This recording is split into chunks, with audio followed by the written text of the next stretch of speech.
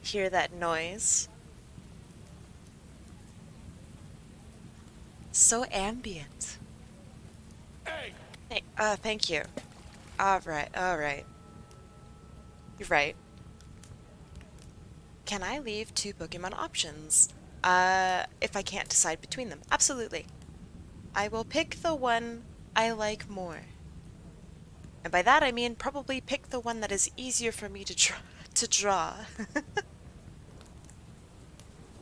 Hey Kai, before I make my request, can you tell me about today's Pokemon-themed raffle? Absolutely. As Nightbot above has said, today is Pokemon Day. I'm drawing Pokemon with your OC's attributes. So, Mollyketty, all you do is you pick a Pokemon, perhaps even your favorite Pokemon, and I will draw that Pokemon with your character of choices, attributes, or other features, etc. I hope that answers your question, and if it doesn't, please feel free to ask again. Um, can you grab a link to Zoroark as well? I think that generally speaking, it's actually pretty easy for me to get a link to Pokemon, so it's not necessary.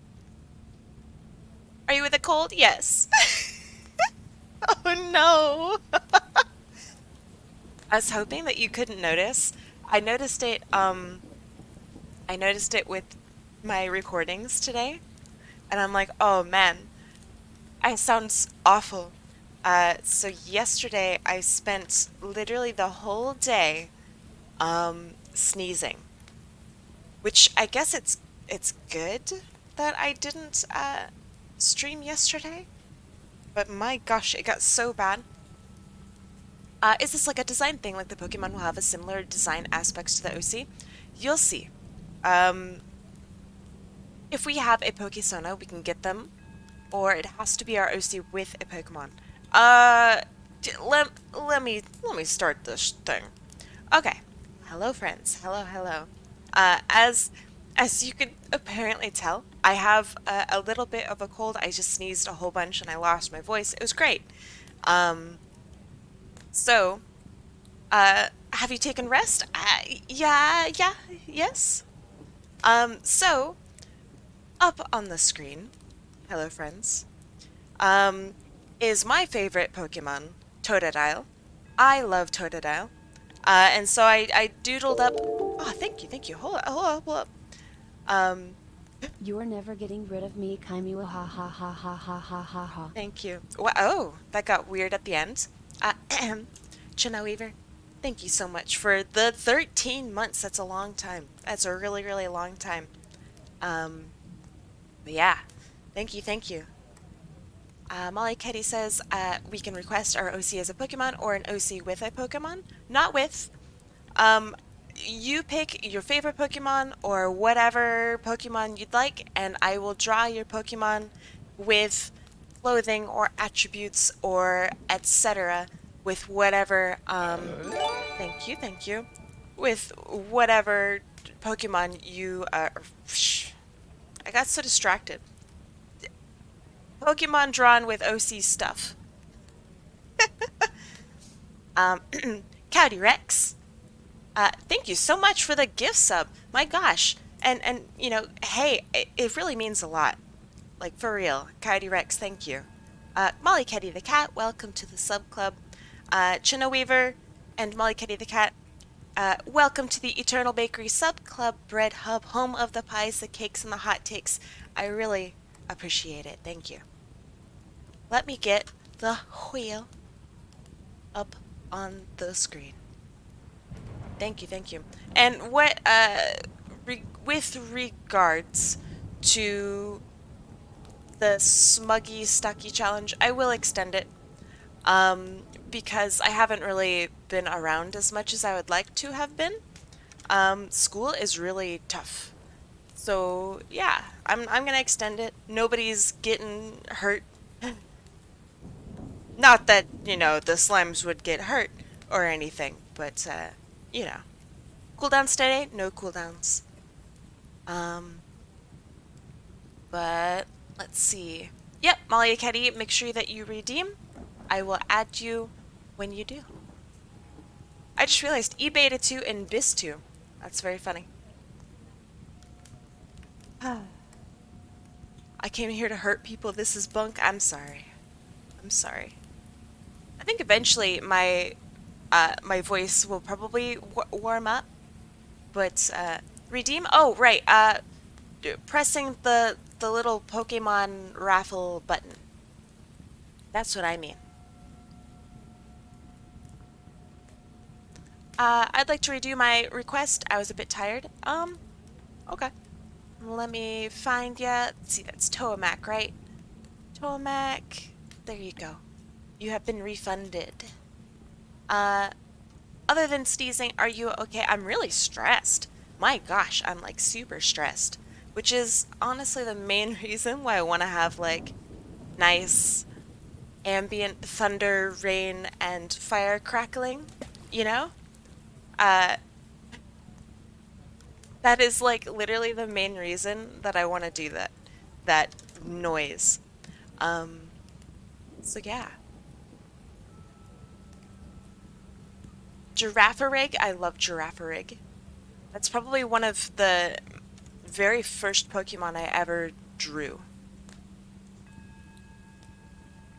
Oh, it helps if I actually put your full name, Piglin. You can't press the button. Perhaps refreshing. I know you have the points, Mollyketty. I just need to have it in my system.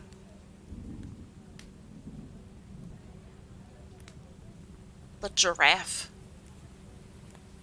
Yeah, Mollyketty has like a quadrillion points.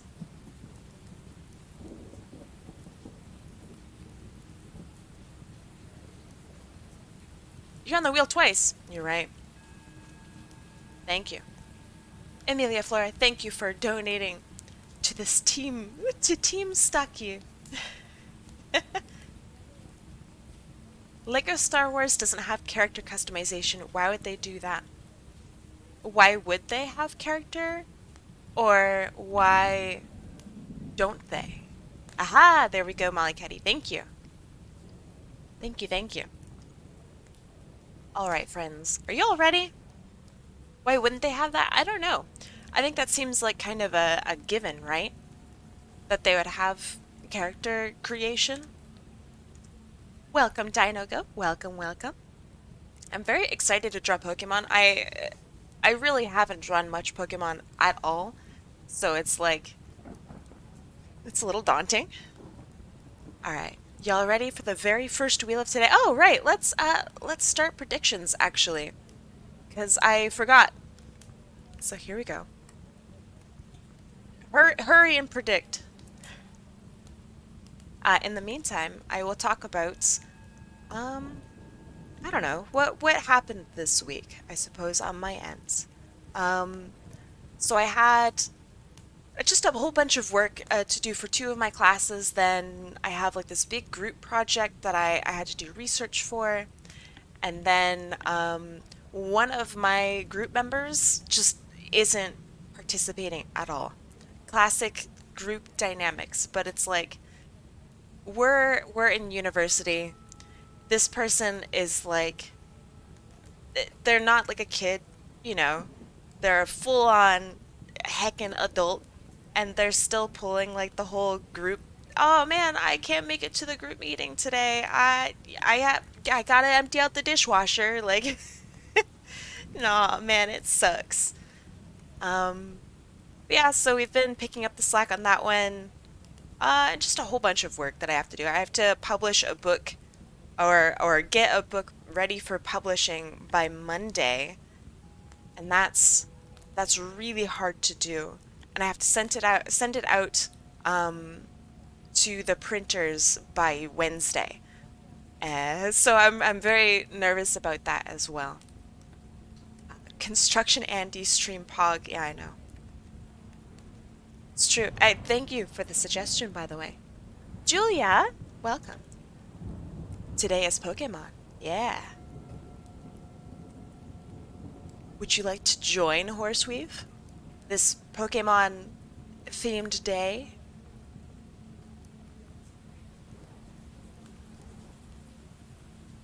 The industrial building size dishwasher. I know, apparently it took like 4 hours for them to empty that dishwasher out. So hey, you know, it's a huge dishwasher.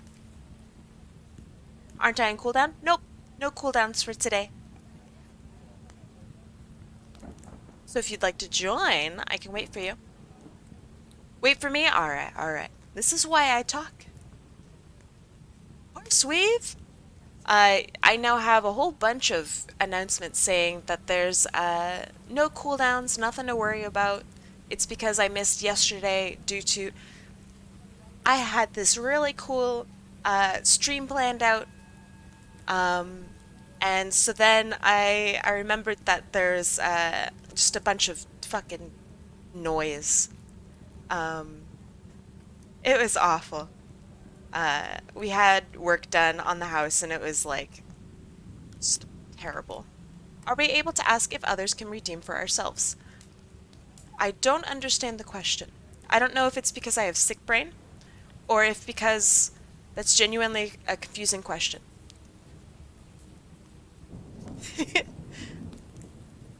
Thank you, Amelia. Thank you, thank you. Horseweave, are you planning on joining? I don't have enough points. Can I ask for someone to redeem for me? Absolutely. Someone can be your redeem sugar daddy. Or sugar mommy. Or sugar parent. Welcome, Horseweave. But yeah. How do I send points to Michi? Basically what you do is Michi tells you what they would like and you enter on their behalf. That's pretty much it. How do I send? Let's see. No. Wait for me. Wait for me. Okay, okay. Unfortunately, you can't send points. It's true. I'm really upset with Twitch for not having more integration with points regarding like people actually interacting. How are the Kai channel points stocks doing? Really good, actually. There's a lot of people out there with just an insane amount of points, and they're still like hanging around, you know? Do you remember? Thank you. Oh, I added like 40 more sounds, by the way. So hopefully you'll hear some of them. Hopefully? Nope. Okay. Alright.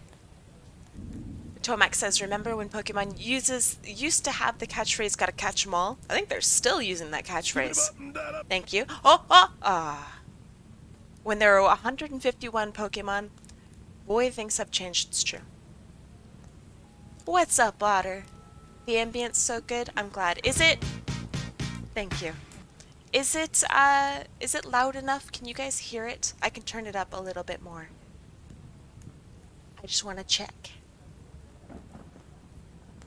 We got a little bit of storming outside, hanging out by the fire.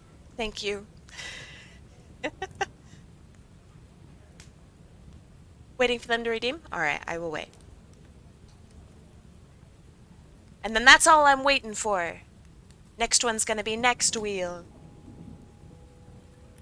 If that's, you know, okay with you guys. Not that I'm a pushover or anything. It's a little bit on the quiet side, but it's not a complaint. Okay. If you guys do want it a little bit louder, I can crank it up to literally 11. I don't know why, but it goes up to 11 and it's very funny. Chana Weaver says, just don't think about how canonically a Pokemon's name was given by a human, but that name is what they use for their cry anyway. That's something I actually really like that the newer Pokemon games are not doing. Hi, Raven. Hello, Tuki. Crank it up. Alright. You'll not notice a difference at all, probably. But there it is. It's slightly louder.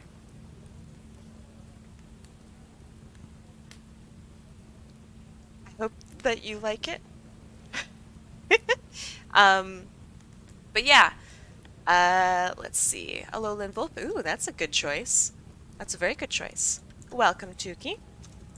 And welcome, Infernal Fox Michi Blue. Alright. That one is marked as Infernal Fox Michi. So yeah, we'll see if that works.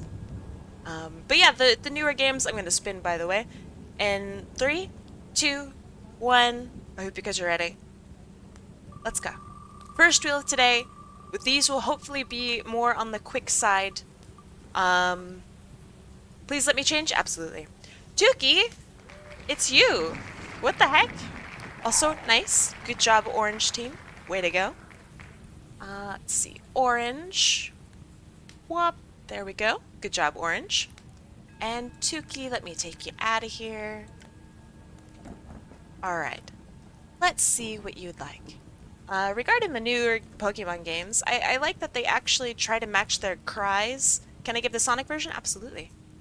Um, but I like that their cries actually sound like their in-game cries, and they don't just say like Pikachu, Pikachu. Like that's kind of fucked up, right?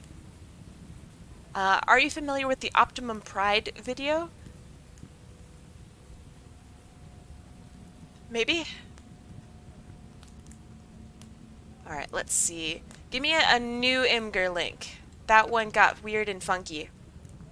The last one that you just sent. It's like a gorilla shouting gorilla. It's true. Okay, so here is the... Hold on. Here is the character for Tuki. Very cute, very cute. And then you said a lowland Vulpix, right? Let me find that. A lowland Vulpix. They already look like an Alolan Vulpix. I think that's the idea, right? I think. So let me find a good image of that. Alolan Vulpix! Okay. Let me adjust all this.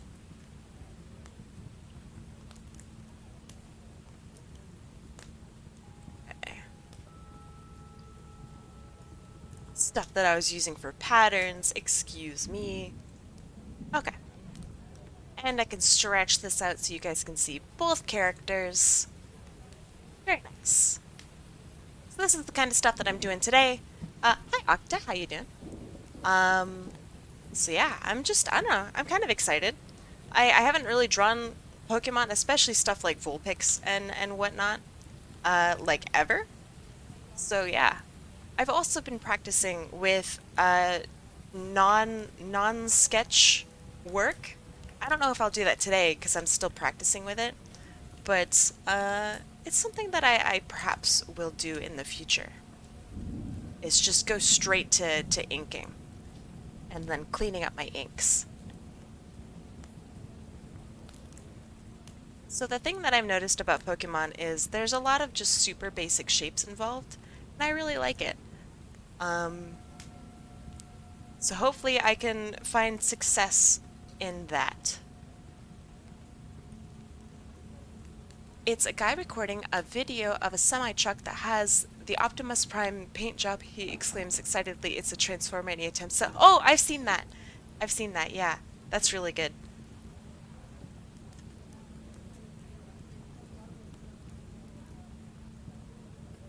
Do Vulpixes, like, ever smile? Like, a weird smile like this? I feel like they would. Do dogs smile? I don't know. Are Pokemon dogs? I'd say yes. Okay, so what I'm going to do is, because Pokemon, I'm going to, like, hang the goggles around the neck.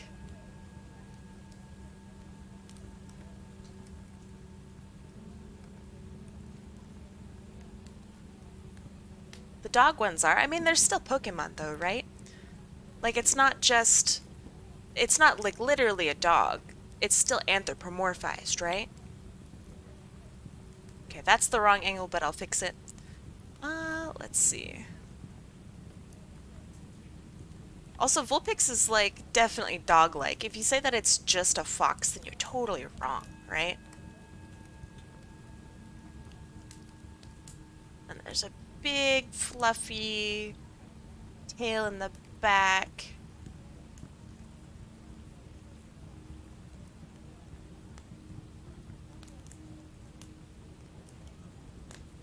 So cute.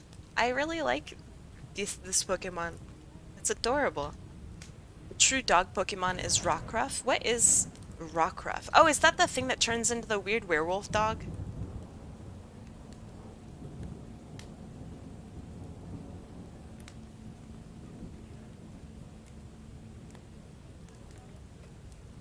Houndoom? No.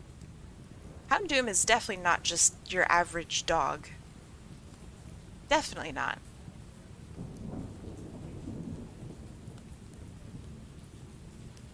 Okay. But you admit it is a dog? What, Houndoom? Houndoom's a Pokemon. What do you mean you admit it's a dog? Like, it's a Pokemon.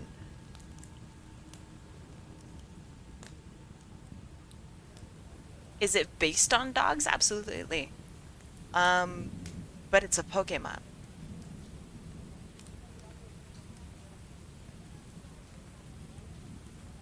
I heard there's a cool vampire here. Oh shit.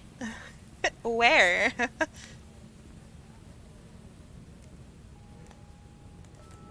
Hey Alucard, how you doing? I request permission to share some of my old Mimikyu art in the server. You do not ever need permission for that. But permission granted. Okay. So...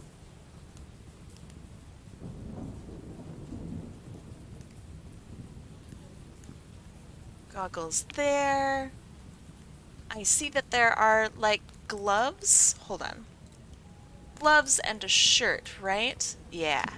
I'm gonna give little booties to this, Vulpix.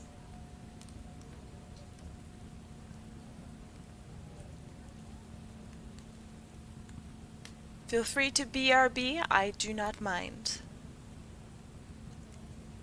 How do people feel about putting, like, clothes onto dogs? So, I don't know, like dressing up your family chihuahua in, like, a dress. Do dogs like it? I really don't know.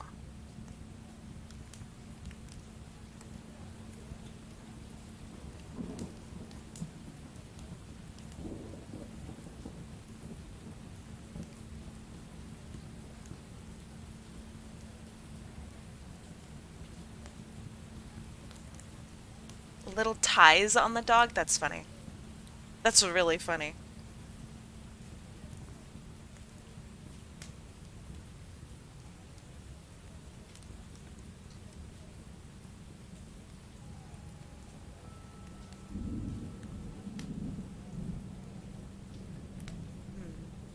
I was wondering if maybe an open mouth would be good, but I'm just gonna give you a cute mouth instead.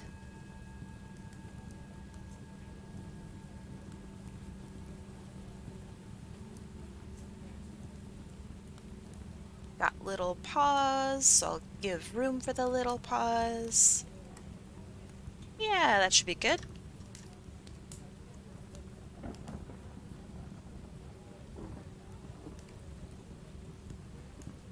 I think pets kind of hate clothes too, but maybe some pets are so excited about just being, I don't know, a part of the family that they put up with it. You know what I mean?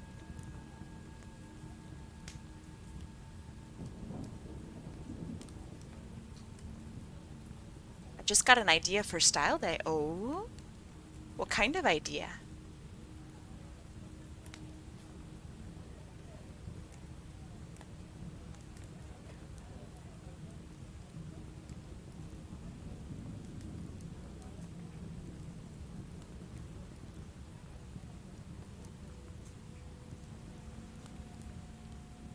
Clone High? Oh, hell yeah.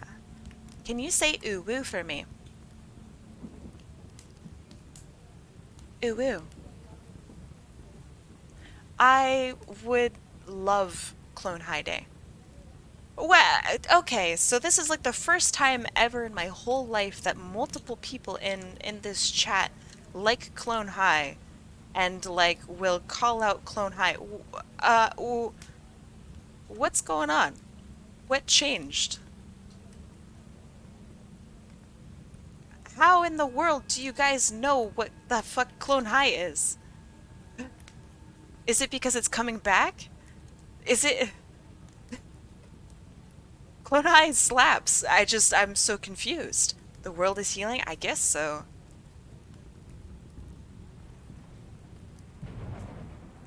Isn't there supposed to be music playing? Nope. As per all the announcements and stuff previously, we are doing a... Gosh darn it, I fucked up. We're doing more ambient stuff. Gosh darn it.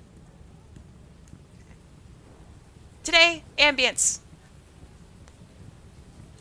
That's why I'm shouting and yelling. I'm glad you clipped the ooh woo. No, not ambient.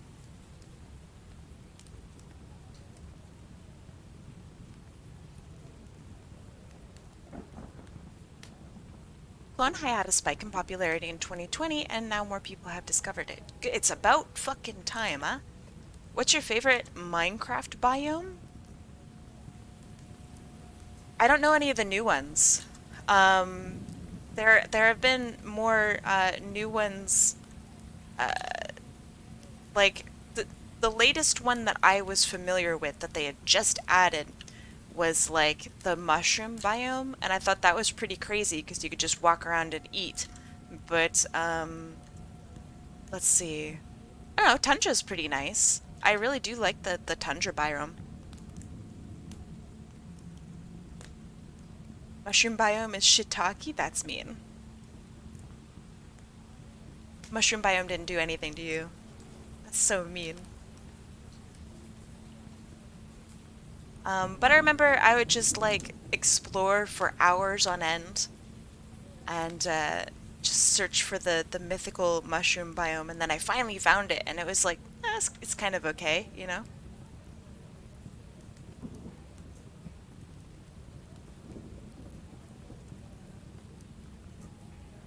The combo is preem with the stream. Ah, that's right. Yeah, you can listen to your own music if you really, really want, like, no, particular mood. But yeah, so not doing music today, just doing feeling.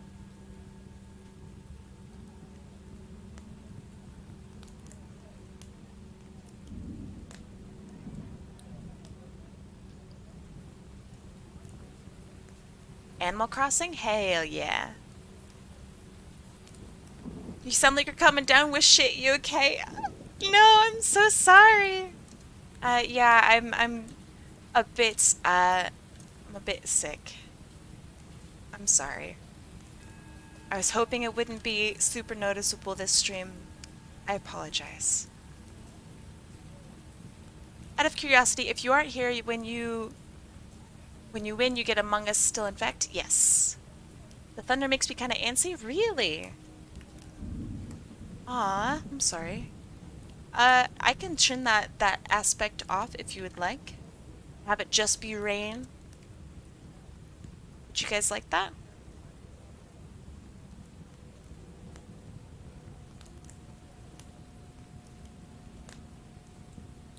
Sorry, sorry.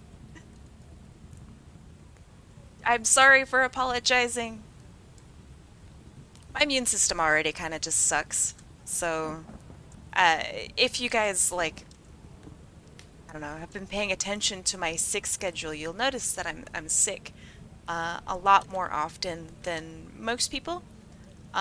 It's because I have a compromised immune system, and COVID definitely put a lot more stress on me. Um, just overall. It's up to you. I can't force you to change your stream for a single viewer. Sure, but the fact that you pointed it out made me realize that there might be some people out there who really are quite scared of thunder. And while I might think it's really lovely and charming, not everyone does. So, let me turn off the thunder. There we go. And I'll pump up the rain just a little bit. There. I hope that that's better. Thunder scares the crap out of me, but I also really like the sound of it. Yeah.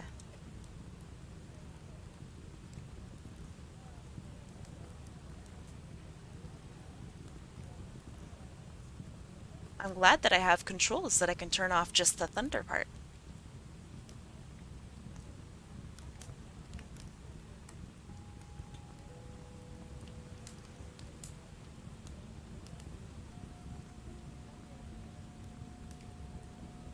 I prefer just the rain. Rain is quite nice. I can control the weather, absolutely. That's that's my whole shtick, didn't you know? Okay, that's all right. I don't know. I'm a bit mixed on this. Let's change it up.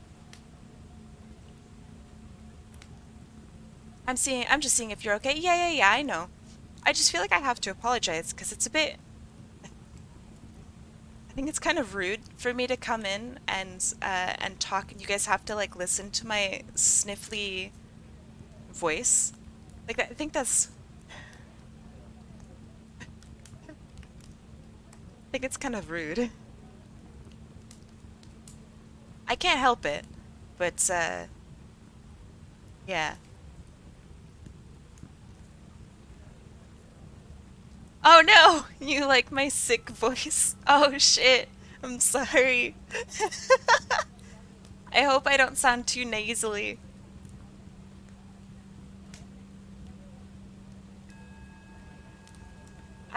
It's just allergies, I'm pretty sure. I'm a Canadian now. I have to apologize. I can't help it. Kai wipes out on the skateboard and gets even sicker. True. So true. Can you ban Otter? I can. Not wipes? Oh. Kai whips out a skateboard and gets even sicker. Shit. Thank you. I thought you were saying that, like, I just eat shit on the skateboard and I get really sick as a result. It's about time she said sorry.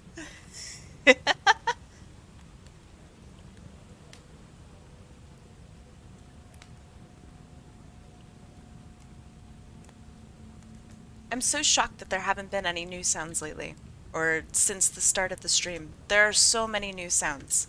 It's like kind of nuts. It's actually insane.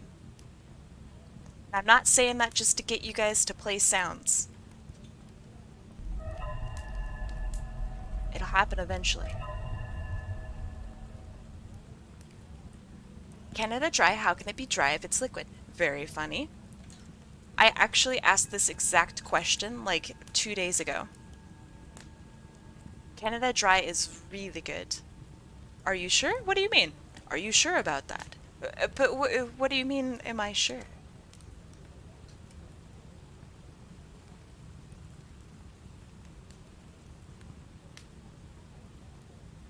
Yeah, the FNAF sounds, I don't remember who the heck told me to add those, but I feel slightly regretful that I did add them. Sometimes they will spook me, like really bad.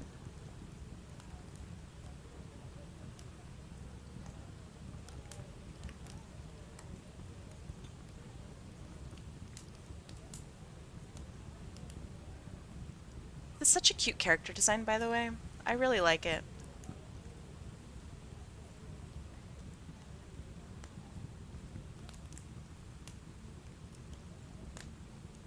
It was probably me. How could you?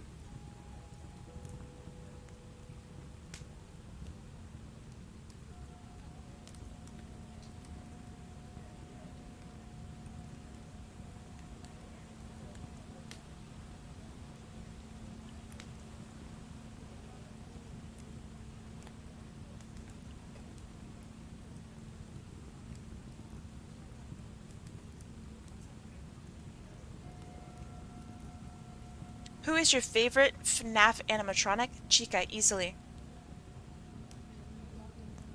Chica's cute. Um, I also really like Roxy. She's not, you know, OG or anything, but I do enjoy Roxy. I think she's a great design.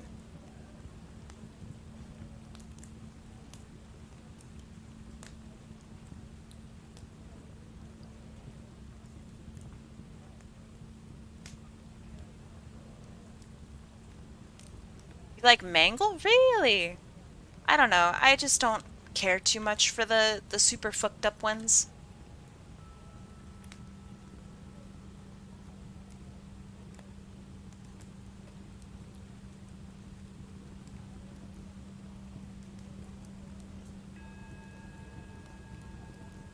Okay. I think this is pretty good. Let me adopt your colors.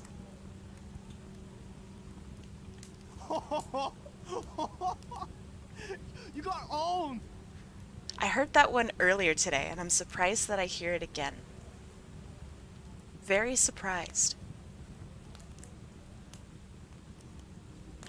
P-17 bomber. Okay, that one's a new one. I don't know what that is, but it's new. It's a B-17 bomber. Can you say, oh, whoa, what's this? Oh, whoa, what's this? This, I, in my clips, somewhere in there, you will find, I think it's literally me reading off this big, long, giant, hard, girthy, like furry thing. And it's pretty funny. You guys should dig that up. It's really toxic and disgusting. I'm sure you'll be able to find it. I believe.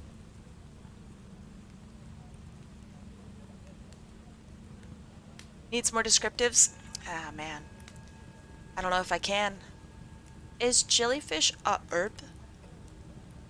It could be. It could be a herb.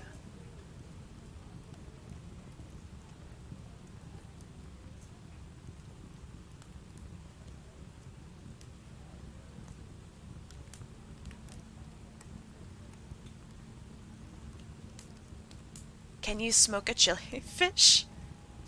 Alright. That's actually a really funny question. I don't like it, but that's pretty funny. Hey y'all, Sonic Kid here. Hey Sonic Kid. What's going on today? What's the news?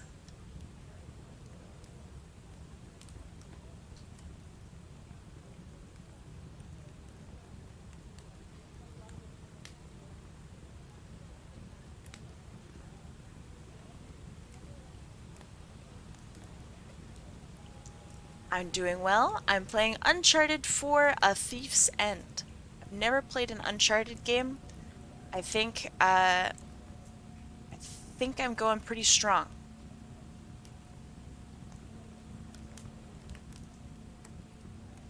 I'm pretty impressed with my resilience.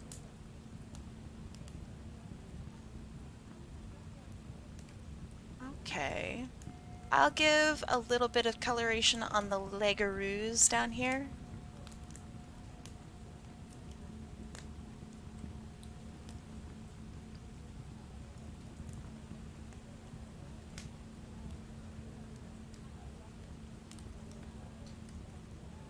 And there's these little, I don't know what to call them. But I'm gonna give the little puffballs on the end of the booties here their own look. That's good. Kai is in uncharted territory.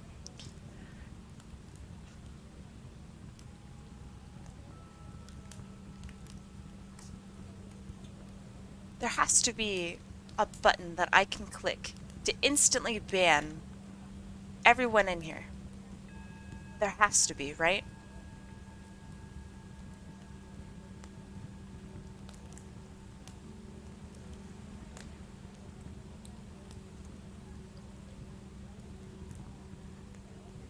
Okay, and now to do a little bit of color.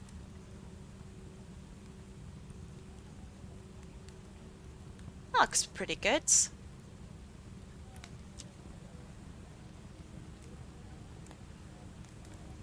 Now, I know that a large portion of the way Bullpix looks is that they have the, I don't know what to call it, the snowy stuff in the middle. Like it's this very interesting shading that's on like the tail and the outside portion of the hair. So I will add that.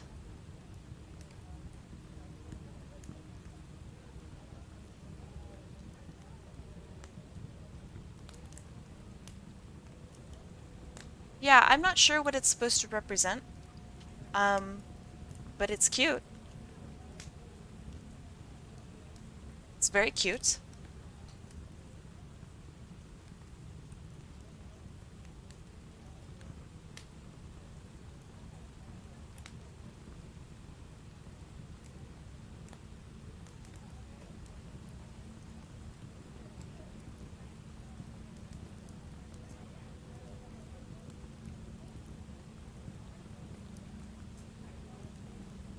Where's the Grimace Enjoyer? He's sleeping.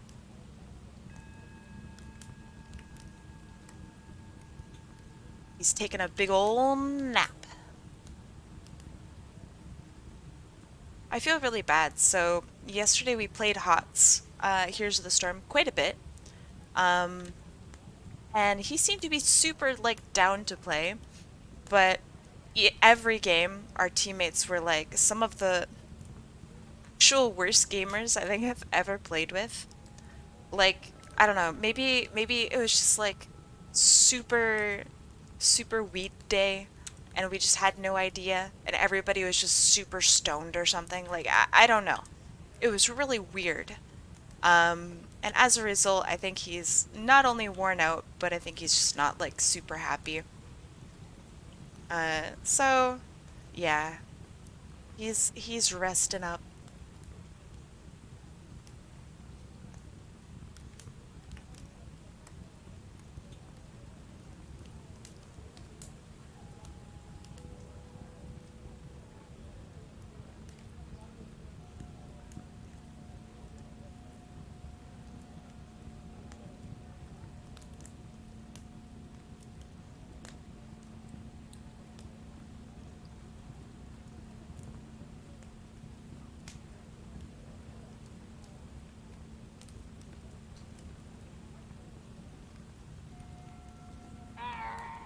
Thank you.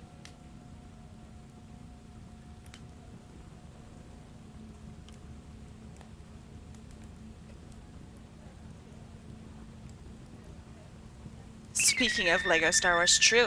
Oh, that's a new one, I think. I think. Maybe it's not.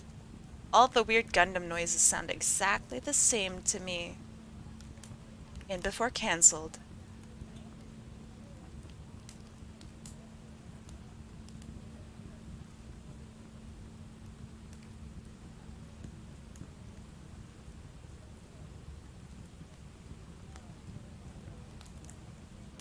I know, I'm sorry.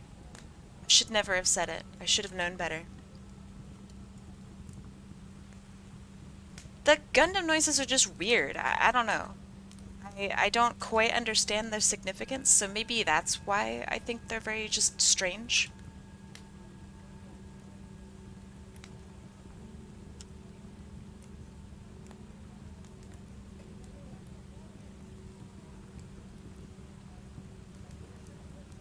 The people playing HOTS were doing the pods, or like everyone was just like brand new to the game and they were playing on really old accounts or something. I don't know.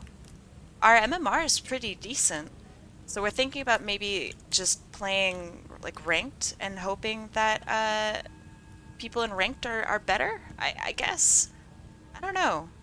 It was just super strange.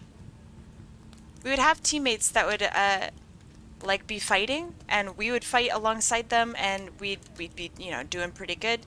And then suddenly they would just like stop moving. And that's it. And then when we pinged them, they would just be really angry about it.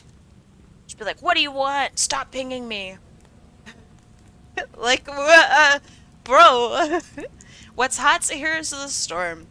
Uh, just a MOBA. It's a pretty good MOBA. It's just the worst part of HOTS is that you have to play with people that play HOTS.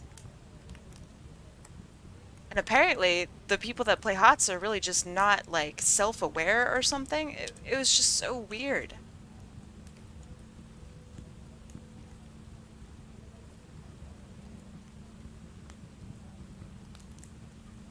The game is great. If only we could play without the people. That'd be awesome.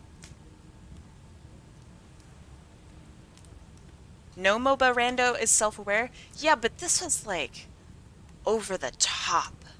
It was so weird. Deselect and I even have like memes about these people now. So we'll be having a conversation, Deselect and I, and then he'll just suddenly stop talking and like zone out. And like that's the joke.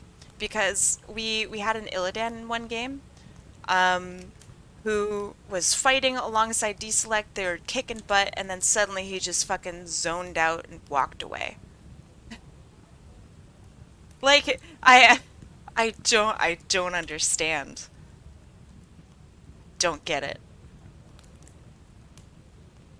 It was like his mom was fucking calling him, and in game he decided to go check. Like, it was so bad. Or we had a game last night where we had a hogger, and he really wanted to take each of these like different merc camps and stuff, and which is totally fine. He totally can. It's just every single time we would start a fight, he would just walk away from the fight and start pinging me to go help him take a camp. And it's like, brother, the rest of your team is dying? I'm not gonna help you. And then he'd be like super upset, like, why didn't you help me with the camp? But like, maybe if you didn't play at ass o'clock. Yeah, that's what we thought too. Until apparently it just happens at all time of day.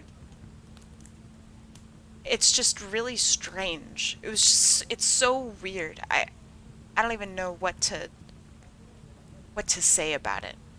It's just so very strange. Can I miss the point? Huh? Oh, then maybe you'd have a few people willing to play. That's true.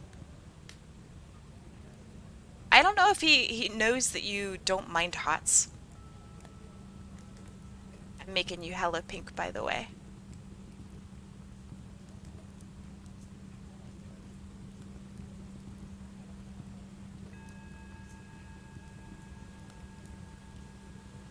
It's pretty good. Yeah, I think HOTS is pretty chill. I like it. It's pretty fun. Okay. I think I'm gonna call this one done. Very cute. I really like the character that you had me draw. So yeah, I don't know, this is really fun. Cute Pokemon too. Just real 10 out of 10. I like. Thank you, thank you. Let me add a little bit of lightness here and here.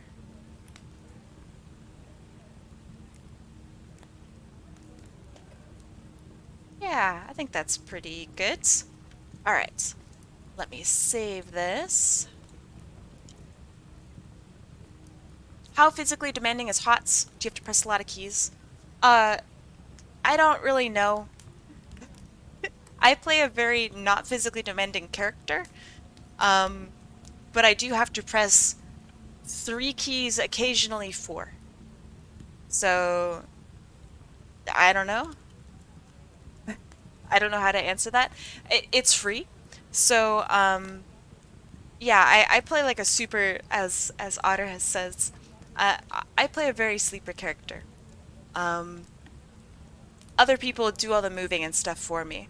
And basically I just hop onto their head and press buttons. It's very good. I like it a lot. I can literally just, I don't know, eat full meals and browse Twitter while I play this character, and I'm like, I'm doing my job. The only thing that matters for that character is time management. So yeah, it's all good. Be afraid of the MMO player that plays with minimal mouse movement. That's very true. Um, the MMO player or any kind of player um, that really keeps their cursor like tight to their character. Ooh, that's scary. Oh, that's so good. Ooh. Alright. Gotcha, Otter. And I'll shuffle y'all around. Shuffle, shuffle, shuffle, shuffle, shuffle, shuffle, shuffle, shuffle. Shuffle, shuffle, shuffle, shuffle, shuffle, shuffle.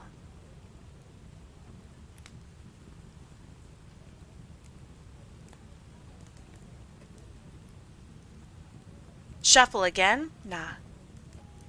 I won't do it. I won't.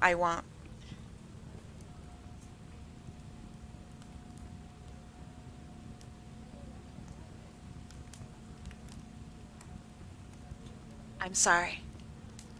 Drakenman! Hello, hello. I have something to tell you. Alright, tell me. What would you like to say? Thank you, thank you. Pokemon Day, it's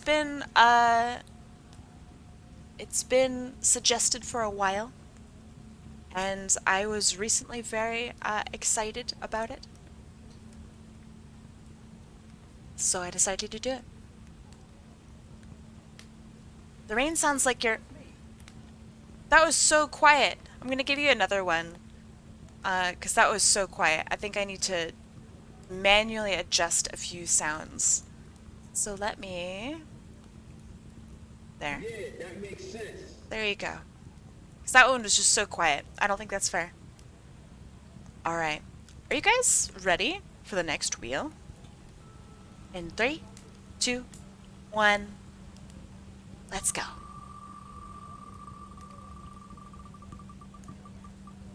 It is... By a hair, it's mollykettythecat. Congratulations, Yellow. Mollyketty, are you here? Let me grab your name, mollyketty, wherever it is on this list. Right. Thank you, thank you. It really was close. I don't understand how it gets so close sometimes. It's like crazy. Oh man, and I added... Nobody thought this would happen. Oh man. Gotta be spider.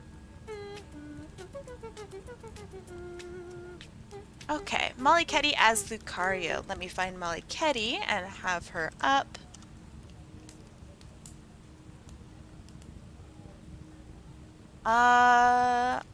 Alright.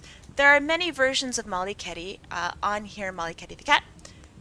Is there a particular outfit that you want her wearing? And I'll also bring up Lucario. Lucario. Oh, I should have had safe search on. Oh my god. What is wrong with the Pokemon community? Okay. That's what I get for not having safe search on. Here's Lucario. There's no answer yet from mollyketty, so I will just do normal mollyketty.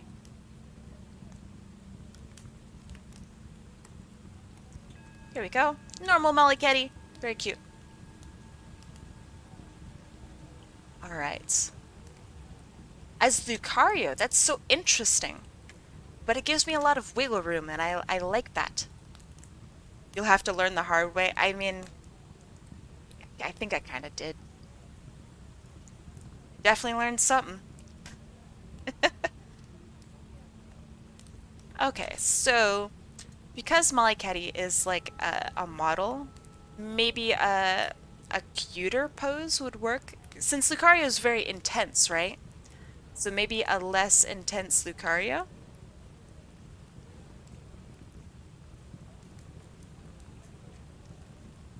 One day Kai will show smut on stream by searching on Google Live. I know.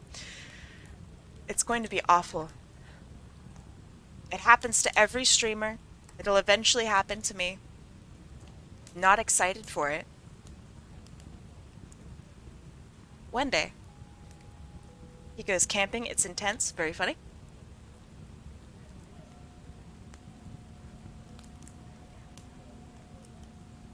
But yeah, it happens to us all. I'm surprised it hasn't happened to Germa. As far as I know, yeah, I don't know if it has or not. Um, I'm going to assume that it hasn't. Otherwise, everyone would be losing their shit constantly.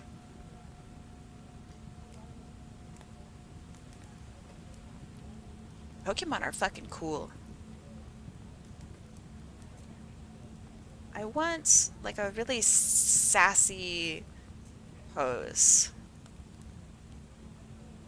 God damn, Lucario's hips do not lie. What the fuck? That's crazy. Who is Germa?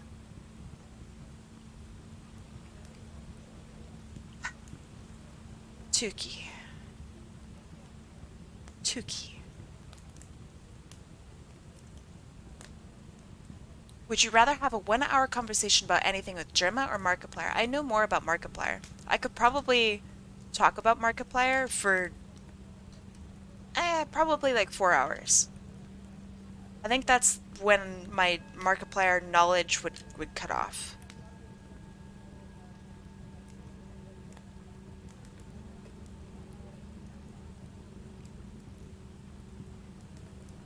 Germa has a dump truck? True. So true. Maybe if I tilt the head back, that would be better? That would be much more sassy.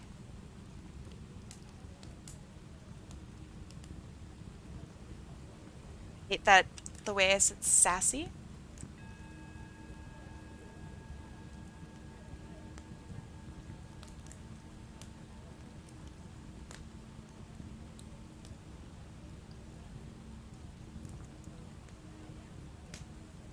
Sussy? No.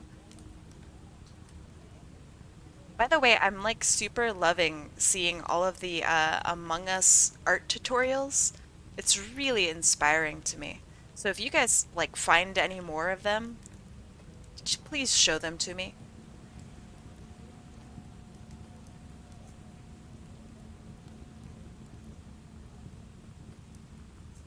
Okay. So basic Lucario shape overall.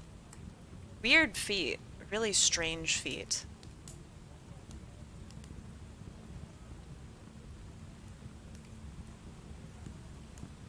I hide little Among Us guys in my art. I think it's fun. Me too. I really like it.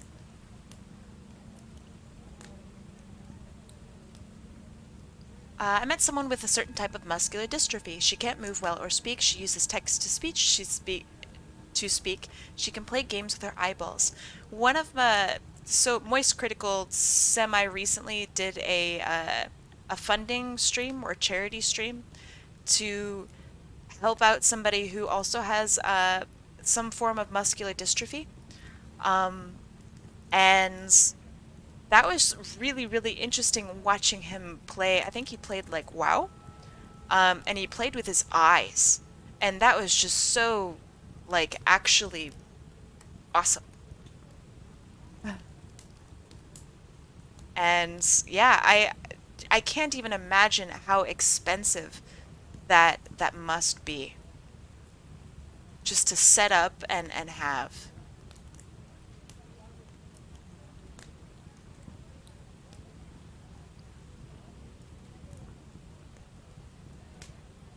Okay, so I'm gonna give this Lucario hair actually. Because hair seems to be kind of an important part of Mollyketty's design. But it's gonna be just like a subtle nod, not some huge thing.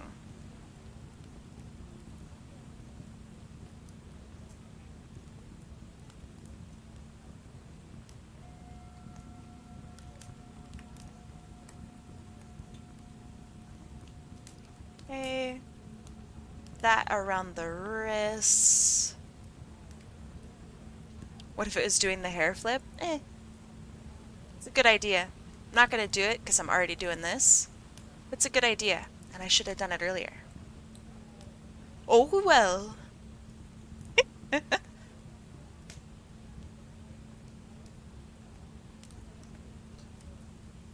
Okay. And boots with the fur.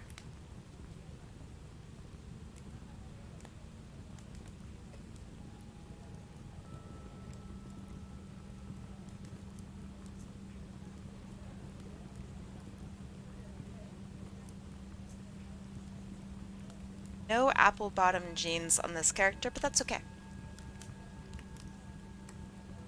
I just realized what Kai is doing. I did something similar last year. What? Huh? With regards to what?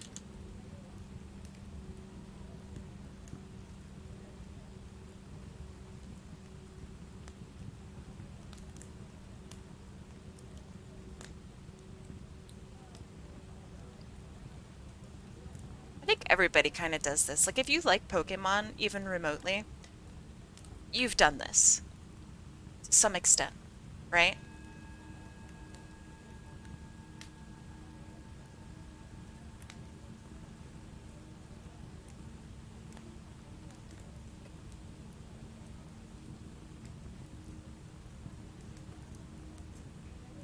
Okay, I think that's pretty decent.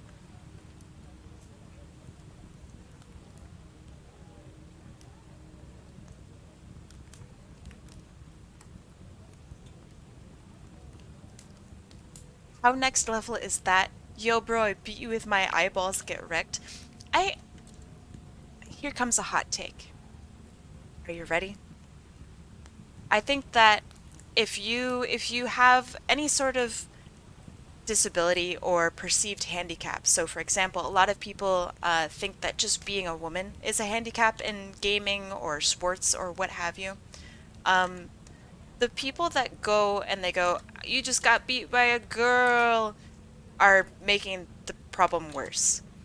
Um, we shouldn't have any sort of like weird segregation or shame people for being beaten by a particular type of person. Um, I I am very happy and proud that so many people are able to enjoy a game, regardless of their background or regardless of any disability that they may have. But as soon as it becomes a point of bullying, that's no longer okay. And it's no different than like actual just negativity with gaming and whatnot. I personally don't like it. I don't think that it's something that we should condone. Playing games fairly and playing games without being bullied slash bullies is kind of like the whole point, right? Like that's the goal. Um, and the instant that you go, oh man, you got beat by a girl, get fucked, like that just sucks. That really sucks. And I don't think we should do it. So yeah, pride yourself, but don't bully the other person because they lost to somebody who is just using their eyes. You know? I don't expect you guys to agree or whatever, but that is my opinion on it. I wonder what kind of Pokemon trainer Kai would be. I've thought about this a lot, because I used to really like Pokemon. Um, I wanted to be a water Pokemon trainer. I like water Pokemon a lot. A lot of my favorite Pokemon out there in the world are water Pokemon. Thank you. And so I wanted to be like Misty. I thought Misty was like a badass. Uh, so yeah, I wanted to be like Misty and be a water Pokemon trainer. Mind if I show you the drawing after you're done drawing Lucario? Put it into draw along if you'd like. I know that you didn't draw it along, but if you'd like me to show it off, I will do so later, if that's okay. Okay. I think that's alright.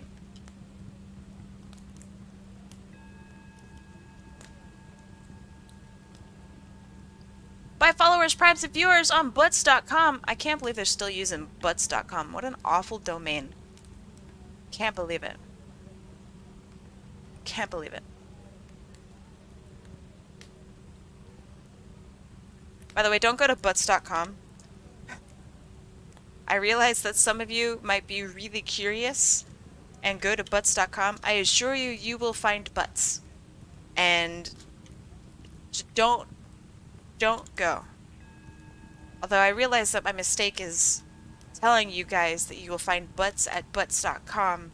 So now you'll look it up. Yeah, Oh well. Too late, I'm already going. I'm sorry. I don't even think that was even butts.com. It was definitely butts.com. But what if I want butts? Well then, boy, do I have a place for you.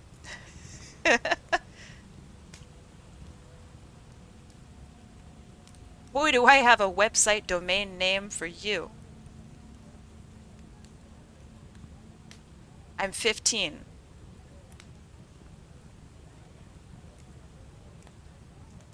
If you think that I'm speaking specifically to you, I'm not.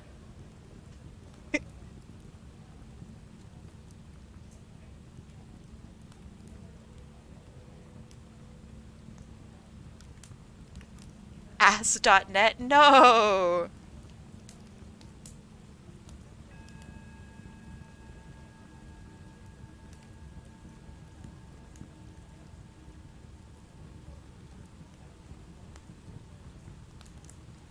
Chat, don't commit war crimes. Chat proceeds to do war crimes. Kai, surprised Pikachu face. True. I can't keep you guys from being curious about the internet. I really can't. But I can warn you that butts.com has butts. The end. They should be creative with the name, something like Booty or something. Tomac, boy, do I have a website for you.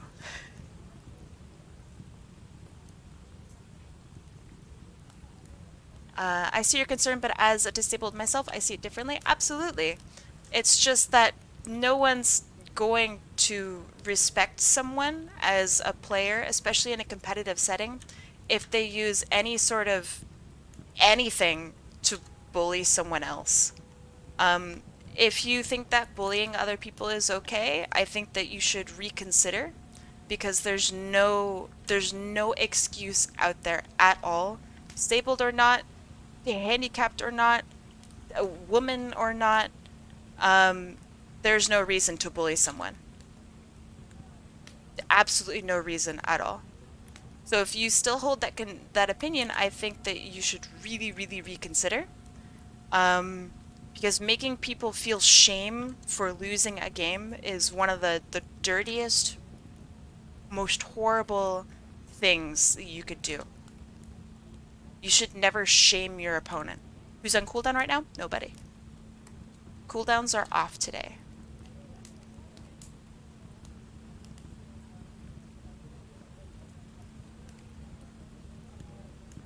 So yeah, that is going to be my opinion.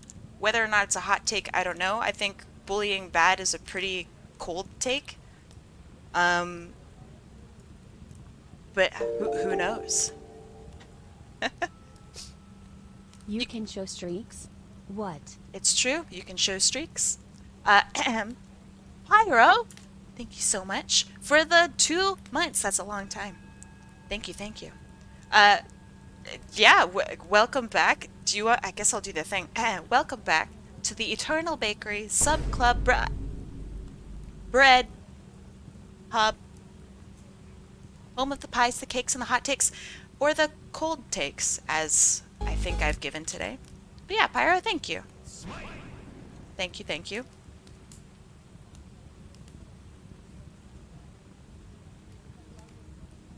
Hello there. Ooh, that one is quiet, but that's a good one. Did you guys hear the hello there? I stopped working. Oh, now how am I gonna get my stuff done?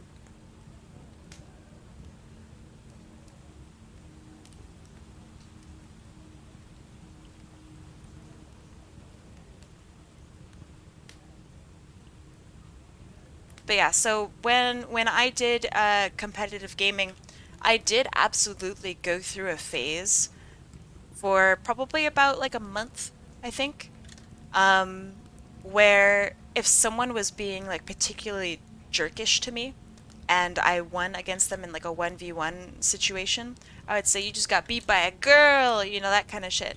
And then my manager talked to me and he said, "What the fuck are you doing?" And I go, "What do you mean?" "That guy got beat by a girl. He should feel ashamed." And he goes, you realize that you're just making the situation worse, right?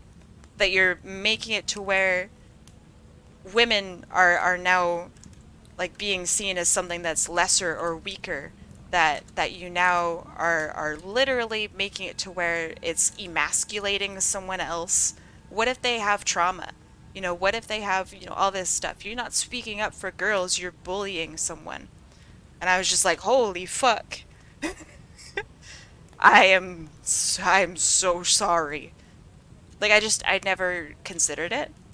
Um so yeah, video games are very personal for a lot of people, and for most people, maybe even all people, it's used as a way to get away from life's traumas and be something that perhaps you couldn't be in reality. And I'm sure that that stands true, especially for people who have physical disabilities. And now you can actually like play on a level playing field in many cases with somebody who you normally wouldn't be able to compete with. And that's why video games are fucking awesome. But the minute that you use that disability to bully someone is the minute that I no longer think that you should play video games. That is the minute that you should take a break and realize that if you're being toxic and using your disability to be toxic, then you're missing the point of video games. I know that that's maybe a hot take. I apologize. And I'm definitely, you know, I'm down to discuss it, but I kind of feel like not bullying people is a cold enough take to where I'm not sure if it warrants discussion. You know? I like talking about it though. I really do. I think it's very interesting and I think it's important.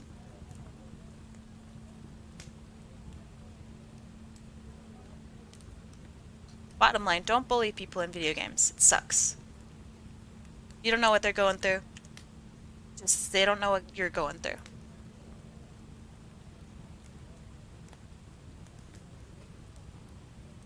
Tilt side to side just to watch this raffle. Tilt side to side? Is it not? Am I not doing a good job? What do you mean? That works both ways. Absolutely. It works always. Always, always. Bottom line, don't bully people. If you're actively seeking to make someone feel bad in a video game because they've lost or because they've won, then you're missing the point of video games.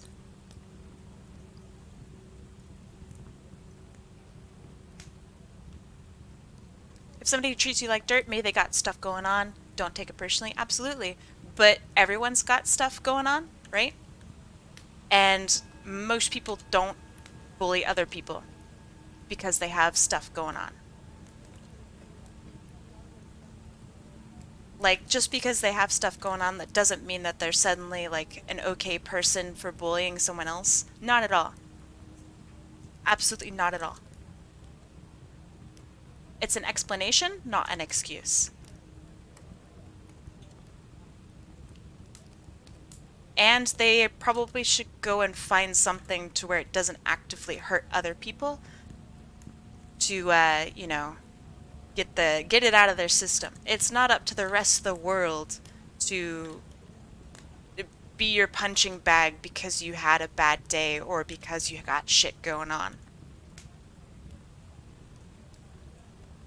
So yeah, it's definitely an explanation, just not an excuse.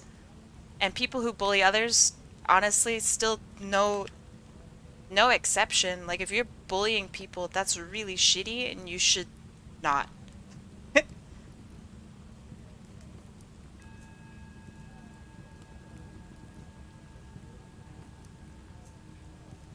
You are actively using your energy to hurt someone else, and that's not okay.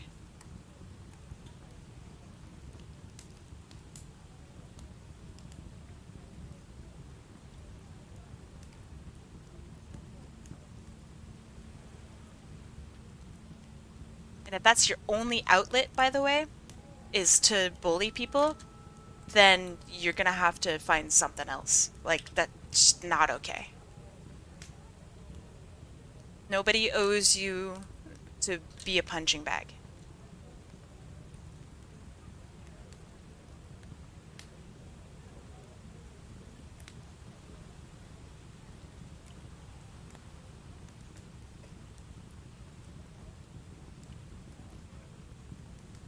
Bad days are why I play single player. Yeah, I think that's how I feel as well sometimes. I don't know. I used to play Team Fortress 2, and I would play like on a different account. Uh, and I just wouldn't type, and I would just beat the crap out of people when I had really, really bad days. Um, like I just get into a server and start ripping and tearing. And that was okay. It really didn't solve any of my problems, but it made me feel alright, you know? Um, but I would have teammates who would do the same thing, but they would like type slurs into chat and be like really awful to people, bully them for not, you know, playing as well. And I think that there are similarities between what I did and what that person did. It's just that I think that typing and seeing that kind of stuff is going out of your way to really, really hurt someone.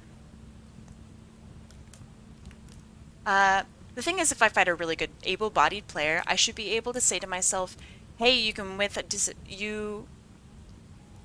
with a disadvantage, and you won. Be proud." Absolutely, absolutely, 100%. But when that pride is only achievable by putting down and shaming the other player that lost, that's where you need to realize that that's no longer pride and that that's bullying. Do you see what I mean?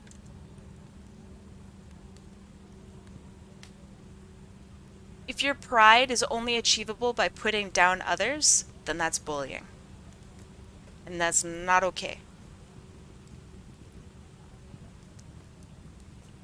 Enchiladas are made? That sounds good. I want enchiladas. Being a sore winner. Ooh, that's a good way to put it. Yeah. Being a sore winner.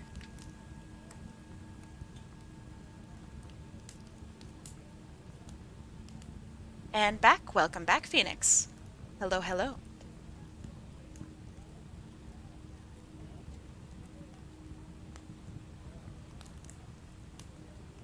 Man, I feel like I'm taking forever on this one. Whoa.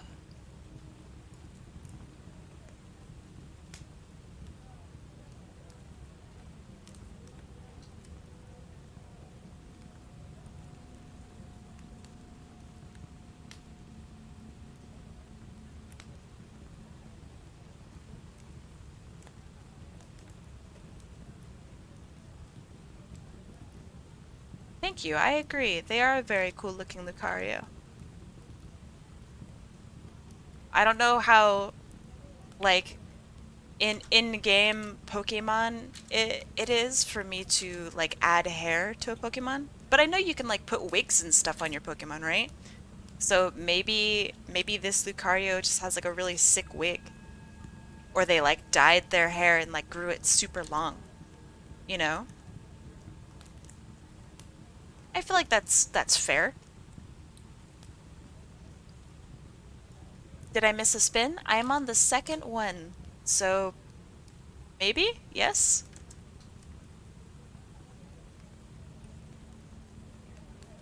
No, you can't? What do you mean you can't? You can put all sorts of stuff on your Pokemon. If you can put a bow on your Pokemon, then you can put a wig on your Pokemon.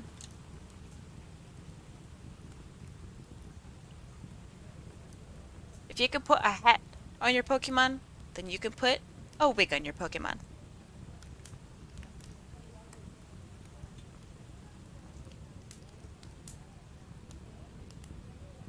Also, am I weird for pronouncing it as Pokemon? Or do people say Pokemon? I don't know what the correct one is.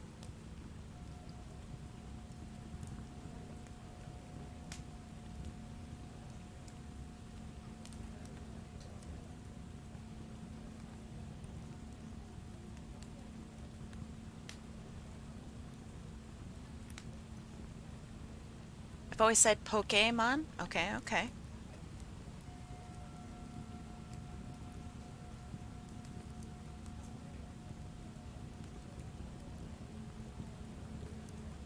People don't pronounce Pokemon.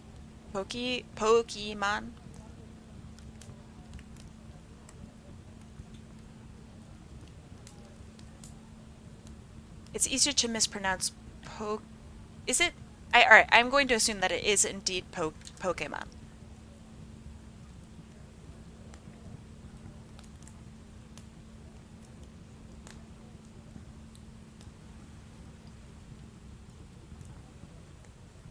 I've never seen a Lucario in heels, but I wouldn't mind seeing it again. It's kinda sick.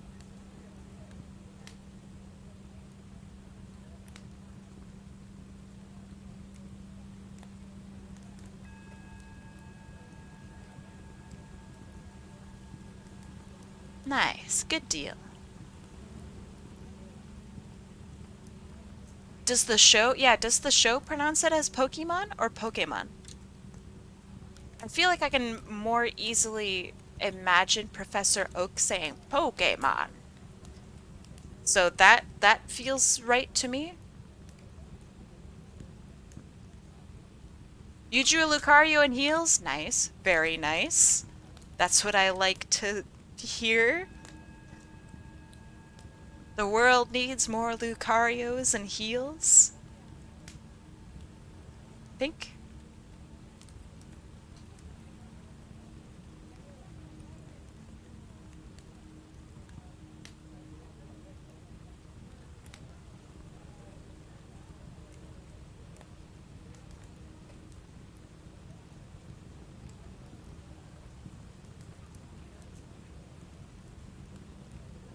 How is Ash still 10? So I remember when I was a kid, and the theory of Ash being in a coma had just like come out, um, and that like really bothered me.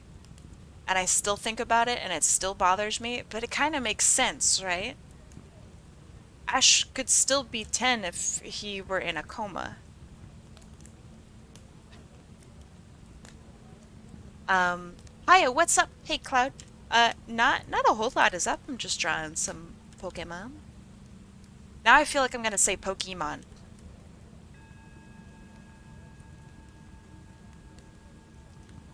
But yeah, the theory is that Ash is continually 10, and he really doesn't change appearance, um, because he, during the very first like interaction with the Spearow and the lightning and everything, it caused him to get knocked out, and he never woke up from that. That is the theory. And that's why all of his adventures seem to have a lot of recurring people. That's why Nurse Joy is the same in every town. That's why like Officer Jenny is the same no matter where he goes. And he never really meets new people. Everybody that he meets is just a different version of Brock or Misty or Professor Oak, right? And I remember that made a lot of sense to me. Still kind of makes sense, but it's really fucked up. Sounds far-fetched. That's very funny. I like that.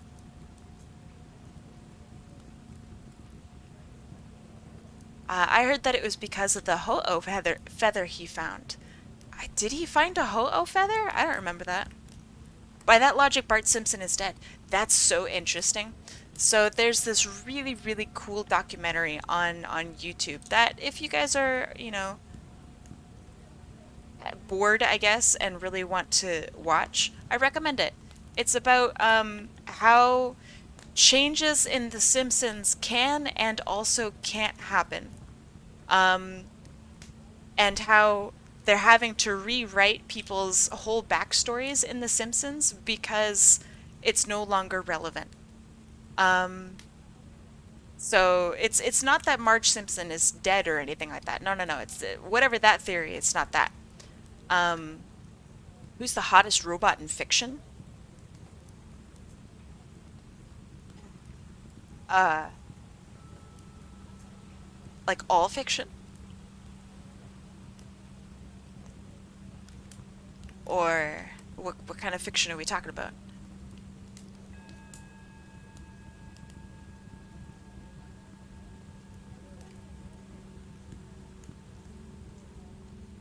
Terminator's pretty hot. What came to your mind? Well, so let me think about the hottest robots. I had a list. Um, Let me think about this for a little bit. There are a lot of really hot robots, and I don't want to accidentally forget one. So, are we also including mechs? Or just robots?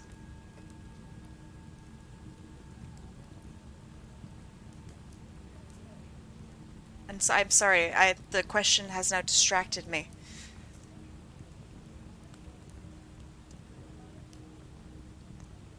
Autonomous robots? Okay. I think his name is Case. He's from Interstellar. I think he's the hottest robot. He's the he's the big uh block. I think he's so sick. I really think that he's actually really fucking cool. Um, he's like the only robot that would get me like true feelings. That's the true ace answer. I really like Case. I mean, okay, like Pathfinder, right? Pathfinder's hot as hell. Okay, we're gonna have to open up that can of worms. Pathfinder is very hot. I love him to bits. The fucking shitter from Valorant. Yeah, he's hot. Like, what do you want? It's just, I don't really want KO in my life. Pathfinder would be really clingy. Like, that's too much work, alright? I don't want my robots to be work. Case, on the other hand, he'd do a good job. He wouldn't be a fucking creeper. He and I have a lot of shit in common we could talk about. I bet you Case likes scary movies. Like, I think that he's the cutest out of all of them. Do you like Motoko Kusanagi? I don't know what that is. You're gonna have to elaborate a little bit for me. And or give me an image. Ghost in the Shell? Haven't seen it. I know nothing about it. I am ghost in the shellless. There's some hopium in that answer. Hold on. What do you? Yeah. What do you mean?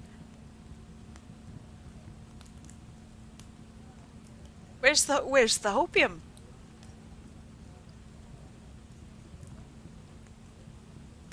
But yeah, if it has anything to do with like most popular media, I probably haven't seen it. I bet he likes scary movies. Well, Pathfinder certainly wouldn't fucking like scary movies. How am I supposed to have a boy that doesn't like scary movies, huh? I'm a vampire. I am the scary movie. Pathfinder would never respect me. I gotta be real with this, okay? Motoko is totally your type. Alright, I'm gonna Google that. Motoko Kusanagi. Nah, too human. Nope. Nope. That's like a person.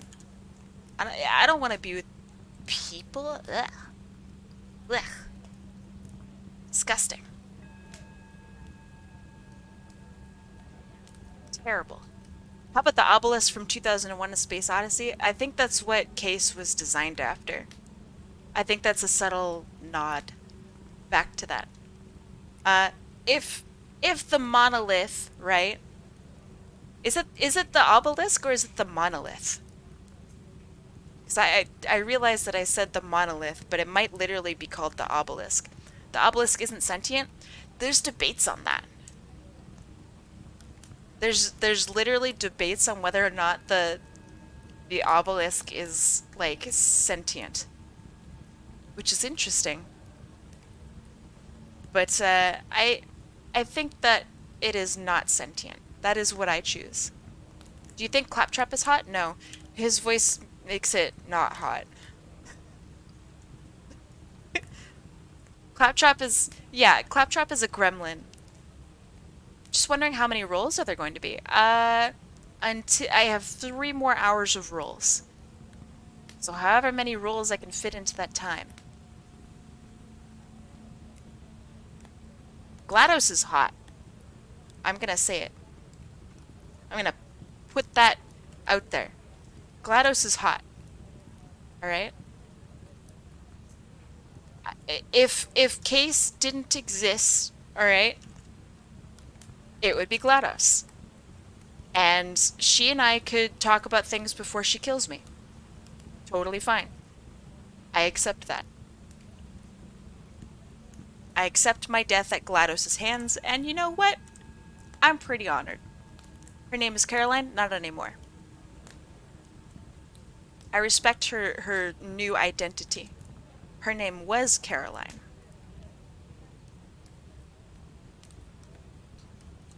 But yeah, GLaDOS pretty hot. I mean, look at her, right? Just look at her. And she's a jerk. She doesn't respect people. She understands the value of work. What is your favorite Portal song? The ending of Portal 1. This was a triumph. That one? Excellent. The Portal 2 turret song is pretty sick too. I cried. I just think that This Was a Triumph song is probably one of the best songs ever written for a game. Like ever. I can't think of a better song for a game that has lyrics. Because I have to also consider, right, Outer Wilds exists and Outer Wilds music is really good. So I have to keep that in mind. Portal 1 ending song is Still Alive. That's right. It is called Still Alive. All I can remember are the lyrics. Reconstructing Science. Is that like the super, or I wouldn't call it orchestrated, but the super like intense one from Portal 2? Or am I misremembering it entirely?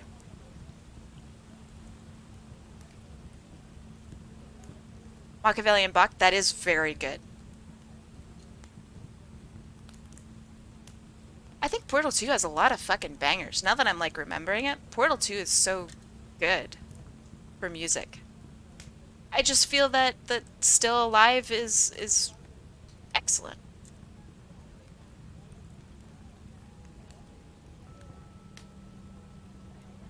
When you finish these drawings, do you post them anywhere? I do. I usually post them onto my Twitter, and I always post them into my Discord, and whoever wins will get the full size file.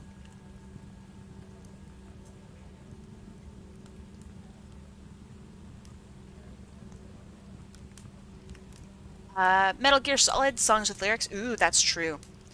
Metal Gear Solid's really good. I was just listening to Metal Gear music like 2 days ago. It's really beautiful.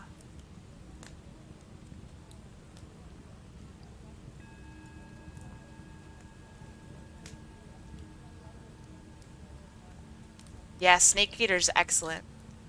I think Snake Eater's up there at the top. With just, I don't know, some of the best music in gaming.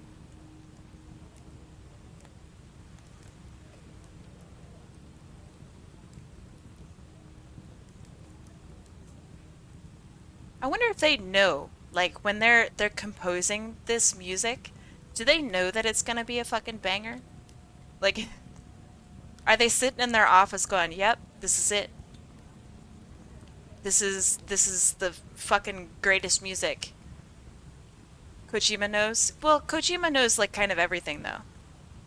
Everything is and is not as Kojima intended. Think of it this way. All right, I'm ready. I'm ready to think. Kojima is God. He's very omnipotent, isn't he? He's like strangely omnipotent.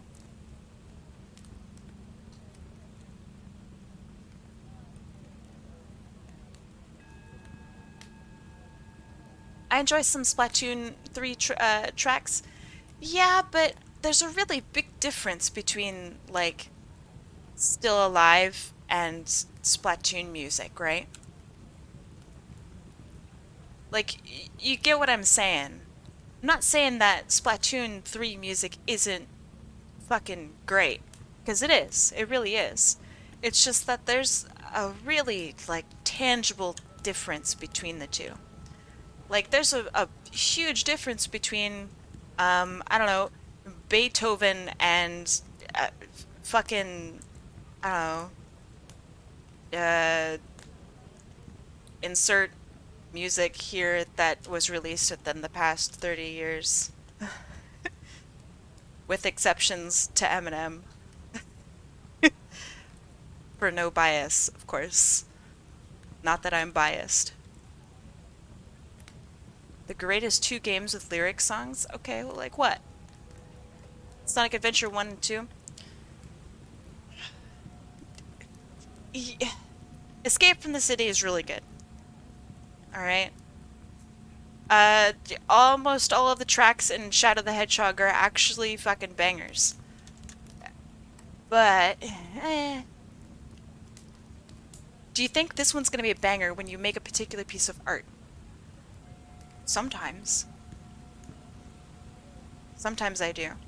Sometimes I can feel it. Like, oh man, this person's really gonna like this. And then I'm usually really heartbroken when they don't. But I still like it, so that's all that matters, right? But yeah, sometimes I feel like, oh man, this is it. This is a banger. Let's see, how do I do this?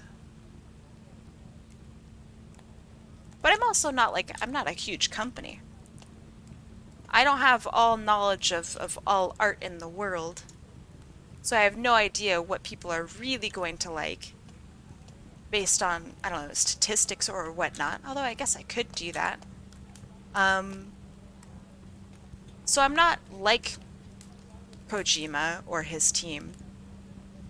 Because I don't have a team of people. I think there's a really big difference between me and... No. Composers are not the same, though. They're not. Because I'm a single person working for usually a single client.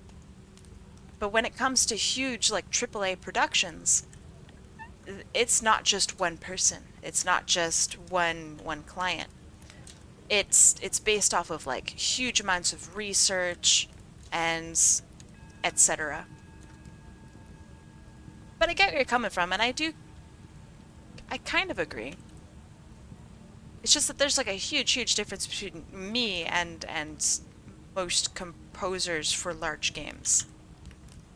Big difference.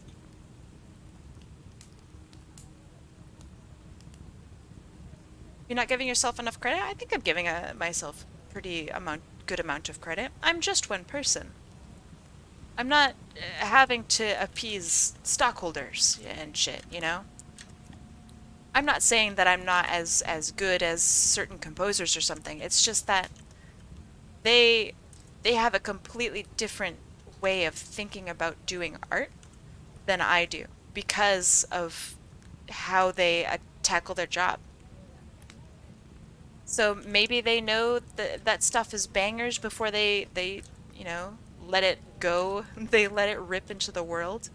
And depending on whether or not it's received well, is kind of what determines whether or not it actually is a banger. Right?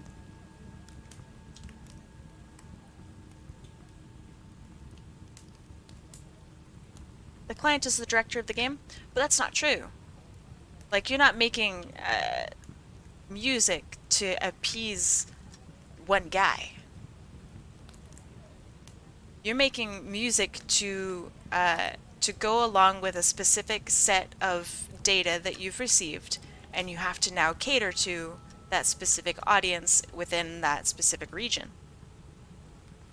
That's very different than me going, haha, I made Osi into Lucario.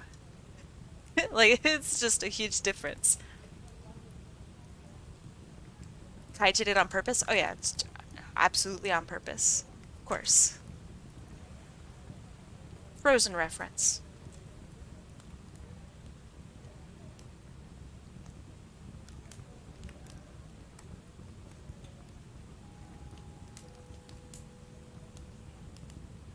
Isn't that just a commission but with a few differences?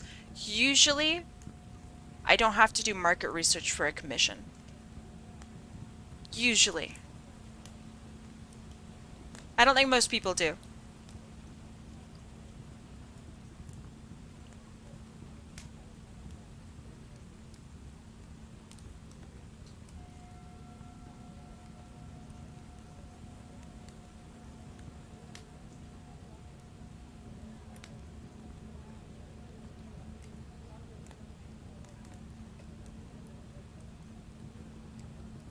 Needs to be larger.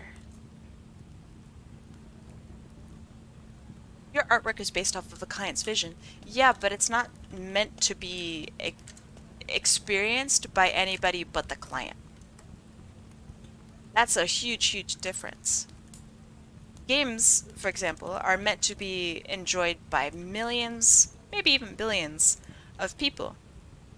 And that's why when people compose it, or compose video games, or however you want to say video games, they have to take into account hundreds of thousands of different types of people and their backgrounds through research.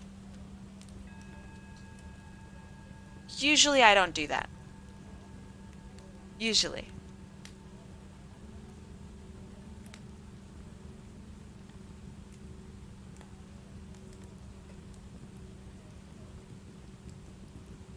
That's why, like, when people say, I don't know, this aspect of the game is crap, it's very, oh, it's interesting to me because they didn't probably make it for you, that aspect of the game. So, like auto aim in Apex Legends, for example, or aim assist in Apex Legends, it wasn't really meant for people who have mouse and keyboard. It was meant for people who really need that aim assist. Is it more difficult to appease a broader audience in a more superficial way than a very specific person? That's a really good question, actually. Yes. I think it's way harder to appease a broad audience, um, because a broad audience is impossible to appease. You have this is why, like, when I don't know, when you have, let's say you have an ad, you're not targeting everyone. You have to target a very specific group of people, because the minute that you target everyone is the minute that you lose. You can't target everyone. It's impossible. So that's why Coca-Cola, for example, some of you in chat might go, ooh, Coke, I really like Coke. And some of you might go, oh, I haven't had a pop in years. I really don't like Coke. I think it tastes gross. Now, that's two very polarizing groups of people. And then you have, like, the people, right, that don't really care about Coke. But because of each of those different groups of people, you're not going to ever reach the group of people that hates Coke. You're never going to. So if you, in your market research as Coca-Cola, if you try to get back those people that you feel you've lost, the people who will never buy Coke, you're now not using your fullest potential against the people who love Coke. And they might feel like, oh, who's this ad for? Why would they advertise like this? This is very strange. And you'll lose customers that may have stayed loyal to you for years. So yeah, I think it's really hard to appease a general audience, because you have to accommodate for hundreds of thousands of types of backgrounds and how they already view whatever it is you're trying to sell them.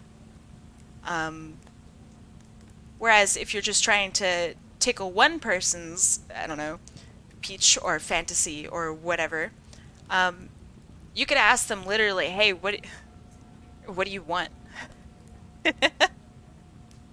And, like, that's it. Then they tell you and you go, okay, and you do it. Not every customer is that nice, but a lot of customers are. Alright, I'm gonna call this one done. Mollyketty, Lucario. Thank you, Mollyketty. I like your character a lot. Alright. Let's see. Next in line is to do this. Otter says, the experience is not as tailored to a specific individual. They're both equally challenging when it comes to the question above. Kind of. I think it's just kind of... no doubt is it easier to appease an individual, because you don't really have to research the person. Do you think your answer comes from experience with interacting with individual people? Partially. I mean, all of my answers will come from experience.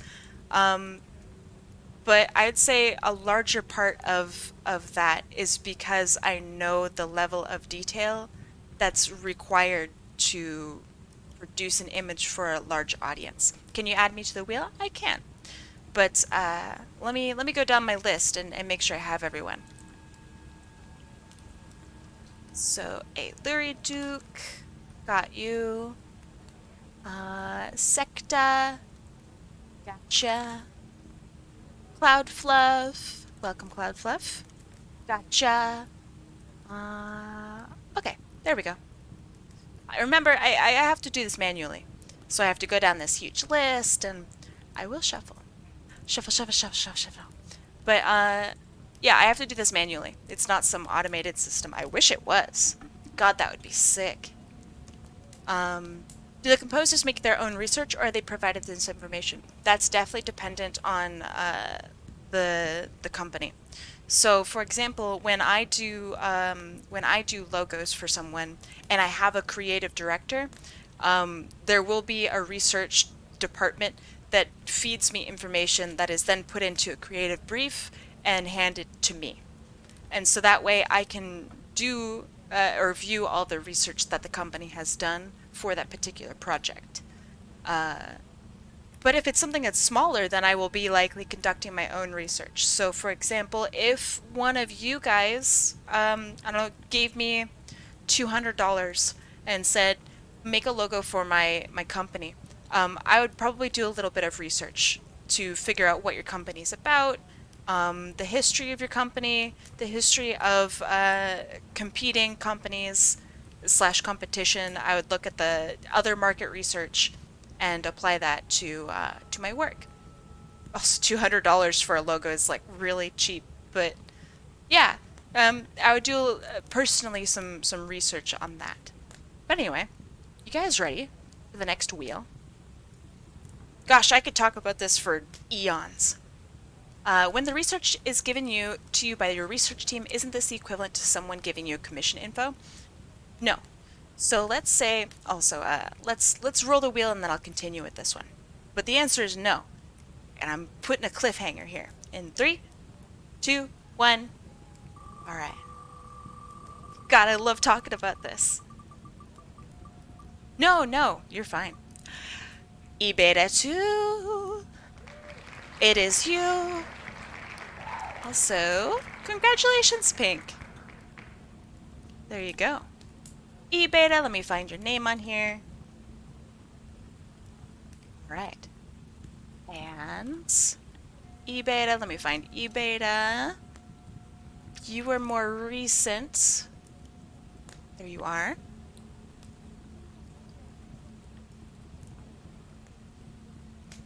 Whoa! I remember seeing this reference sheet. Okay. You want a stunky. Stunky. Okay. Gosh, that's such a stupidly cute Pokemon. What the heck? I haven't seen Stunky in so long. Here's Stunky. Can I be removed from the wheel? Absolutely. Let me find you, Coffee. Eventually I'll find you. Stucky. Very funny. Coffee. Alright. Coffee, you have been removed. Alright. So let's go back to that conversation. I'm very interested in it. I like it a lot. It's my area of study and my area of work.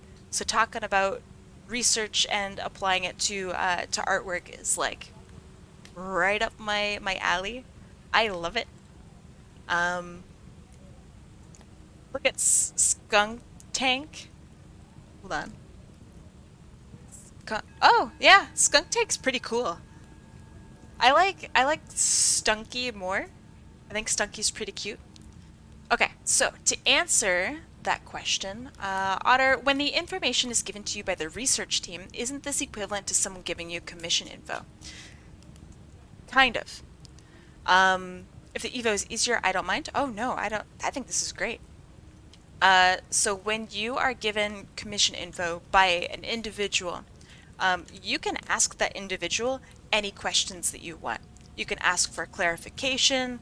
You can ask them like what they like, this or that.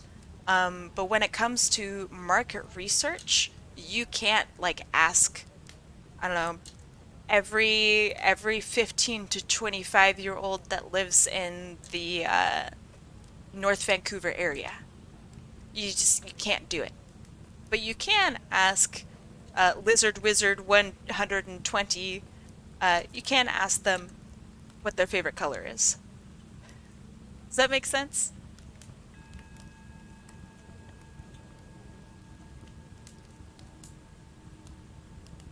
Stunky kind of got a butt face. Kind of got a butt face. Doesn't that mean that one must take a broader strokes approach? No. Because, I mean, the minute that you also take a broader strokes approach, then what's the difference, right, between making just really generic music or generic art and hiring a designer to make not generic art?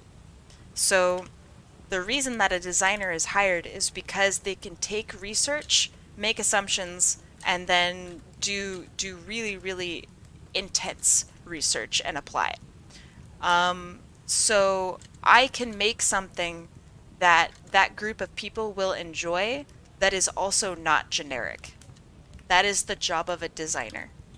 Whereas if you don't do that, then what's the difference between making a logo for a company and that company just kind of choosing like a stock image for their logo, right? There are all sorts of free logos out there. Nothing is stopping your company from just purchasing a free logo for like $5 and calling it good. But you're never going to create a Nike or what's another good logo? Nike's sick. You're never going to create an Adidas from a stock image. Just as you're never going to create the whole soundtrack for Interstellar in a generic way. But yeah, it's easier to contact one single person and ask them their opinions, but you also have to realize that because it's easier, you can be like really specific about it. That's what makes it harder to do. I mean, I'm not going to call it a broader strokes approach, but when you have to cater to a lot more people.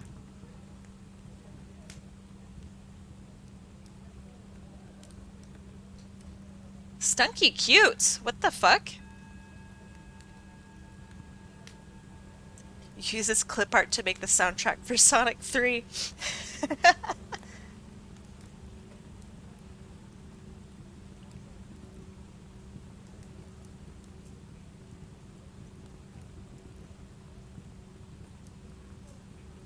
But yeah, that's why working for one person will just be just infinitely easier. There are definitely things that I do have in common with composers, but having to apply an absolute ton of research to a product just to make the concept work is something that I usually don't have to do. And I'm very blessed that I don't have to do it, because that's crazy. That's really hard.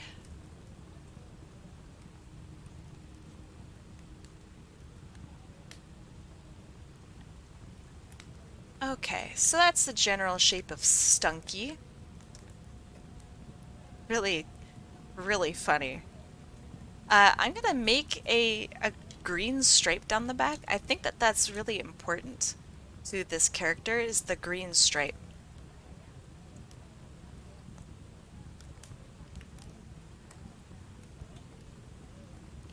I guess one would have to know how much market research changes a composer's work when a task is given.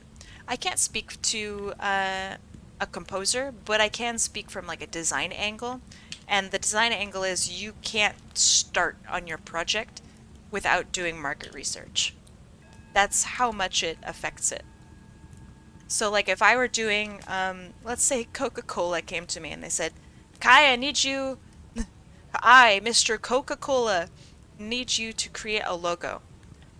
First of all, the logo probably wouldn't be done for like a year. This is a task that takes years to accomplish, and it's usually done by a whole ass team of designers, not just one person. So like it's already kind of an inhuman task that I am given here. But without understanding what Coke is and what sort of target audience they have to reach with their products, I can't even get started. Whereas if I see a client and I don't know, let's say that they're unresponsive for whatever reason, like they're offline, then maybe they're in a different time zone.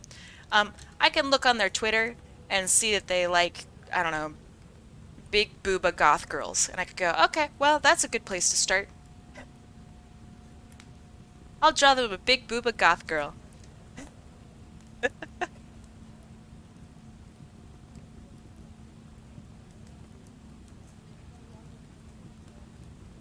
graphic design is not my passion. That's so funny. Um, I really like graphic design. Um, but what I've learned is that graphic design is a lot harder than what most people think graphic design is. So for example, let's say that you have a dog walking company. Um, and you go, okay, I really need a logo for a dog walking company. Or I'm going to make a logo for my client who has a dog walking company. So there's a really big difference between me going, okay, dog walking company. All right, here's the logo.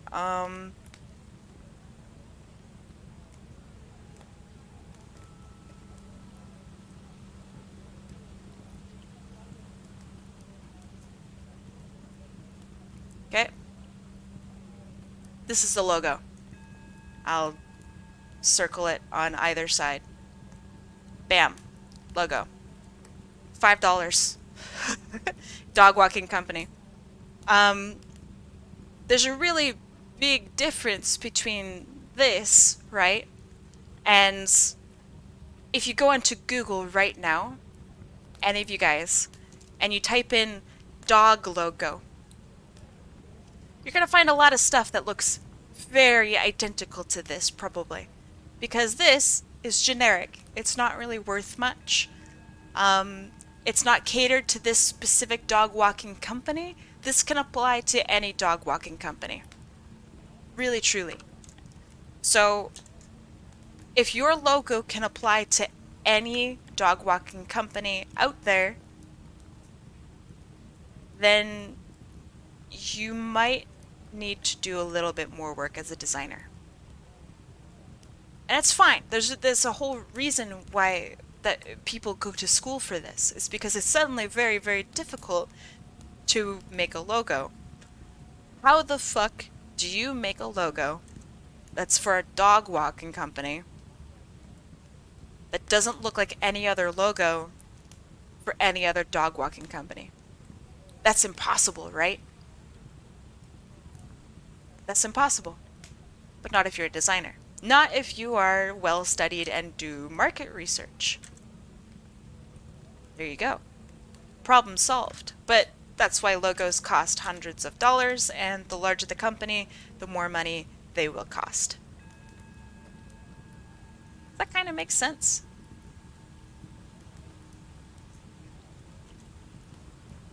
It's kind of scary design. I think it's horrifying. How the heck would Stunky wear a shirt? I have another question above. Sure. Dat Otter says, is it safe to assume that market research is way more of a factor when it comes to logos compared to music composition for a film and video game? No. I think it's equally a factor because creatives create. And if you're what's some music that everyone kind of knows? Let's discuss Sonic, right? You can't just have a bunch of noise that hypes people up.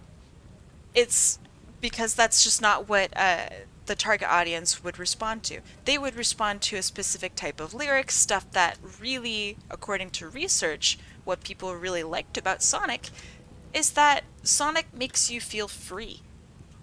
If the music doesn't make you feel free, then you did not do your job as the composer for the Sonic the Hedgehog games. So yeah, I'd say that market research is just as important for any aspect of creation or creativeness for a game. Absolutely. It's so important.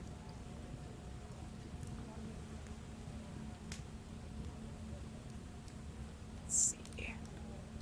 Although, I think what you'll find is, in older games especially, music is probably pretty good, but it is a little bit generic. And that's because, this is really funny, but that's because people didn't understand market research until like 1998. And things didn't start getting applied until like 2003 for video games especially. It's like actually nuts how much design and creation and character creation have changed in just the past decade. It's crazy. It's probably also why games cost so much more now. It's not just like they have to cover all the prices and whatnot for advertising, they also now have to pay all of their designers. You didn't know Cheshire Cat was a Pokemon? What do you mean? Of course he's a Pokemon. Look at him. Okay, let's see. What does the back of this coat look like? Ha!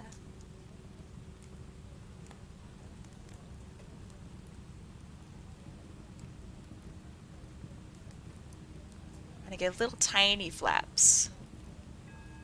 Have you ever had a song that either sounds like another song or a composition that just sounds eerily similar? Yeah, I mean, not that I can just pull it out of my head right off the bat. But yeah, I think that there's good and bad in that. Because if your song reminds you of a particular feeling, then they probably did it on purpose.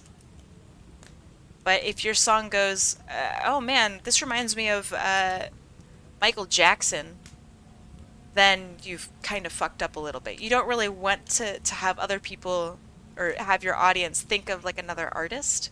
That's not great. That's not great.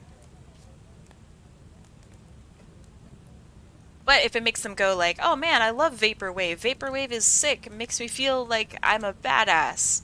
Just driving along the, I don't know, I-99 at midnight. That's what it makes me think of. Then that's really good. If it reminds you of a feeling rather than a particular artist, that's pretty successful.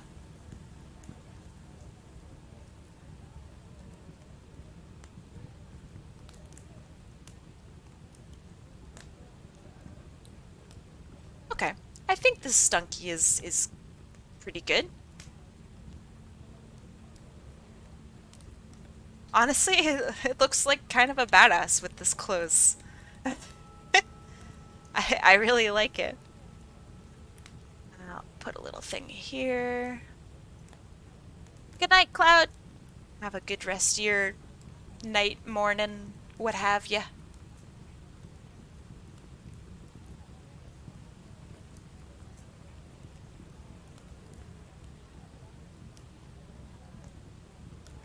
Cyberpunk, cyberstunk, cyberskunk. Yes.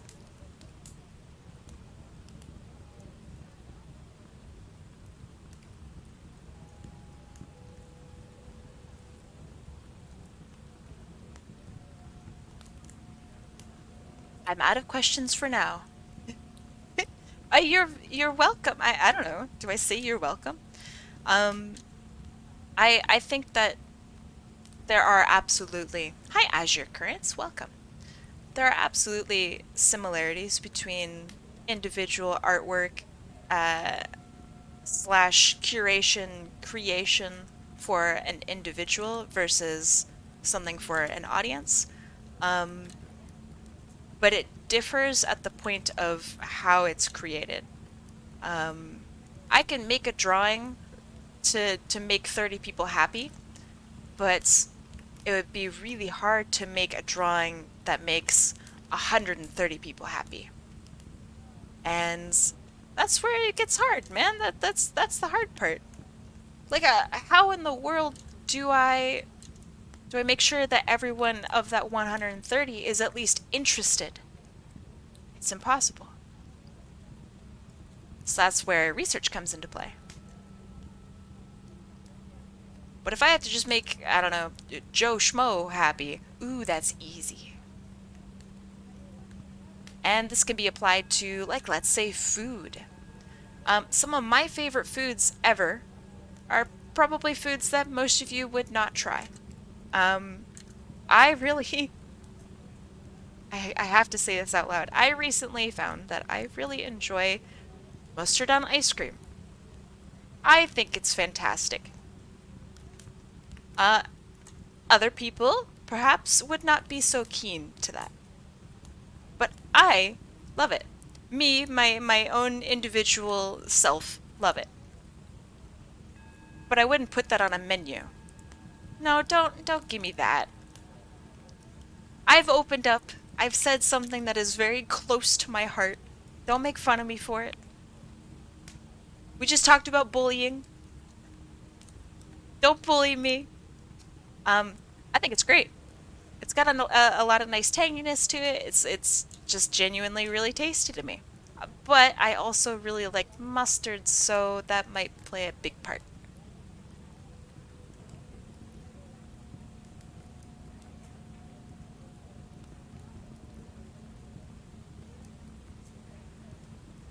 But if I had a restaurant, you bet your bollocks I wouldn't put that on my menu. No one would like it.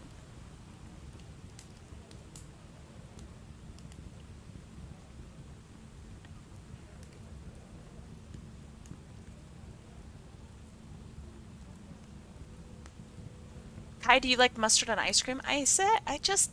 Surging, where have you been? I just said yes. It's something that I really enjoy. Catering to my own individual thing, that's easy. I know what I like. But would I serve you guys mustard on ice cream if I held a party and all of y'all were invited? Fuck no. That would be horrible. I don't think you guys would like that very much. And now, let's broaden it. Hi, Espio. Let's... Mustard on ice cream is ridiculous. Come on, dude. I know it's ridiculous, but it's perfect for this, this, I don't know, conversation, right? Also, radical bees. Thank you so... 10 months, man! That's a long time. That's a long fucking time. That is very generous. Thank you. I really appreciate it. Where is deselect? I need to tell him to ban ice cream and curry. He can't ban ice cream. He can ban curry, though.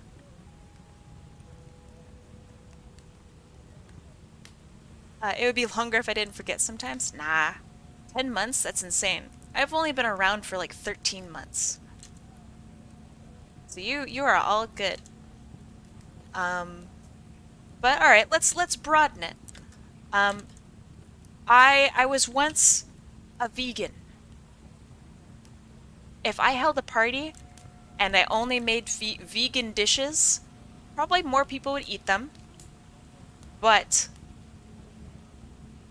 a lot of people still probably wouldn't enjoy it. Would they enjoy it more than my own individual mustard on ice cream? Absolutely.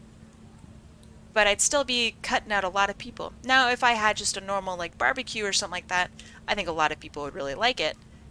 But then I'd be ostracizing the vegans of the group or the vegetarians of the group. So what do I do then? How do I cater to everyone? Right? That's the design problem. That's what makes design hard.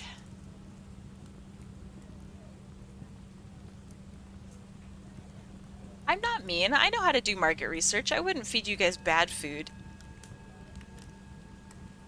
If anything, you should say surprise me. Because then I'll give you food that you really like. And you'd be like blown away. You'd be like, this tastes just like my mother's food.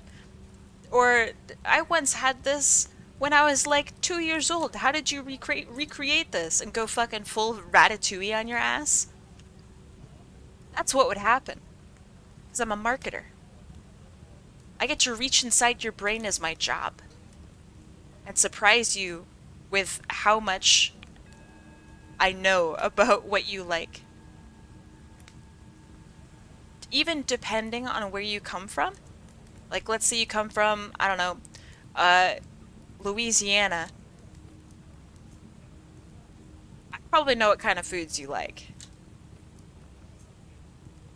Versus, if you come from California, I have a different set of foods that you probably would like. And I can make a pretty dang good guess.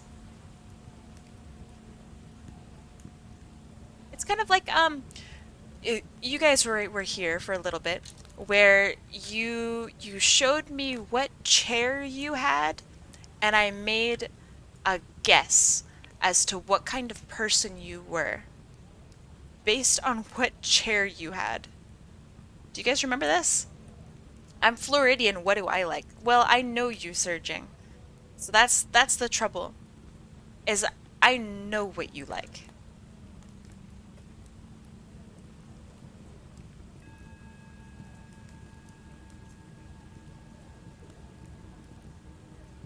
So, do you still want me to answer that question? Or do you want me to pretend that someone else from Florida had asked that question and you have to pretend like you're a normal Floridian and not Surging Dragon?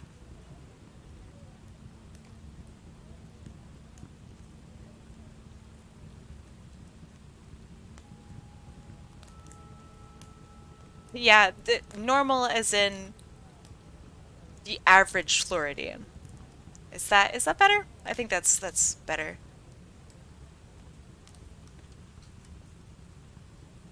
The average Floridian probably likes a really good, really fucking wet sandwich.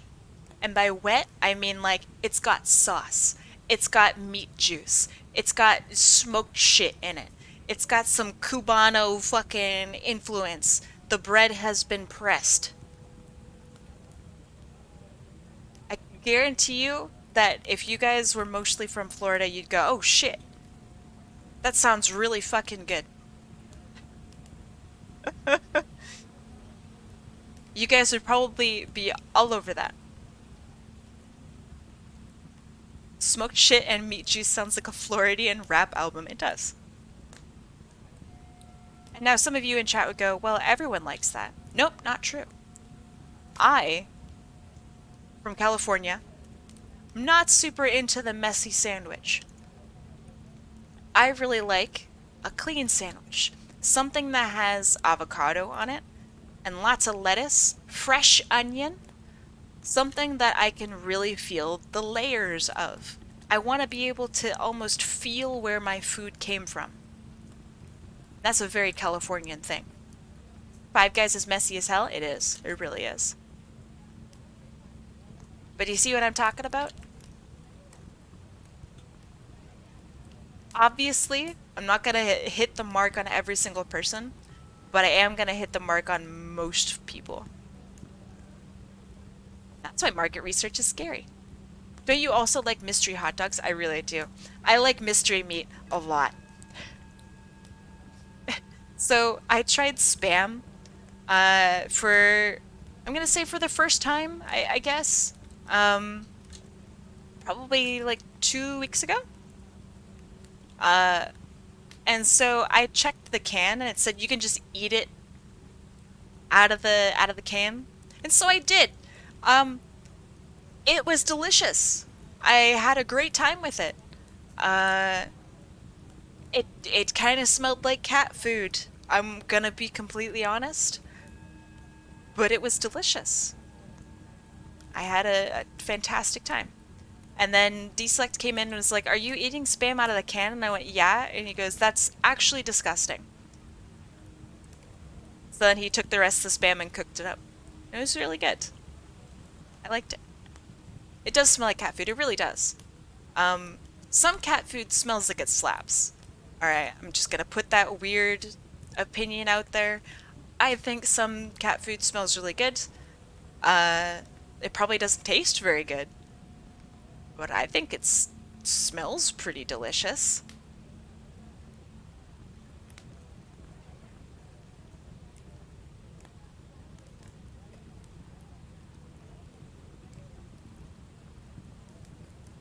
I will be invincible during the zombie apocalypse. I think about that a lot. I think that because I'm okay with just eating literally anything, as long as it's safe, of course. I think I'm like pretty set for when the apocalypse happens. Like I'm good. So back when I lived by myself in my apartment, I had some pretty strange eating habits. So I would go and I would order a burrito. It's called the Burrito Loco, and it was this huge, huge burrito that came in a giant serving tray. And I loved it because I would just eat that for like the rest of the month. And that was all I needed. Everybody would ask me like, why would you do this to yourself? Don't you like variety in food and don't you like all this stuff? And you have to come to a realization that if you don't really have a whole lot of money for food, variety in food becomes non-existent. I'm totally fine with eating the same things over and over and over and over again. I don't mind it at all. I'm just happy that I have food. But not everyone is like that, and I don't expect them to be. Pork belly, broccoli, rice every day for a year. I was happy. Yeah, yeah, yeah. That's it. I would love that. I don't mind that. I'm just happy I have food. But yeah, come the zombie apocalypse, I could eat the same can of questionable beans until I die. And I'd be totally fine with it.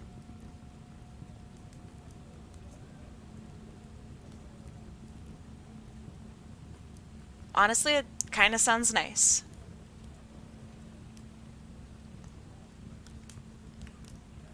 It's just beans. God,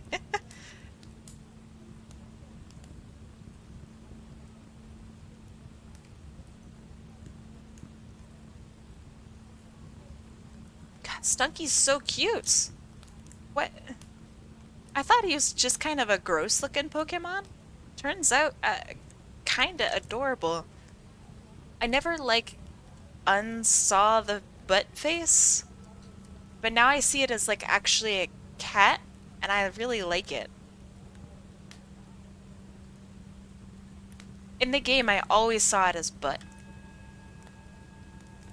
Definitely got a little bit of a booty face. But that's okay, you know, that some of us have booty faces. That's alright.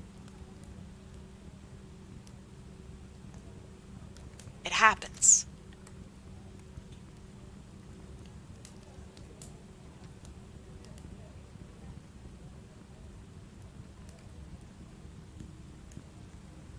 Or ass chins. Or ass chins. Some of us got out there, we got ass chins. So it's okay. That may or may not be a desirable trait. I'm not entirely sure.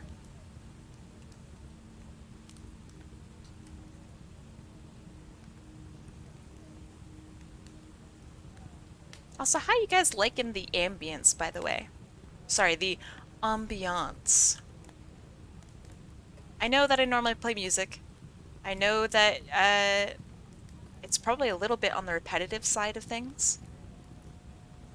So yeah, I'm wondering, how you guys liking the ambience? Sounds like a fireplace? Good, good.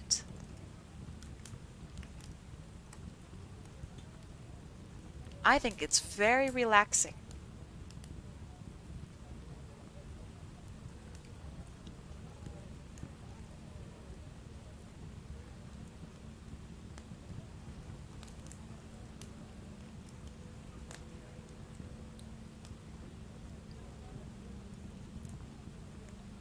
I think I'd probably have to find a way to turn it up even more and not blast out my own eardrums so you guys can hear it.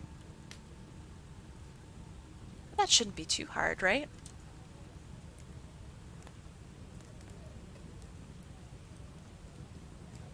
Is Kai the dog from the meme in the burning room? This is fine. It's supposed to be like a relaxing fireplace, man. Come on. Okay. I think Stunky looking pretty good.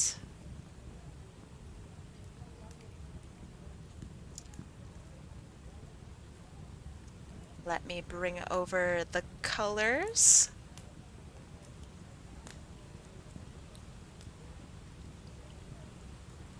not much of the original, I guess, colors from Stunky are showing through. Because I'm changing up this green, which I think is a good idea.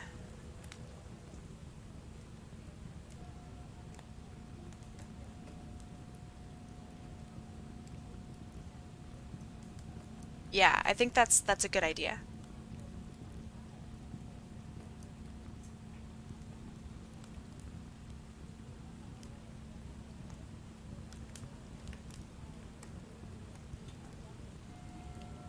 And the colors kind of look fire.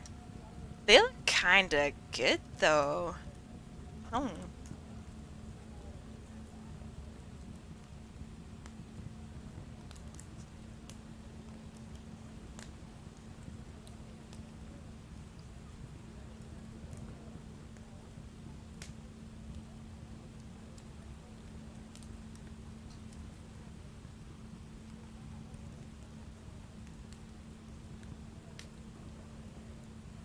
You can always give it the original fur color as two Adidas type stripes. That's funny.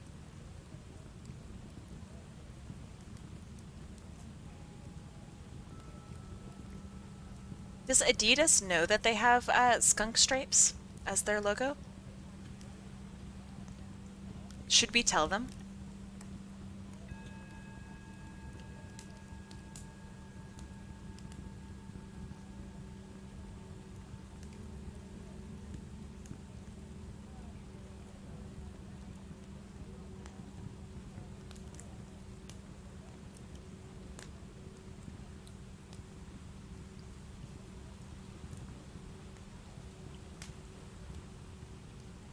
She's got like long gloves, right? Yeah, she does.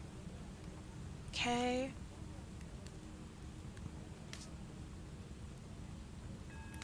They've been dressing us up as skunks all of this time and charging for it. Gah! My money! I'll never get that back.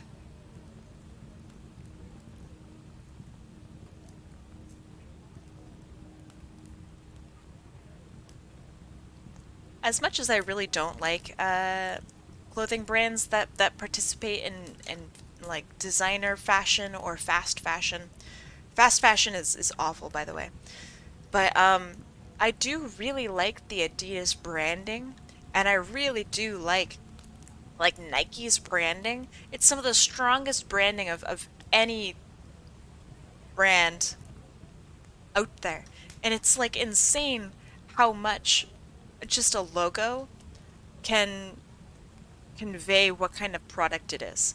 Like, that's crazy, right? That's insane. That's nuts. It is the brandiest brand, you're right.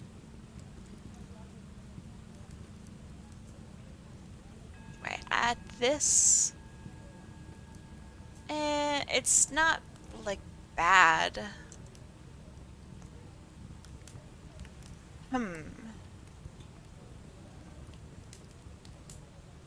I'll keep it. Just this once.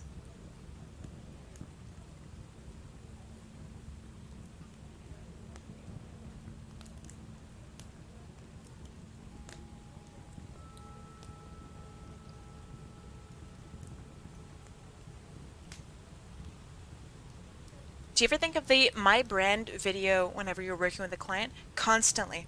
And the worst part is, so I'll be doing a presentation and I have my slide deck all ready, so, just to make sure that you guys heard me right.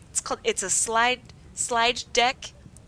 I realize that you guys probably didn't hear slide deck, but I have my slide deck all ready to go. I've been practicing for so long, and I'm like, I'm ready. I'll be in the middle of talking about my clients and all of this work that I have done, and thank you.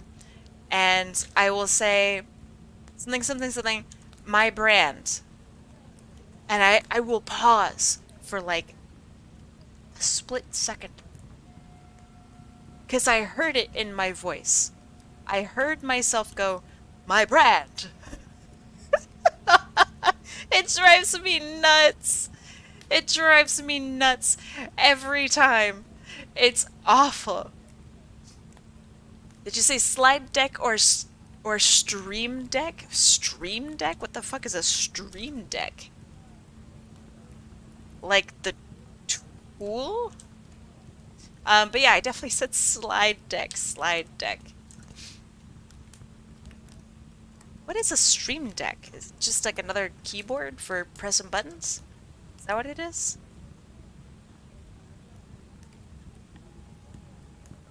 Why buy a stream deck when you could just get another keyboard for like a quarter of the price? What's up with that? When you're drawing with Kai, but you're too focused on her art than your own. I'm sorry. Get back to work. Don't be focused on my art. I'm drawing skunks and stunks, alright? Nothing good is happening here. But yeah, I will think of that constantly. And it's just... It's so damaging. Memes are so fucking damaging.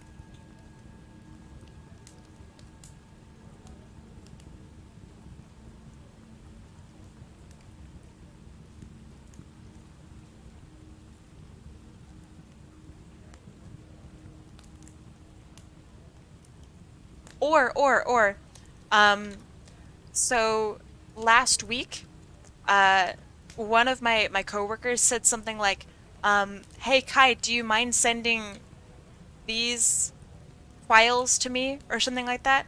And I had to hold back with all my strength. I am not a God-fearing individual, but for that moment I prayed that I wouldn't say these nuts. Like I am a professional. Oh god. This is tough, alright?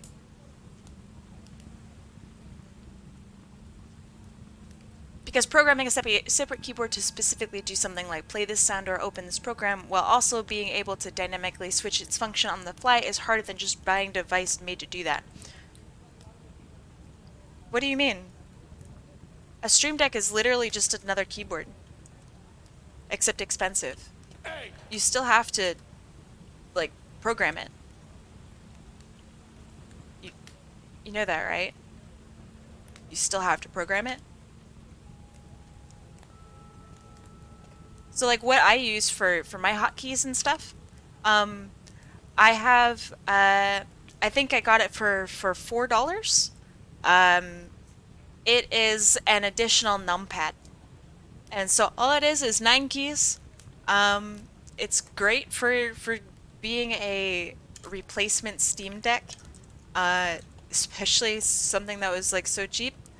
And yeah, I just have one of the keys set as a modifier key, and suddenly those 9 keys become like 18, 21, 32 different functions.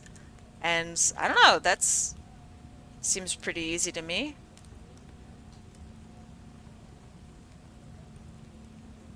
I like it. And it's definitely cheap. And all I had to do was just go into the program that it came with and put the things in the places. And that was it.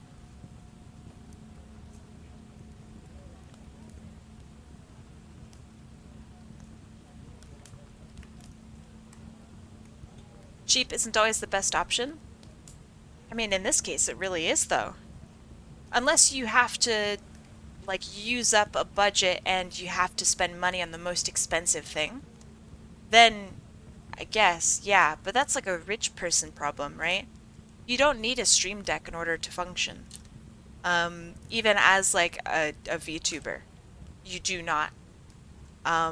Spending, I think it's like $40 on something that really only has the functionality of a numpad, you don't need it.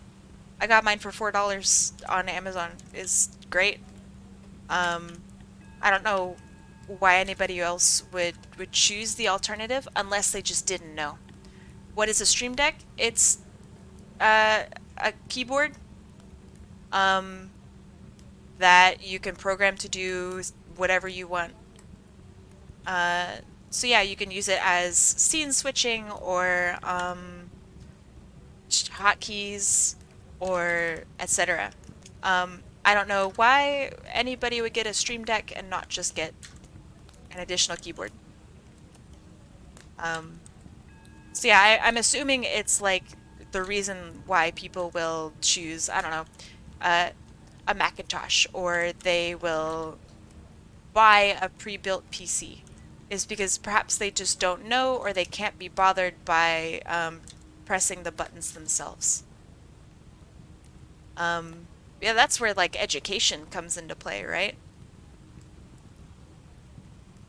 What are you drawing? I'm drawing people's characters, or people's favorite Pokemon or something like that. Whatever Pokemon they want as the character they want. A numpad is simple and effective. You can do a lot with it. Yeah, and it's cheap. You want to know how much a Stream Deck costs? Holy shit. It's because I think they're banking on the fact that people don't exactly know what a Stream Deck is. They just know that they need one.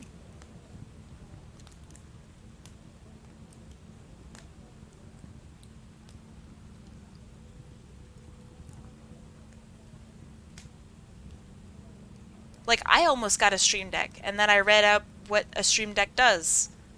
And it does everything that a numpad can do.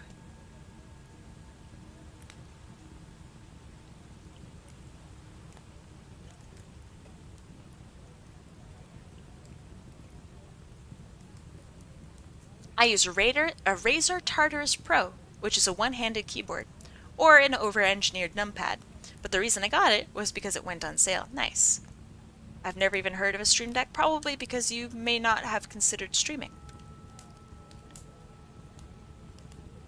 It's not like some, big famous thing that everyone has. A Stream Deck is something that mostly only streamers use/deal with.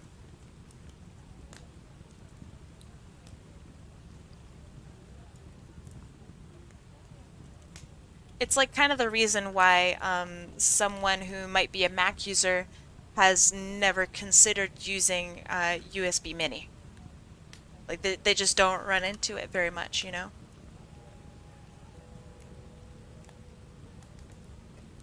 Low-key, when she said Razer, I thought she was going to plug Raid Shadow Legends. Very funny.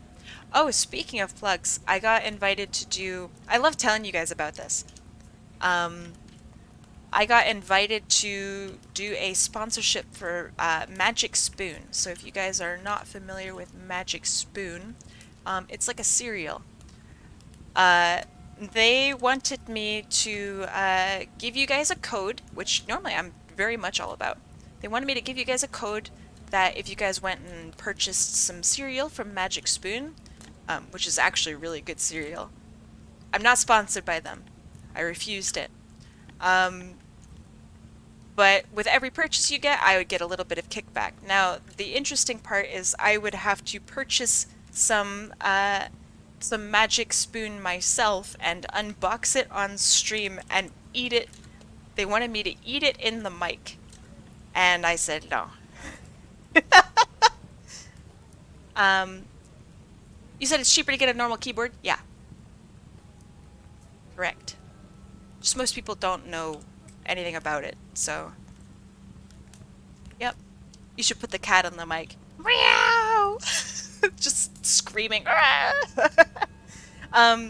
So yeah, I didn't like the thought of some CEO, maybe, at Magic Spoon, sitting at my stream and waiting for me to munch and crunch.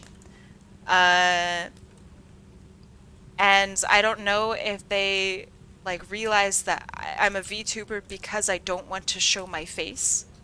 Like that's a pretty big part of why I'm a VTuber. So yeah, I think they're missing that critical information. So I turned them down. You should have programmed your VTuber to eat it. I don't know if that would have counted.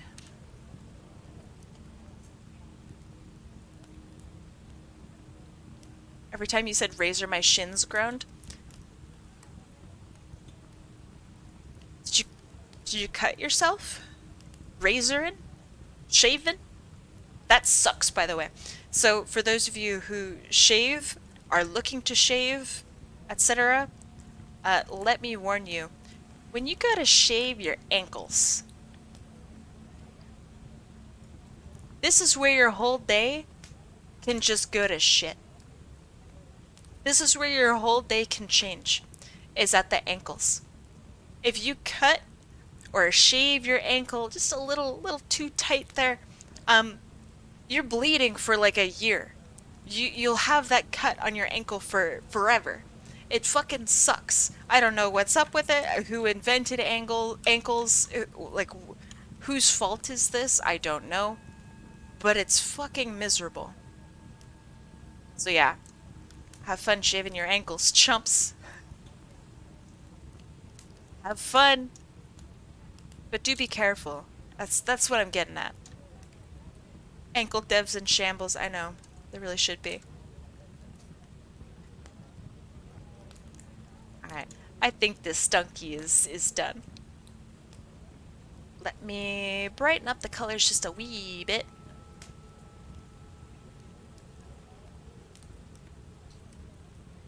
Razor's the main brand of scooters. Oh, that's right! I forgot about Razor scooters because I realized that it was not,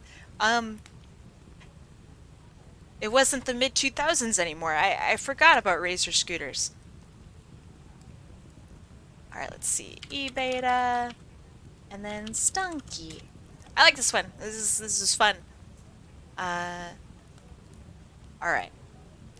Let me make sure people are on the list. I remember Cloud Fluff U has left, but I'm keeping them on the list because they never said they wanted to be removed. Mwahaha. One time I rode my Razor scooter home from middle school. Yeah? How'd that go? How'd that turn out for you? Oh, right, let me shuffle. Is that like Auto Among Us? No. If it lands on them, though. If it lands on them, then yeah, it will be Among Us. I fell down a hill and my face bled. We're not supposed to land on your head. Not supposed to land on your face, bees. I hope you wore a helmet. I remember there's this video from like 10 years ago of someone falling and their head bounced. And if they hadn't been wearing a helmet, that would have been like it. That's like that they're done, you know? If it lands on the away person, are you Among Us-ing their Pokemon choice or their OC? Ooh.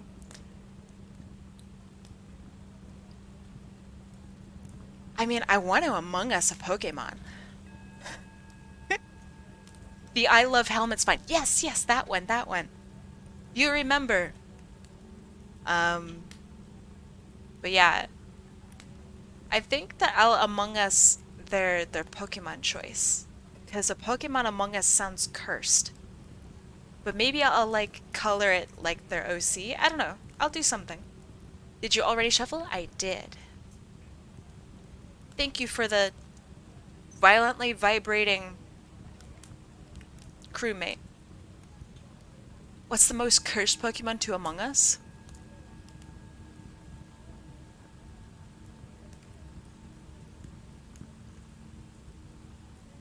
Machamp.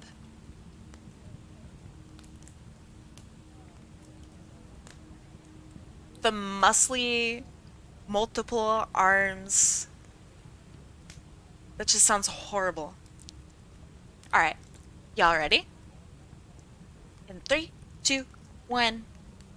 Let's go.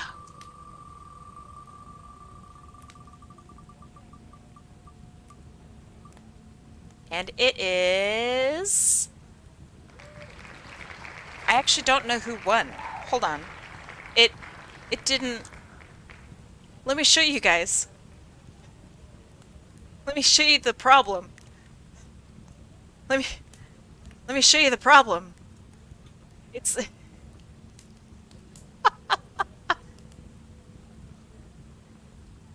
I think because it didn't click, it has to be Julia, right?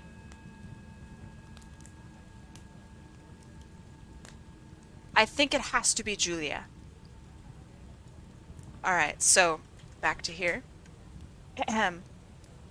I'm gonna say it's Julia because it didn't click one more time. I've never seen this. So, Julia, congratulations.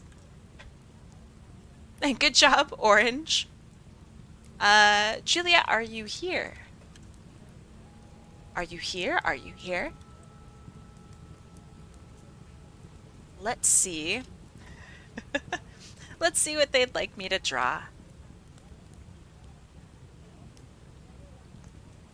Let me find it and...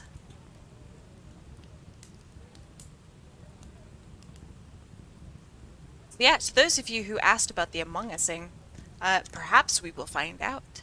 Because I don't see Julia responding. Okay, so Julia wants their Pokemon trainer, I believe. So it says, could you draw Mega Ampharos as my Pokemon trainer OC? Alright, I can do that. Very cute. Very cute indeed. Is Chinook complaining? Of course. So this is Mega Ampharos. Is this the... Why does this look familiar? Is this like the PC Master Race guy? Hold on.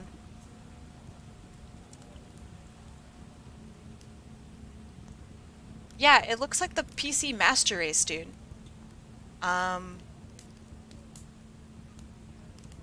You see it, right?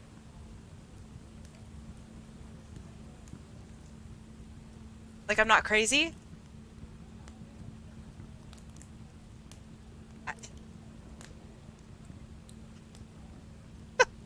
They're like even making the same pose.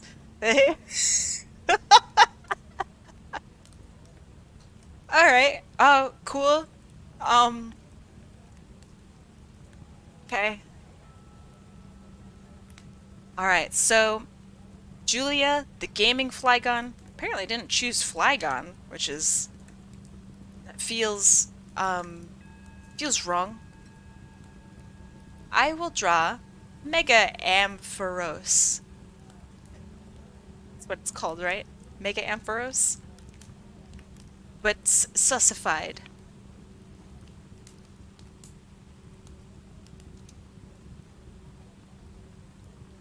How do I draw an Among Us?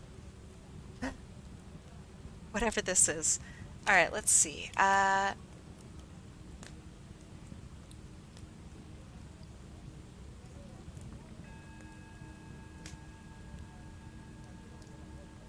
And nobody ever loses points when they get Among Us, by the way.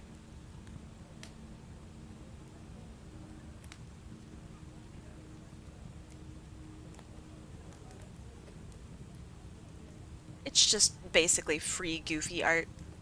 I like that. I think that that's a good thing.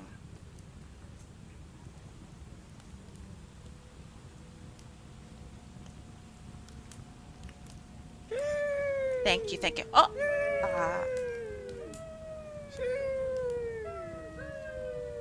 Okay, how cursed do we want to fuck this up? Because I see potential, alright? Are you ready?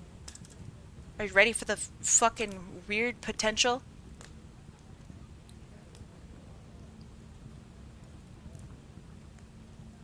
I have to do this very carefully.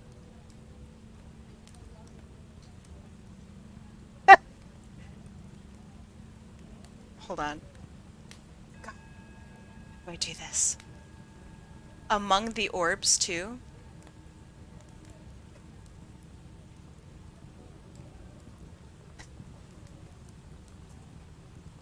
Okay. Good suggestion. I liked it. This is beautiful. Thank you, Deselect. How you doing today? Hopefully good.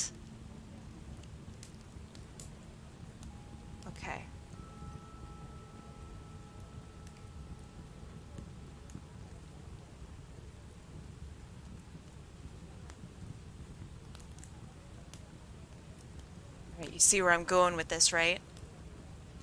It's like fucked.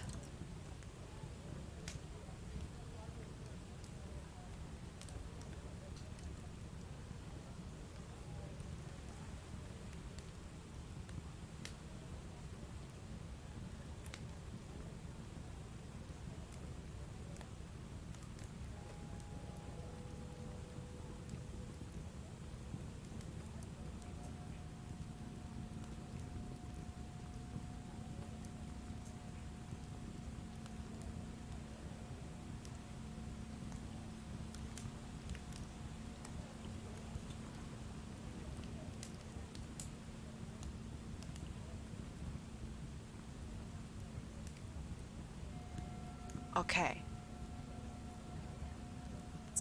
I know that it's kind of beautiful. Just try not to be too distracted by it, okay?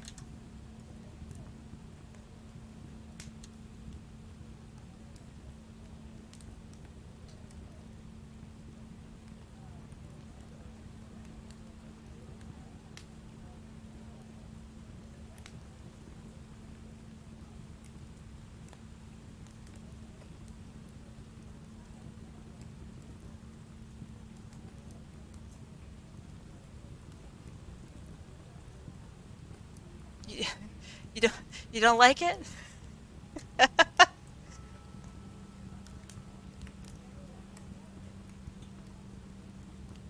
How could you not like a monk feroce?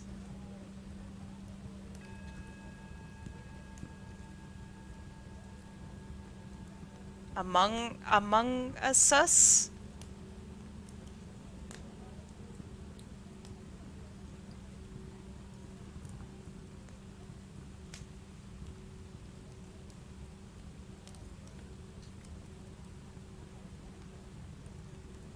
Does this make me an artist or a terrorist?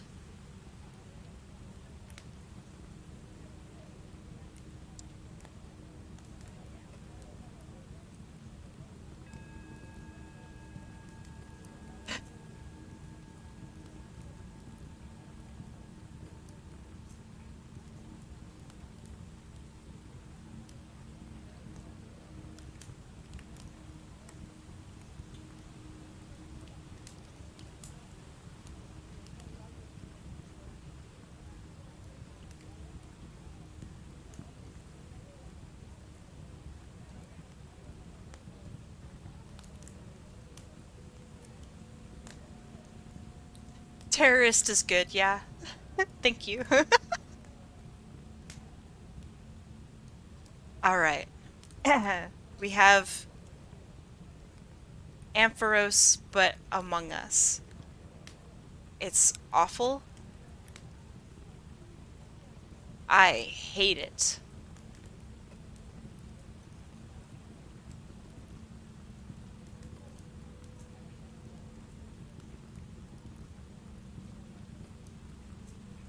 Compared to the vector one? Ooh, that's true. The vector one is quite awful. Let me find vector. How many months ago was that? That must have been like July, right? Maybe? Oh man. Let me see if I can find him. Oh yeah. There we go. So here's vector. Here's Ampharos among us.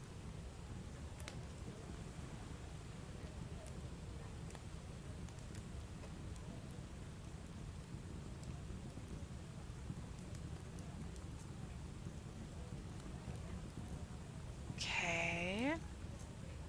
All of the red ones are sus. Every single one of them is sus.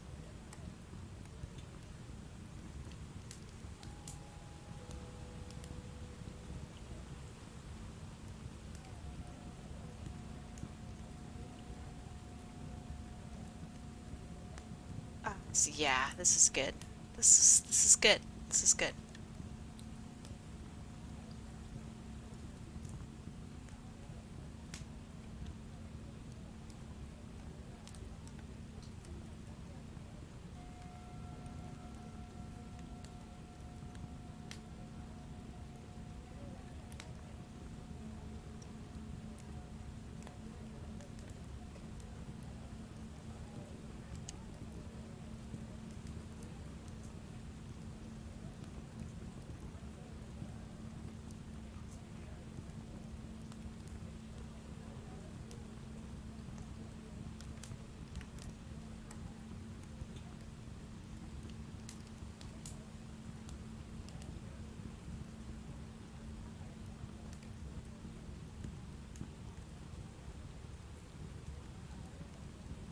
I wonder what an Among Us Pokeball might look like.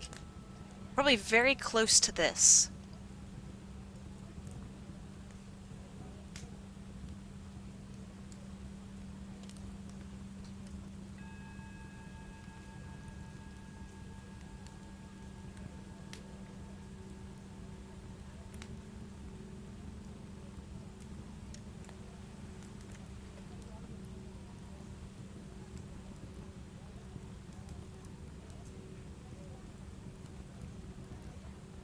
Oh yeah.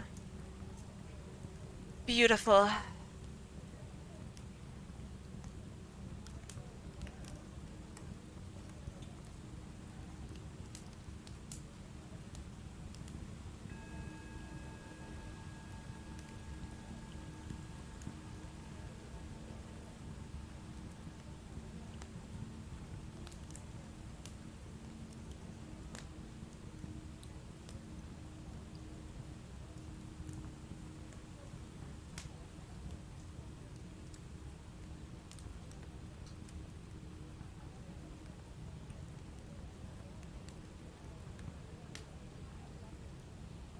There you go. There's how awful this thing would look. Among Us. I'm so sorry, Julia the Gaming Flygon. Your name is perfect for this, but alas, you were simply not here. Let's see. Julia the Gaming Flygon. Alright, next. Get rid of a vector, and we can go on to the next person on the wheel. Okay. Here's the wheel. Let us start our predictions.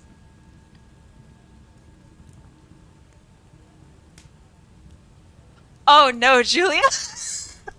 Oh no!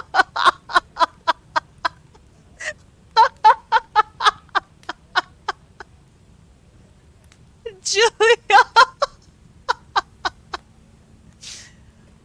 Oh no! Julia, did you see? What? Did you see what happened?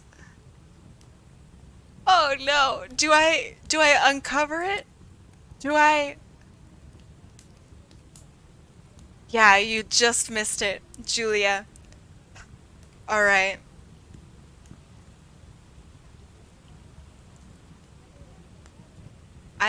Among Us, your Mega Ampharos, and, yeah. You didn't lose any points, don't worry about it. Oh, gosh. Alright, back to this. I figured you weren't going to come back. I'm sorry, Julia. I'm very sorry. Let me shuffle this. Shuffle, shuffle, shuffle, shuffle, shuffle, shuffle, shuffle. But yeah, I hope everything's okay, Julia. No points have been deducted. You didn't lose anything. I'll send it to you later if you'd like it. But yeah. Next wheel.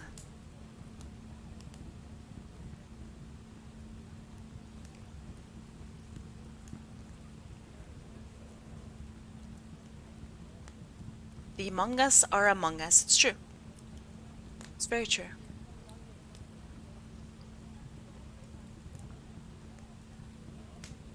Nah, you're all good. Alright. Y'all ready? In 3, 2... Loot Mix. Welcome. In 3, 2, 1... Let's go. Just in time, Loop. Just in time. It is... phoenixharuka. And Orange. Congratulations, Orange. You're doing quite well today. phoenixharuka, are you here? Ah, there you are. Very good. Alright, let's see what you would like. I'm so sorry. Phoenix, Phoenix, Phoenix. I will eventually find you on my list that I cannot control F. There you are. You wish for a Cantonian version of Raichu. Okay. Let's see. Okay, so you want all of these aspects, right? So let me bring up this image of your character. This is Fen. Hello, Fen. Let's see. For color, maybe I could find a better version.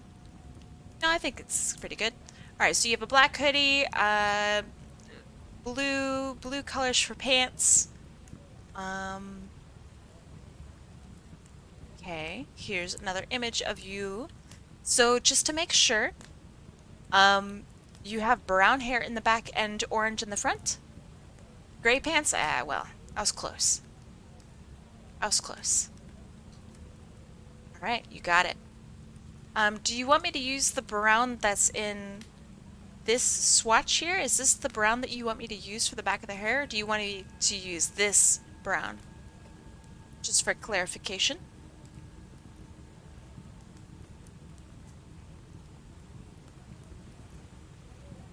Okay. I will do my best. Let me bring this over.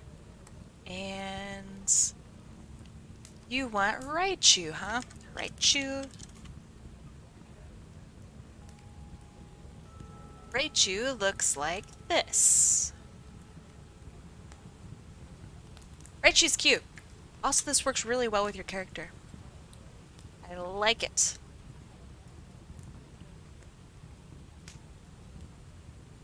You'll probably try it again in the future. You have all your points back if you would like to try it again.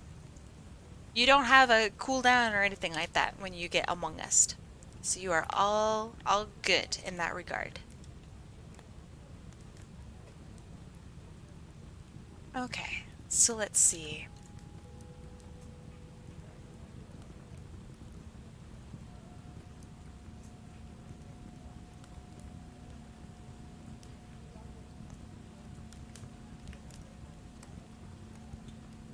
Raichu is super awesome. I remember like kind of hating Raichu when I was younger, and then I saw some like video of someone using Raichu in like competitive, and I was like, oh man, wait, Raichu's actually sick. Why didn't Ash evolve him? What the heck?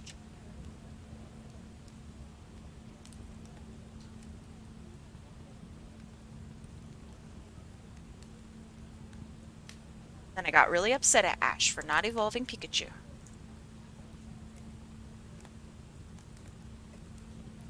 Oh, really? I thought Pikachu wanted it. Interesting. All right, then never mind. I stand by the decision.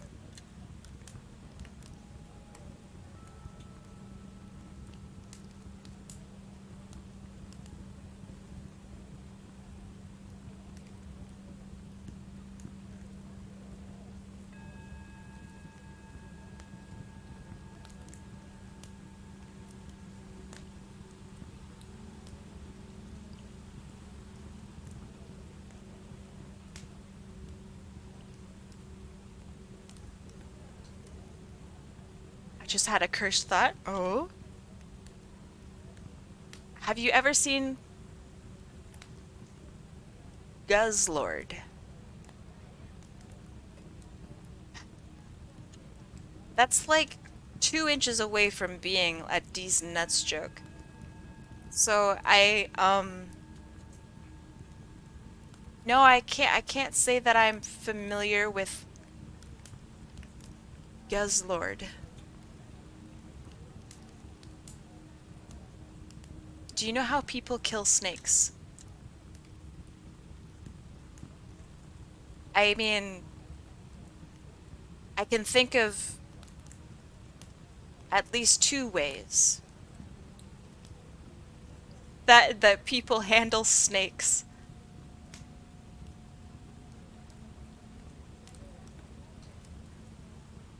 It's Kim! Hey Kim, how's it going?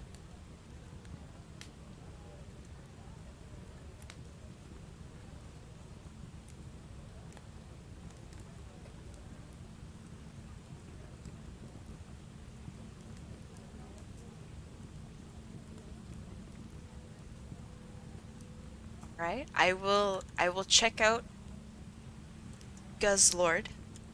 I'm feeling unwell, but I'm super happy to be here. Are you feeling sick? I've been drawing people their favorite Pokemon um as their characters.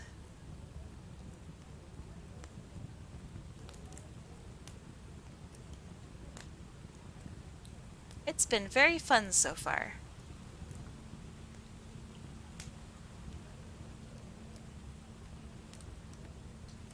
A little food poisoning? Oh shit, I'm sorry. That really sucks.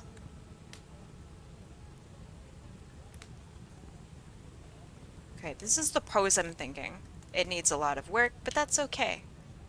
That's why we're here. It was the egg. Oh no.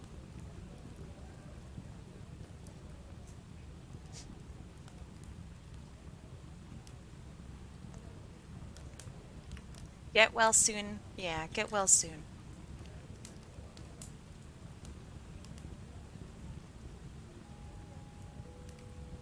I make the tail super big because I think that's fun.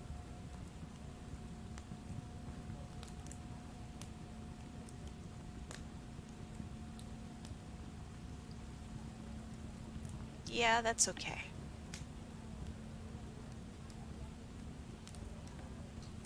I need to show you something. Oh god. Okay. How important is it? Do I stop drawing? Can I pick another Pokemon that hasn't been chosen? You can pick any Pokemon that you want. Raichu female. Oh, you want specifically a Raichu female? Or a female Raichu? Okay, sure. I can do that. That's got a clipped tail, right? I think. I think that's it. I think. Yeah, no problem. Um, if this is a good reminder, if there's a specific Pokemon gender, sometimes Pokemon have different gender. I don't know what the fuck is it called. Um, but it's like a divergence in how they present themselves. Uh, let me know exactly how Phoenix has done it.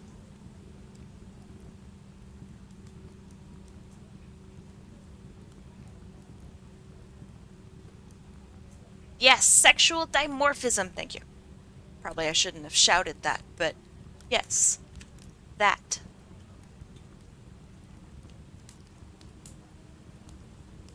Now everyone in my household knows that I have learned basic biology.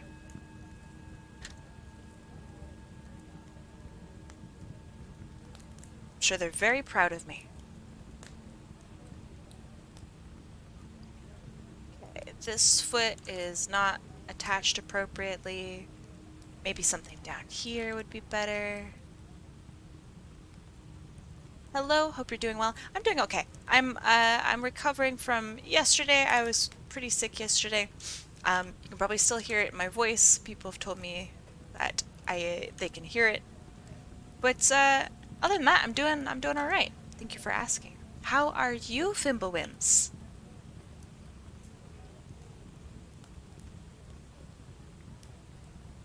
You were sick? Yeah. I mean, I was canceled because of construction, and then I started sneezing, like really, really bad. And I sneezed the whole day, and it was really awful. And you can definitely still hear it in my voice, but that's, it is what it is. Um, so I guess it kind of worked out that I didn't stream, I guess. But I don't know, I was still really upset about it. I really wanted to stream.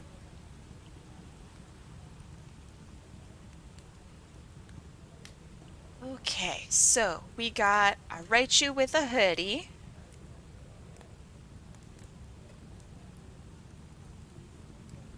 Long sleeves.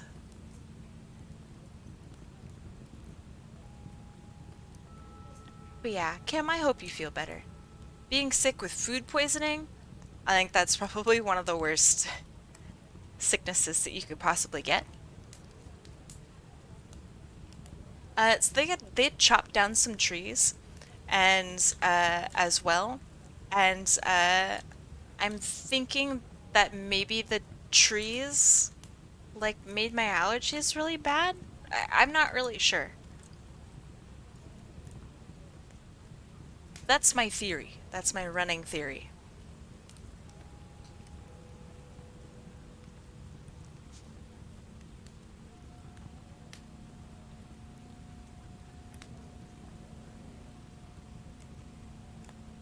I hate throwing up too. I think one of the worst things though is the time right before you're about to throw up, where you feel like, oh man, I don't want to throw up. I really don't want to throw up, and I gotta fight it. And you're sitting there like super nauseous. Oh gosh, what a time to join. Hold on, I want to read this right. Svenska Bodal, Svenska Bodal. Did I get it right? Oh, welcome. Thank you for the follow. But yeah, the feeling right before you throw up, where you're fighting nausea and you're hoping that you don't throw up, that's so much worse than actually throwing up, I think. I think it's just infinitely worse. Because after you throw up, you feel pretty good, I think.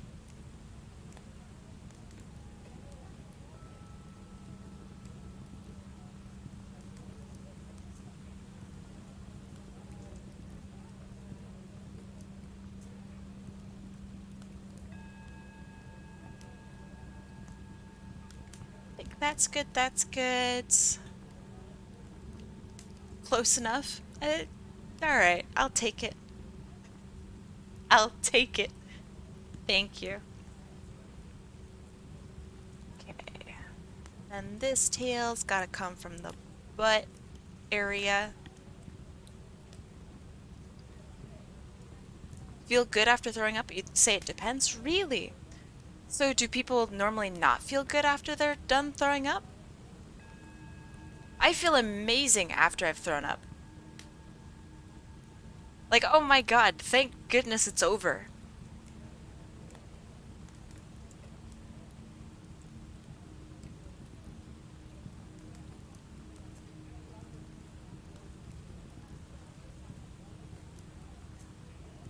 Okay, let me make this a little bigger. I haven't thrown up in years. That's good. So I end up feeling nauseous for hours. That's not good.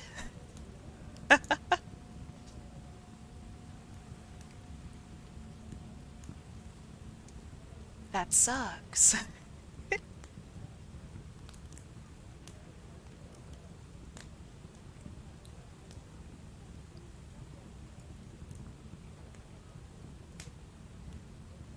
If you gave the Raichu a shirt, the shirt can be any color, just not pink.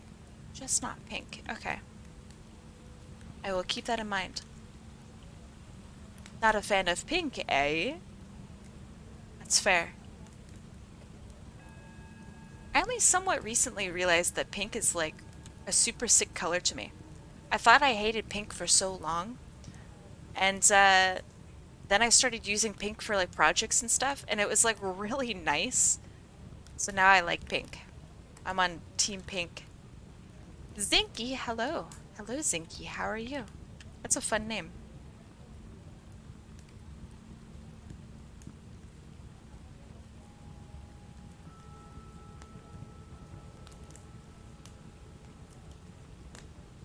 I'm doing well, thank you. I'm glad to hear it. I am drawing people's characters as Raichu or something along the line. What pops in mind when you hear my name? Are you familiar with the Teletubbies? I think that it could be like Zinky Winky. It works out pretty well. I'm sorry that that's what pops into my mind. What happens if someone enters the raffle again even though they won before? Elaborate. Because, let's say that, I don't know, Phoenix has won this current raffle, right? Um, Phoenix is not going to be winning again. But if Phoenix, I don't know, was among us, Phoenix could enter again if they so desired. Let's see. Why are we talking about Teletubbies?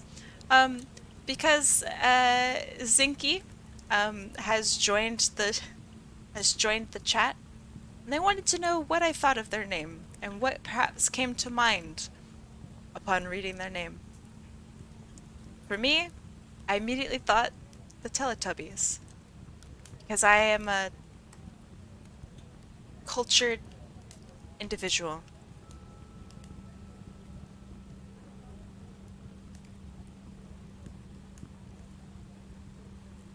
Very cultured.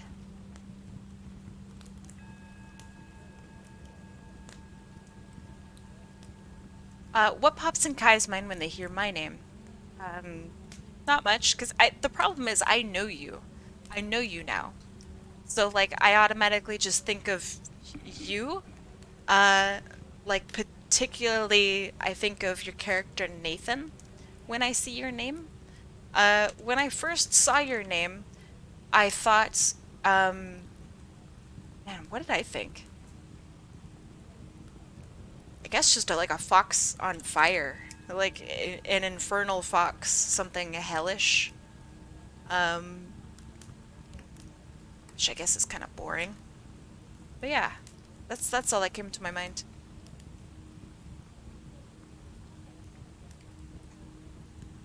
What about when you read my name? Um, the account of a fool? I mean, I think of... This is gonna sound so mean, I'm sorry. I think of somebody who couldn't come up with a name and then felt really bad about it, and then they made their name the account of the fool. Of a fool, excuse me. So I feel like really bad. That's what I think. I'm so sorry.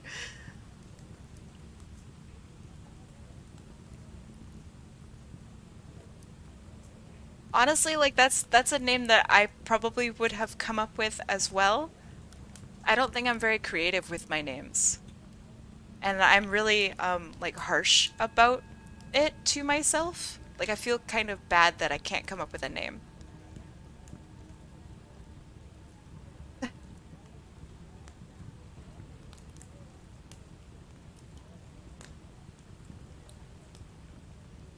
I have seen. I see that you have entered the raffle, and I will put your name on the list when I can. Probably when I'm done with this one. Then we'll do one more after this one, so we can try your luck once more. Wait, this looks wrong. Why? Head not matching up with head.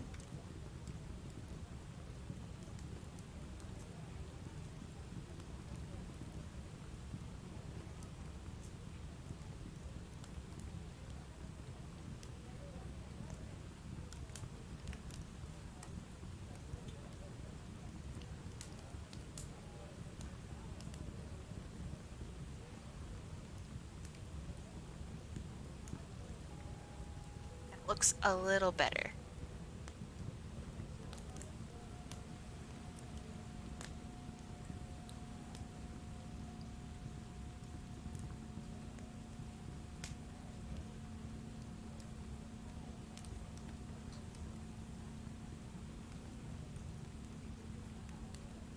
Issues only an artist can understand. I bet you that a lot of you guys would also notice that it's like off. No one would say anything. Guarantee it. but the majority of you go, the head looks weird. Maybe you wouldn't be able to recognize why the head looks weird, but you'd know. It's kind of like when you go to a restaurant and you eat a steak and you're like, this steak tastes weird. Do you know exactly what the issue is and you think you could tell a chef and cook it yourself? No way. But you know that something's a little off.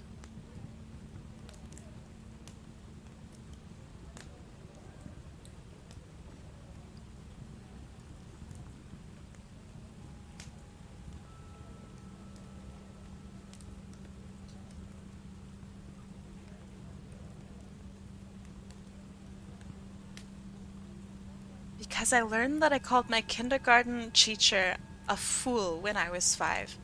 How many of you guys remember your kindergarten teachers? I'm not going to ask you to recite their names and give me your full school breakdown and give me your mother's maiden name or anything like that. But how many of you guys can genuinely remember your kindergarten teacher's name?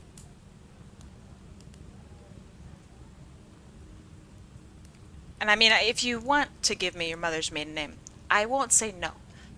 But generally, I think that might be a bad idea. I remember anyone? I was a very angry child. I'm so sorry.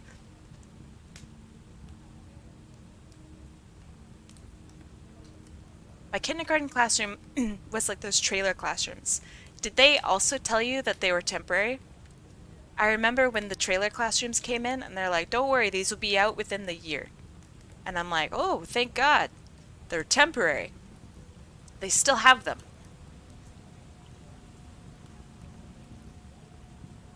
It's the most permanent temporary units I've ever seen in my life. Like, at that point, why lie? What does the bottom of Raichu's feet look like? I remember Pikachu has a little thing like this, so I'm going to assume it's the same for Raichu.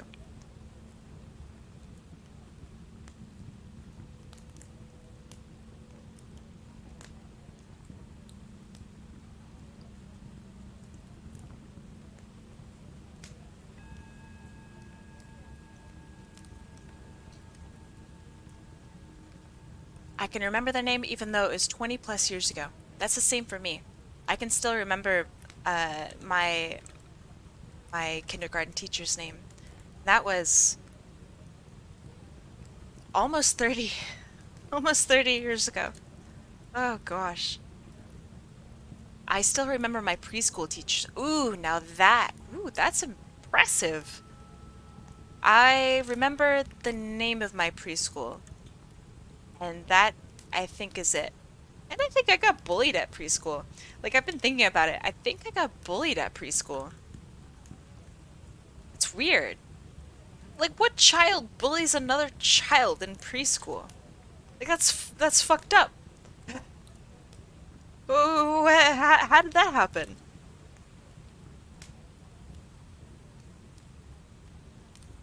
Does anyone else think that's fucking weird?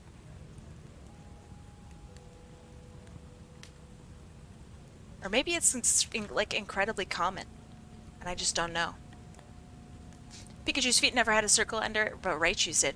Really? Alright, well now I feel a little bit better. I used to have a figurine of Raichu, and I remember having to take it apart a lot because the tail would always come off, and I hated it. Kids are just really mean. Kids really are. What's the difference between preschool and a kindergarten? Kindergarten is school, preschool is before school. So yeah, kindergarten is, so like let's say first grade, second grade, third grade. Kindergarten is like 0. What's your favorite Pokemon? Totodile. I think Totodile is the raddest motherfucker on the planet. Totodile doesn't care at all about what's going on, about politics. Totodile just is. And I respect that. Totodile also doesn't know where he is at any point in time, and you know what? I feel that. I understand. You're describing Wooper?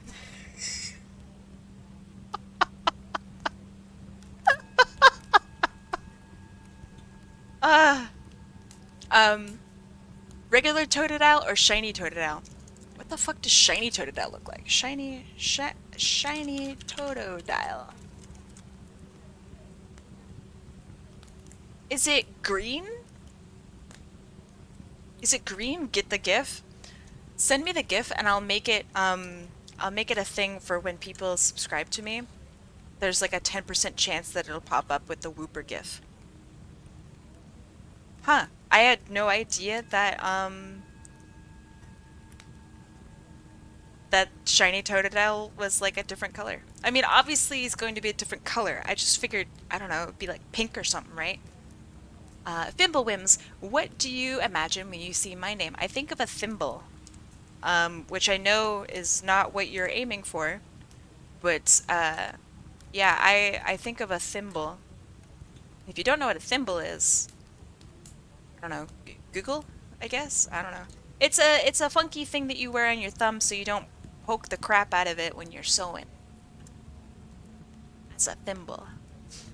Regular totodile or shiny? Oh, I only just learned about shiny totodile, so I'm gonna go with the normie totodile. I choose normie.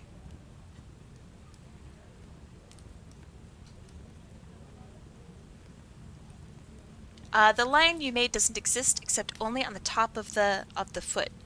Oh, really? Hold on. Let's see. Right shoe, feet. Oh, all right. Well, I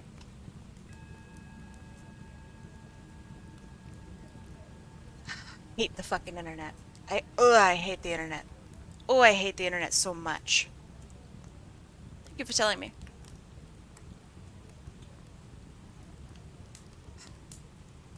I know. I didn't think about it until it happened. I was hoping for right shoe's feet, right? Except not in like a weird way. I was hoping that it would be like maybe a really lovely picture of Raichu at like a good angle and I could see the feet design. But no.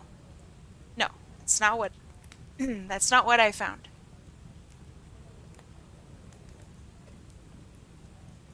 Am I surprised? No.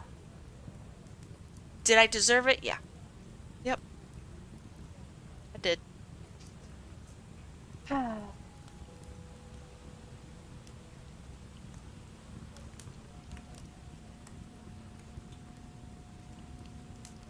I'm mostly just disappointed in myself.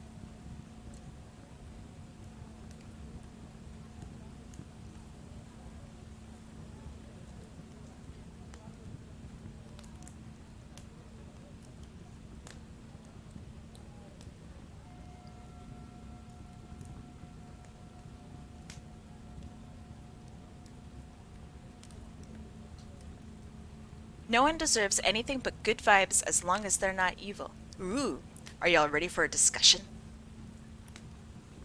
What? What is evil?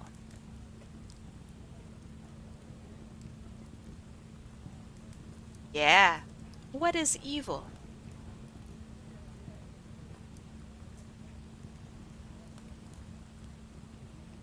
Because this is a really good discussion, right?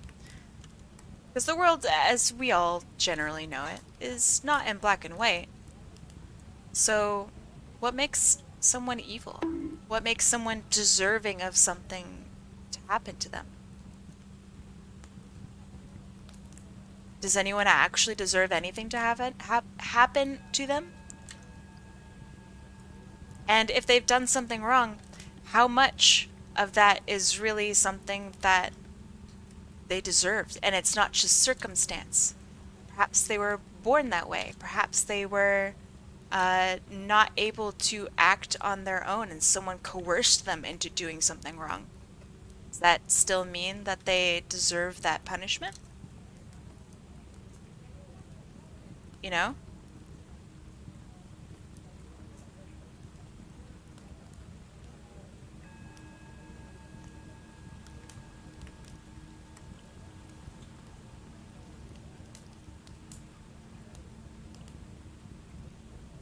We are all evil. I think that that's a that's an interesting take.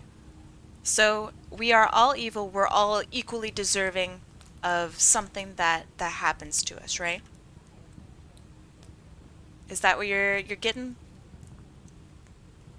We are all responsible for whatever it is that happens to us. What about people who have things happen to them and it's the result of someone else's doing?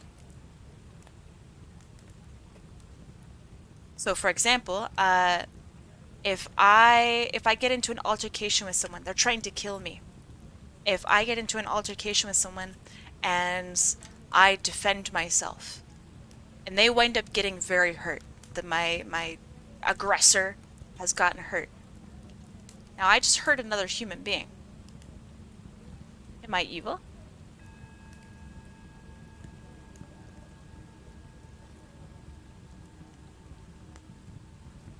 I redeemed something, but the points didn't get taken. What did you redeem? Let me see. I don't know what you redeemed. That's not evil.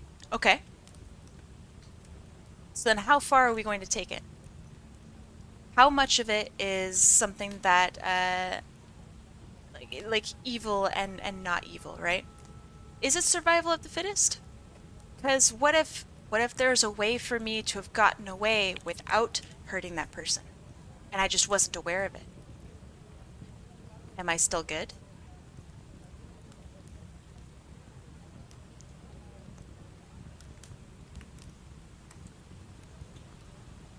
Wait, why is this not working? Aha!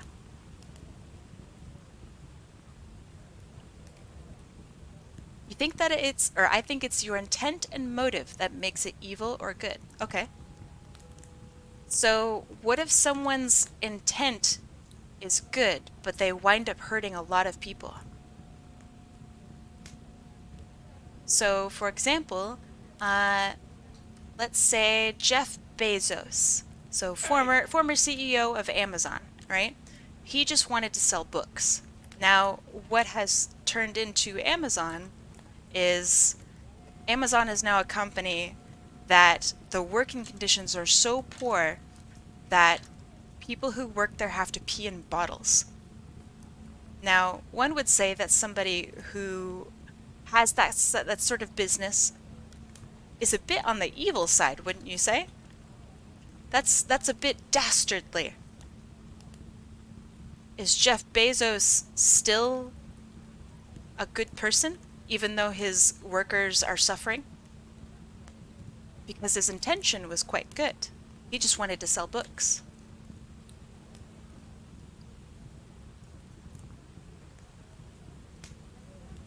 I'm really happy that Jeff Bezos is no longer the CEO of Amazon. Now I can kind of shit talk him a little bit. He's technically not my boss anymore.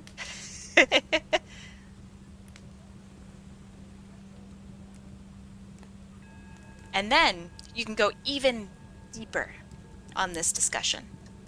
So let's say that you were born in a poor neighborhood. Did I hear that right? Pissing in bottles? You did. The workers at Amazon are in such poor conditions that they are not allowed to take bathroom breaks. So, they have to pee in bottles. If they can find a bottle to pee in. Pretty rad, huh? It sucks. It's awful. That's terrible, right? It's super fucked up, and it's made worse during the holiday season when they don't get breaks at all. All for what? So people can get their I don't know, chimney-shaped candies on time? So, is Jeff Bezos a good person for that? Or is he kind of a bad person for that? Because his intentions are fine, right? Mary Shitsmith. Okay. So then let's say that you're born in a poor neighborhood. And the only way to like live, right, is to steal from your local stores. Stealing from the local stores doesn't actually hurt anyone. Nobody gets hurt. You're just taking a bottle of milk. Heck, they even have insurance for it. Is that evil, even though it's a crime?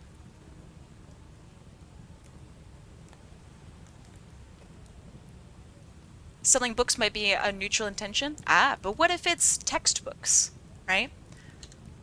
Let's say that. What if it's textbooks? They want to educate the world, right? Isn't that good? Bringing education to people who perhaps were not able to because they didn't have access to a library, but they did have access to Amazon books. Someone who intentionally does something of their own will to do or forces another to do an egregious or malicious act against someone.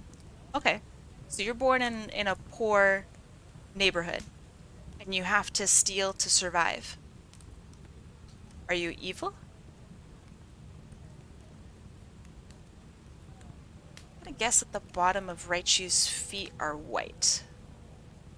Now, a lot of people would say, yeah, that's evil. They shouldn't steal. Stealing is wrong, right?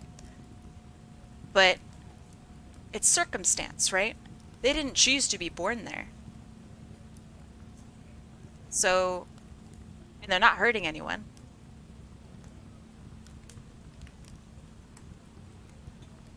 So is it evil?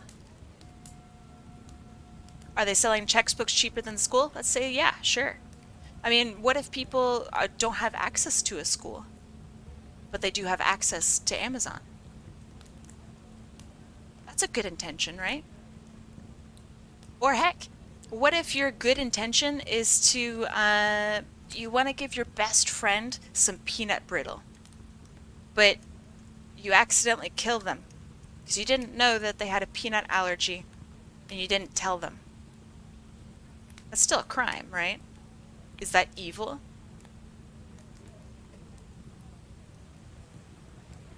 Oh, I love this sort of discussion. It's so fun. Blazed Soldier, that's a really funny name. I like it a lot. Welcome. Welcome, welcome.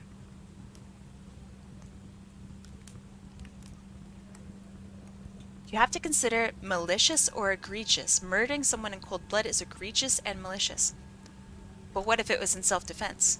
What if that person had been torturing them for years and they finally got free and they murdered them? So what do you do then? Is it still evil? Is it really survival of the fittest if we're human beings talking on computers through a system of it's self-made, like we're so past like survival of the fittest, it doesn't really like affect us anymore. Also, like if it's survival of the fittest, then somebody who is, let's say that they went to war and they got paralyzed from the bottom down, right? They can't move their legs anymore. Do you just kind of like leave them?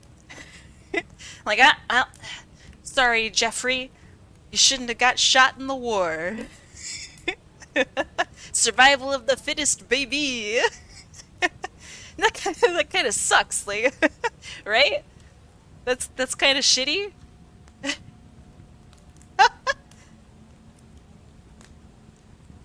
Not fit enough. Damn. Poor Jeffrey. That's what he gets. Skill issue, yeah. But yeah, we're like so far removed from survival of the fittest that I feel like that's an odd argument to take. Right? You feel what I'm feeling? Because at what point, like, where does it start and where does it stop? Should we let survival of the fittest dictate law or moral? What if you're from a place where survival of the fittest actually does kind of matter? Do you listen to K-pop? I do not. But I'm not against it. Is K-pop evil? Maybe some of it. The bottom of Raichu's feet is yellow. You think so? Yellow like his tail? Okay. I'll do that. Thank you for telling me.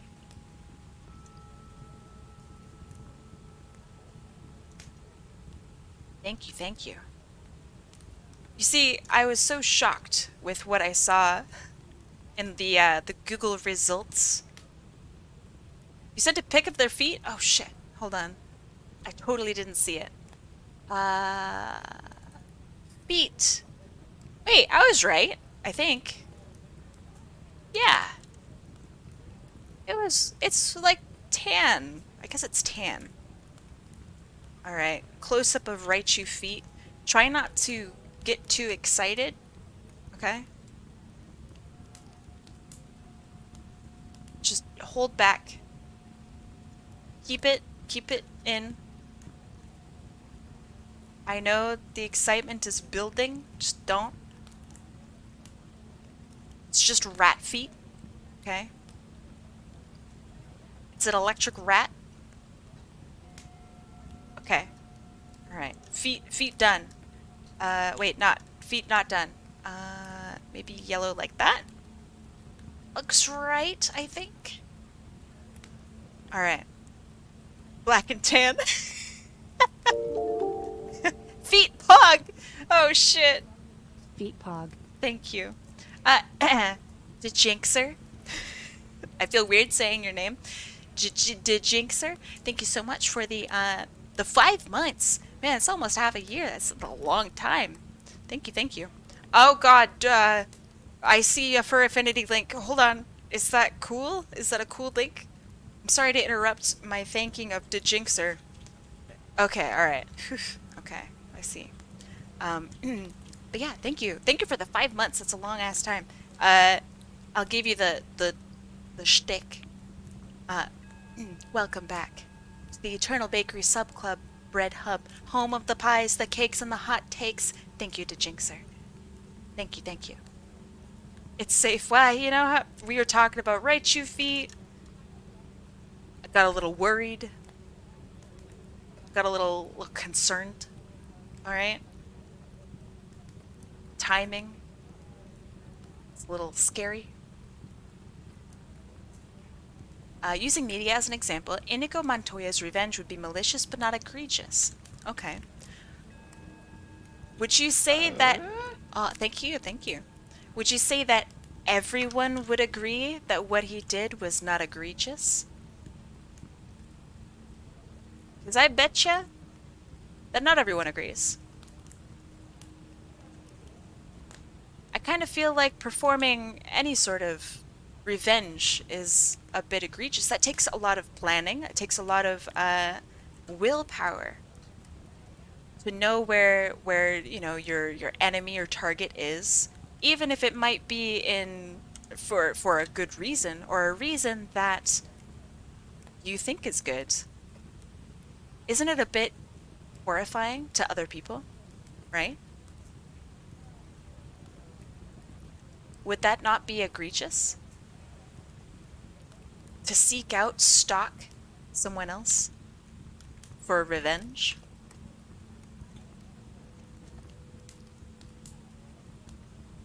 And would it be egregious in America, but also egregious in perhaps a country that has very different laws on what may or may not be moral?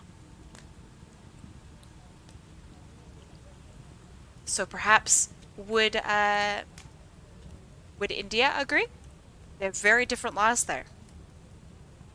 What about somewhere like Saudi Arabia, where crime that is more egregious to an American might be seen as very drastic over there, or vice versa? Or either or. I think I said that wrong. He only went after the man who killed his father, but never hunted him. He only did it when he was given the chance. Isn't that hunting? To seek after a person for the intent of killing them?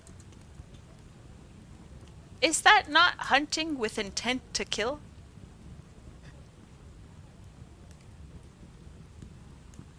Isn't that kind of fucked up? I don't know, I think that might be kind of fucked. Like you're just sitting on the bus one day and you see this person that you're like, ah, that's the guy. I gotta go kill that guy, and then you do. Like that's pretty fucked.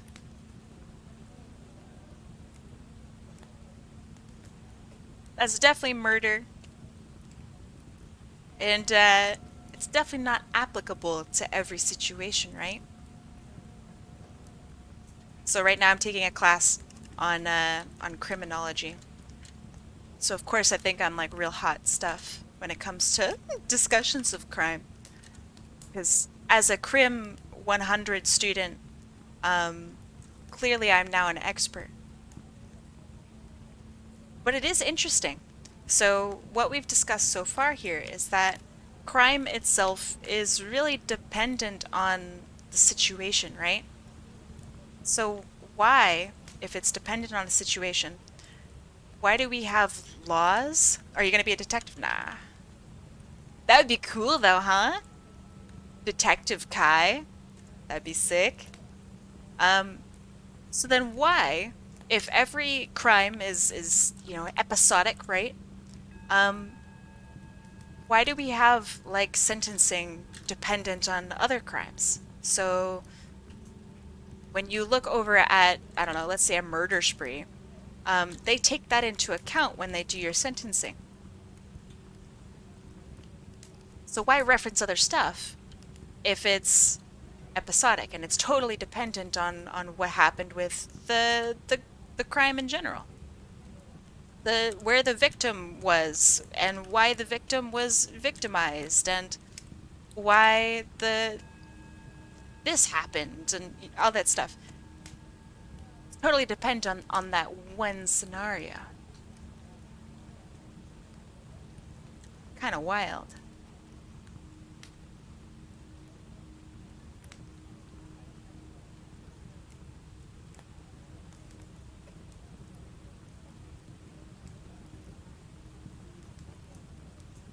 So yeah, if any of you guys are even like remotely interested in thinking about crime and thinking about like why is it we do the things that we do in this part of the world that we're living in, you guys should really take a criminology course.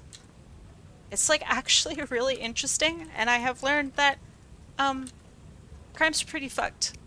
And the criminal system is pretty fucked up.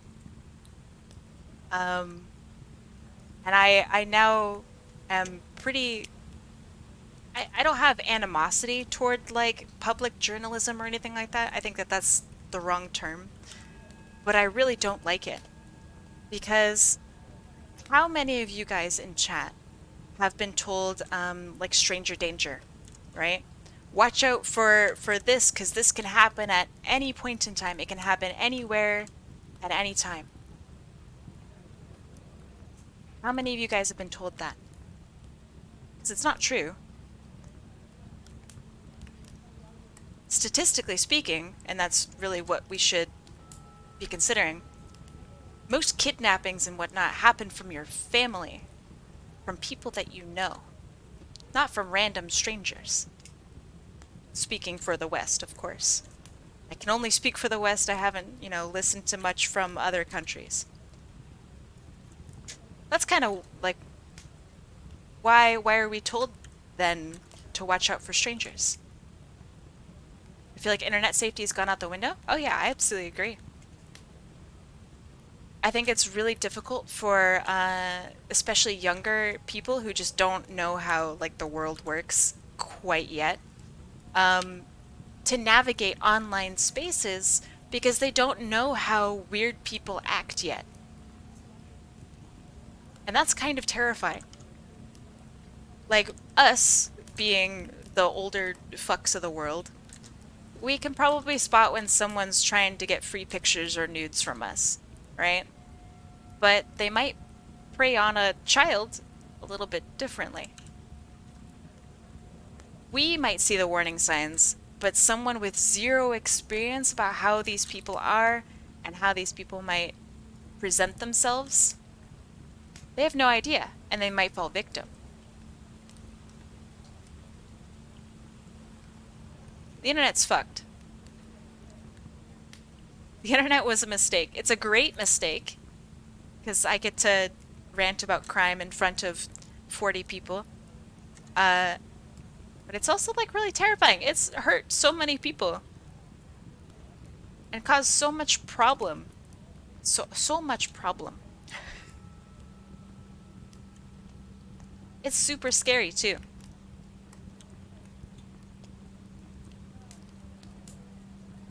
And of course, like if you tell, like, let's say you have a kid. If you tell little Jimmy that he can't go on the internet until he's 25, which is when your brain stops developing, generally speaking. Jimmy, whatever the fuck I named him, is gonna throw a fit, and he's gonna go on the internet and he's gonna do all sorts of shit in defiance. That sucks. And of course, he's also going to hate me because that's a pretty rude thing to deny a child of the internet. Especially now. The internet is like almost a human right now. Like, you have water, you have food, and you have the fucking internet. It's crazy. It's important. You have to have the internet in order to get any job. Because they do background checks. They have you sign up online. You can't even sign up for McDonald's in person. You have to go to their website. So how would somebody who's young get a job? Without social media? Without a background for people to check on to see what kind of person you are that they might be hiring? What do you do? So you have to let them on the internet for all sorts of reasons. But how do you prevent them from having to talk with people who might be predators? It's so scary. The internet's so scary. Especially from like a parent's point of view. I'm not a parent, but I mean I talk with a bunch of parents and it's generally the same I don't know, the same outlook is internet's scary, what do we do? I don't know.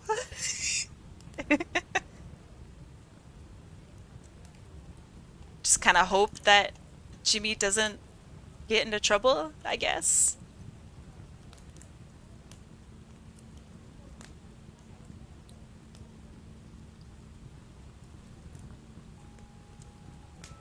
So, for my crim course, I'm also reading a book about a very famous school shooting. I'm not going to go into detail because I realize that this is a topic that can be very, very harmful for people to hear. But it's about Columbine, and if you guys are unfamiliar, it's just a really famous school shooting that happened in the late 90s. So I'm reading through this book, and I realized that a lot of the issues that they had back then are still issues that we have today.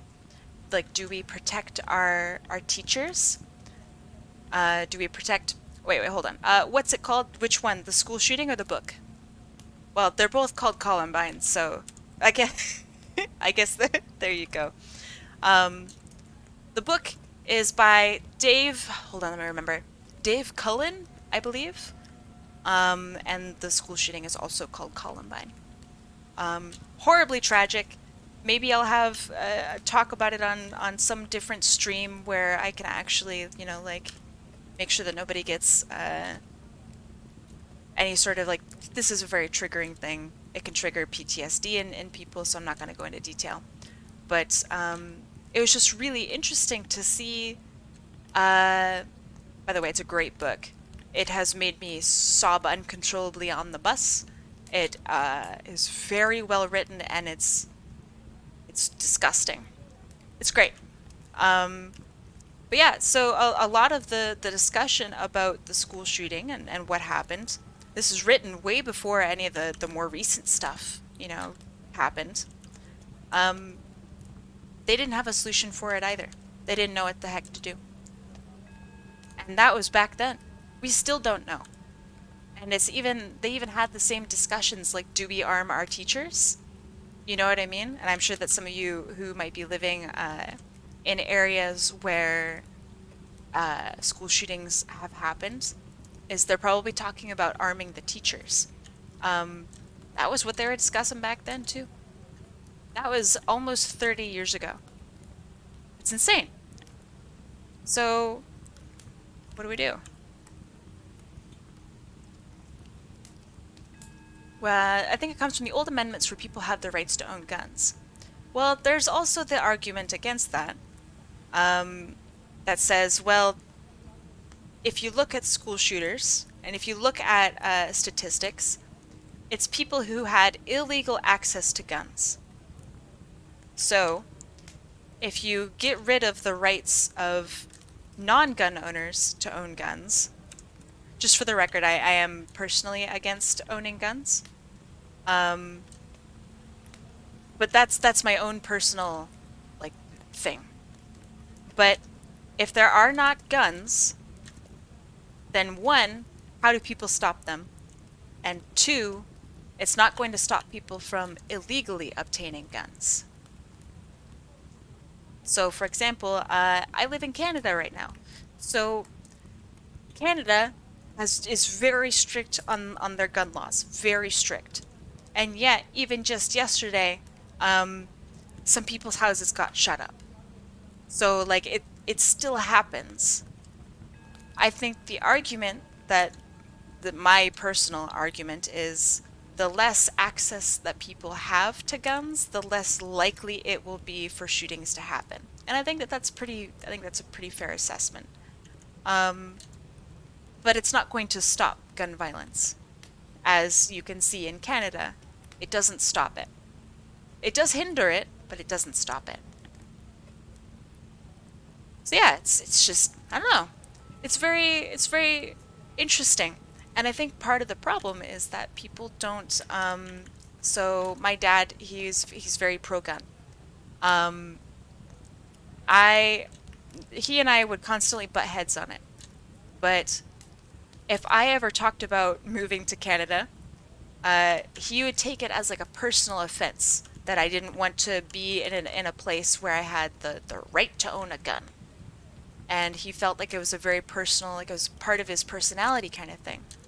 And instead of viewing like what good it could do to not have your child come home, or rather not come home at all because of a school shooter,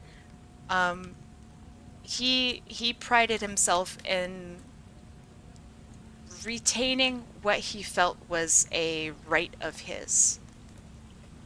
This is what many people feel. I think it all comes down to circumstance. Of course, that's all of it. But no one's going to lie and say that less guns overall would result in less shootings, because that is absolutely true. It is also true that those who wish to do gun violence will find a way to get a gun.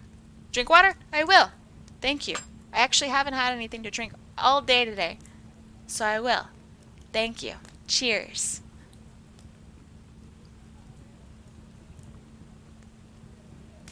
Ah, much better. Cheers indeed. Wow. Let's see. Bimblewim says, I live in a country where guns are very regulated. Yeah, people still illegally have guns. There's never been shootings of, schools. I'm not going to ask you what, country you live in, but speaking from like the Canadian perspective, as an American who moved to Canada, it is shocking how safe I feel walking around at night. I don't live in like a great neighborhood. Sloppy. Oh my god, it's so big! Oh my god, it's so big! Oh my god, it's so small. Okay,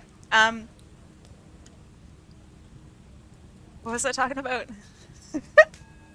Oh, right. I feel a lot safer walking around it at night and whatnot. Am I still at risk for other things like getting stabbed and getting mugged? Yeah, sure. But at least I know that my chances of getting shot are pretty low. And that's a good feeling. But yeah, gun violence absolutely does still happen. And we do have school shootings still, which is shocking to me. That sounds like something that would be clipped. You can still do it. I think you got a couple of seconds. But yeah, I don't know, it's very interesting. And this is why I would like to study it more. Because I think it's so cool. I mean, it's fucked. The whole thing is fucked up. It's so fucked. But it is interesting. Okay. Now that I've spent an eon on this poor Raichu, I can finish them up. That looks pretty good, I think. I will lighten up the tail a little bit. Background? I never do backgrounds. Why? Could be because I'm lazy. Could be. No one knows. But yeah. I'd say mostly because I just don't really want to do backgrounds. I used to do backgrounds on all of my stuff. And then, started to kind of wear on me, and it took like way more time than I think it needed to. And then I felt really bad when I couldn't think of like a background for a character that I just didn't know. So, no backgrounds on these. I'll bring back backgrounds at some point. Just not today. Welcome back, Michi. Alright, let me save this. This is Fen and Raichu. Alright. Have you tried drawing the background before the character? Yes. Let me show you a piece where I did do that. Let me grab it. I really liked how it turned out. I thought it was pretty sick. Let's see. Be July? No? August? God, I do way too much art.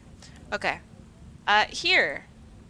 This piece, I did the background before the character. And not that it's like a really great background or anything like that, but it was really important to see where this character was situated. So yeah, I wanted to make sure that she actually had like somewhat of an environment around her, and that it really did focus on her. I wanted things to point toward her. See how everything's just kind of pointing toward her? But yeah. When you drew Zoe, you did the background thing that I personally love. Oh man, Zoe. Hold on. Zoe, that was... Oh, that was early on this year, huh? Was that April? Maybe it was even before April.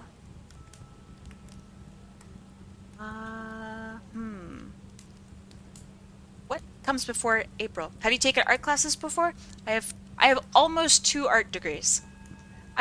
Yeah, I've taken like at least 1 art class. March? Alright. Let's see. There we go. There's Zoe. Not bad. There are some things I would change. I feel like this leg is a little bit thick. I wanted to have her hips come out more, and I think I failed on that a little bit. If I get the chance to redraw her, I want to. I really do. But yeah, it was alright. I like the lighting. I think that the lighting's pretty successful. The background is super quickly done, so like it's fine. But yeah, I really like this section over here. I think that looks quite nice. It's pretty. Yeah, there you go, Michi. I'm glad you noticed. Thank you, thank you. As for art that I'm recently proud of, that I would like to show off, because I know that none of you asked, but I'm gonna show it anyway. Let's see. I know that you guys don't really care too much about these, but I really liked the doodle days that I did. So days like this, I really let me get this out of here. Hold on. References out of here. I really liked doing these because these were really short, and I think that they're a lot more expressive than a lot of my other works. So yeah, I like doing these. And these ones I did on stream. Uh, as you can see, a couple people got Among Us.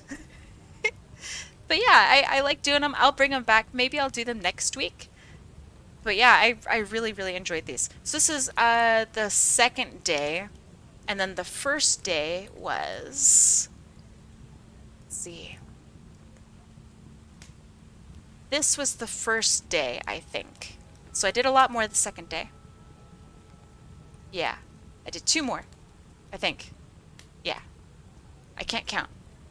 How did you do my background way then? Do you want to know, Valk? Alright, so Valk is one of my very first people that asked for a request. Let me see if you can get it before me or if I can get it before you. I'm gonna go dig through my art really quick. So, give me a sec.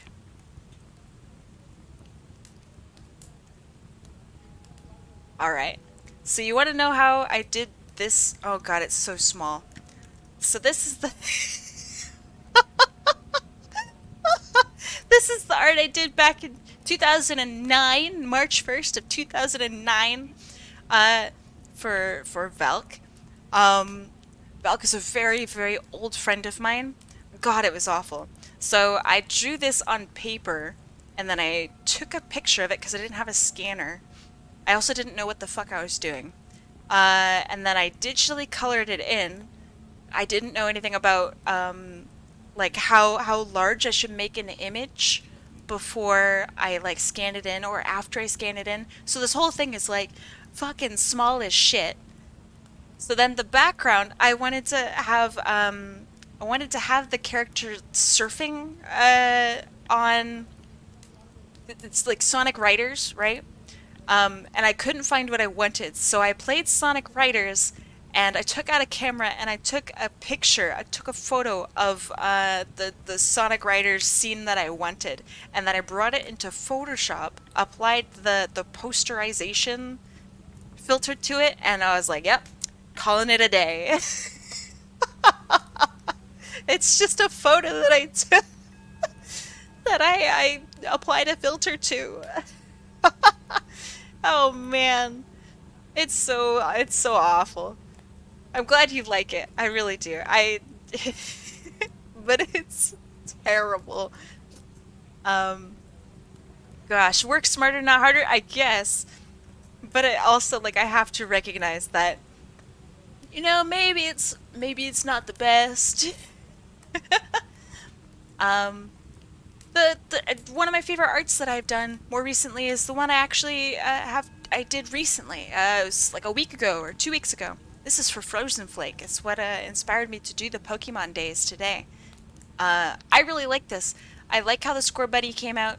I really like the shading on the underside of his little foot here. I think that's pretty good. Her face looks pretty decent. Not bad. Not bad. I particularly like this knee. I've talked with people in DMs about this knee. I was very happy with this knee. But yeah, a lot of my favorite art now that I do is no longer commissions or anything. It's stuff that I do for people in stream. Which it's time for the last wheel of today. Julia the Gaming Flygon, I see you. I will add you. I know the knee, right? You're honestly inspiring to me? Me? I mean, fuck, thank you. Thank you, seriously. We're still going? Yeah, we're gonna do one more. I know that I'm not supposed to, but let me shuffle this up. Shuffle, shuffle, shuffle, shuffle, shuffle, shuffle. Shuffle, shuffle, shuffle, shuffle. I missed yesterday due to stuff outside my control. And you know what? I feel pretty bad about that. A lot of you guys have been here since like the dawn of my fucking streams, and I really do think that I should try to get as many streams out as I can because I like drawing for you guys, and you guys really do support me. So yeah, I feel pretty bad that I missed out yesterday. I want to make it up. So let's do one more wheel. Zinky Winky. I hope you don't mind that. Thank you for the follow. I really appreciate it. Thank you, thank you. And thank you for contributing such awesome conversation to the chat. I never really get to say that. Mostly my chat's filled with a bunch of shitters. So it's nice to actually have a really good conversation and not just talk about, I don't know, lollies. It's nice. But yeah, thank you, thank you. I'm glad you guys like my art. Inferno Fox says, if it wasn't for you, I'd struggle with a lot of things with art. Thank you. You've helped me a lot over the past 4 months. Thank you. It means a lot to hear. You can hear it in my voice. Let me try not to be shaky. It means a lot to me, genuinely, when people talk with me about art. Because every time I get to talk about art, I get to talk about my experiences. Thank you. That was well timed. I get to talk about my experiences, what I did, what I'm happy with, what I'm not happy with, and talking about it and hearing about your guys's like art journeys is really inspiring to me. Like I wouldn't be here if you guys didn't talk to me about art, like genuinely. So thank you. Michi Blue, I don't want this to be corny. Too late. But I'm serious about the art thing. You've really changed my perspective on drawing, and I really appreciate it. Ah, thank you. Michi, holy shit. For the record, if you guys don't know Michi, Michi is an absolute fantastic artist. Like, holy shit artist. So that... Thank you, Michi. Kai inspired me to draw other OCs. I think drawing other OCs is like one of the purest forms of art. You're literally drawing someone else's like soul. It's sick. All right. Last wheel of the day. In 3, 2, unless they get Among Us, because then I'm gonna do one more. In 3, 2, 1. Honey Badger don't care. Honey Badger don't give a shit. It just takes what it wants.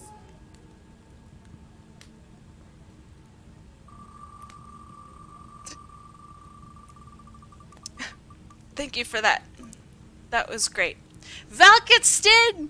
We were just talking about you, just looking at you. Congratulations, my friend. That is a pink win. Good job, pink. There you go. The wheel is self-aware. I swear to God, too. The wheel, it fucks me up sometimes, man. Fucks me up.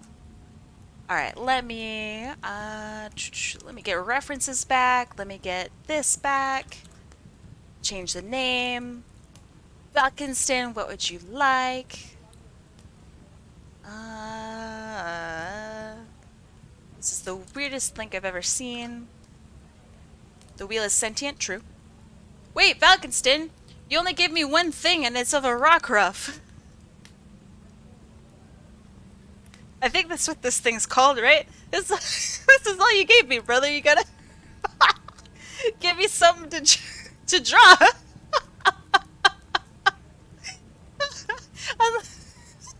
Unless this is the character you want, I'll do it. It's just, oh, that's so funny.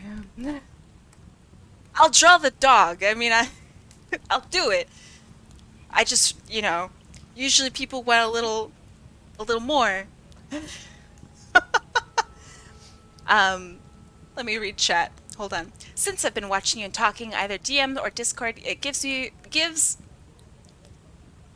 something makes me more confident in my art. I'm glad to hear that, Tomac. Tomac, you have been like a pillar of this whole community, so I really appreciate it.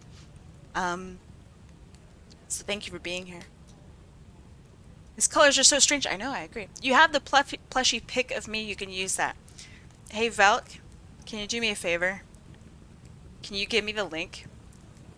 Because I literally have, like, probably about 100 people per day send me DMs. It's really hard to look through my DMs to get a particular picture. So I apologize. I'm not trying to be a jerk. It's just that it's gonna take me a really long time, my brother. to give me a picture of your character. I'm sorry, Valk. So let me do this, let me do this. Everybody who's entered, now you guys have your points back. So yeah, if you don't win, just for the record so you guys know, so you new frogs can catch up.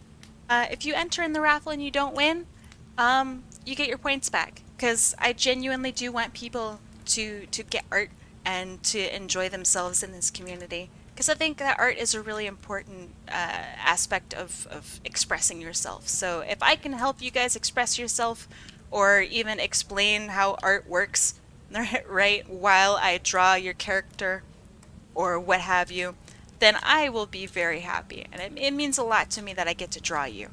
So yeah, I want to make sure you guys keep your points. It's not some horrible loss or anything like that. The only loss is, I guess, time. But hopefully you're here because you also enjoy art and just like want to chill. So, I don't know. That's why I want to make sure that no one loses their points. Usually I don't DM a lot of people because I don't know if they're busy. I'm always busy, but I do like looking through my DMs, and I will answer when I can. Thank you, thank you, thank you. Thank you, thank you. Did you put this on your FA? Did you credit me, Valkinstin? You better have credited me. Alright, this looks good. Little rock ruff. Very cute. Super cute Pokemon.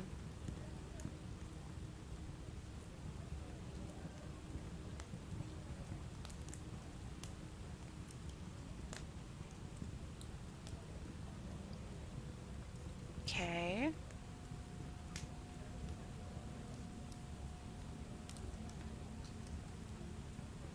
Does Rockruff have like any eyebrows or anything? It feels like he's staring into my soul, and it feels a little, you know? It's a little weird. I'll tone down his eyes a little bit.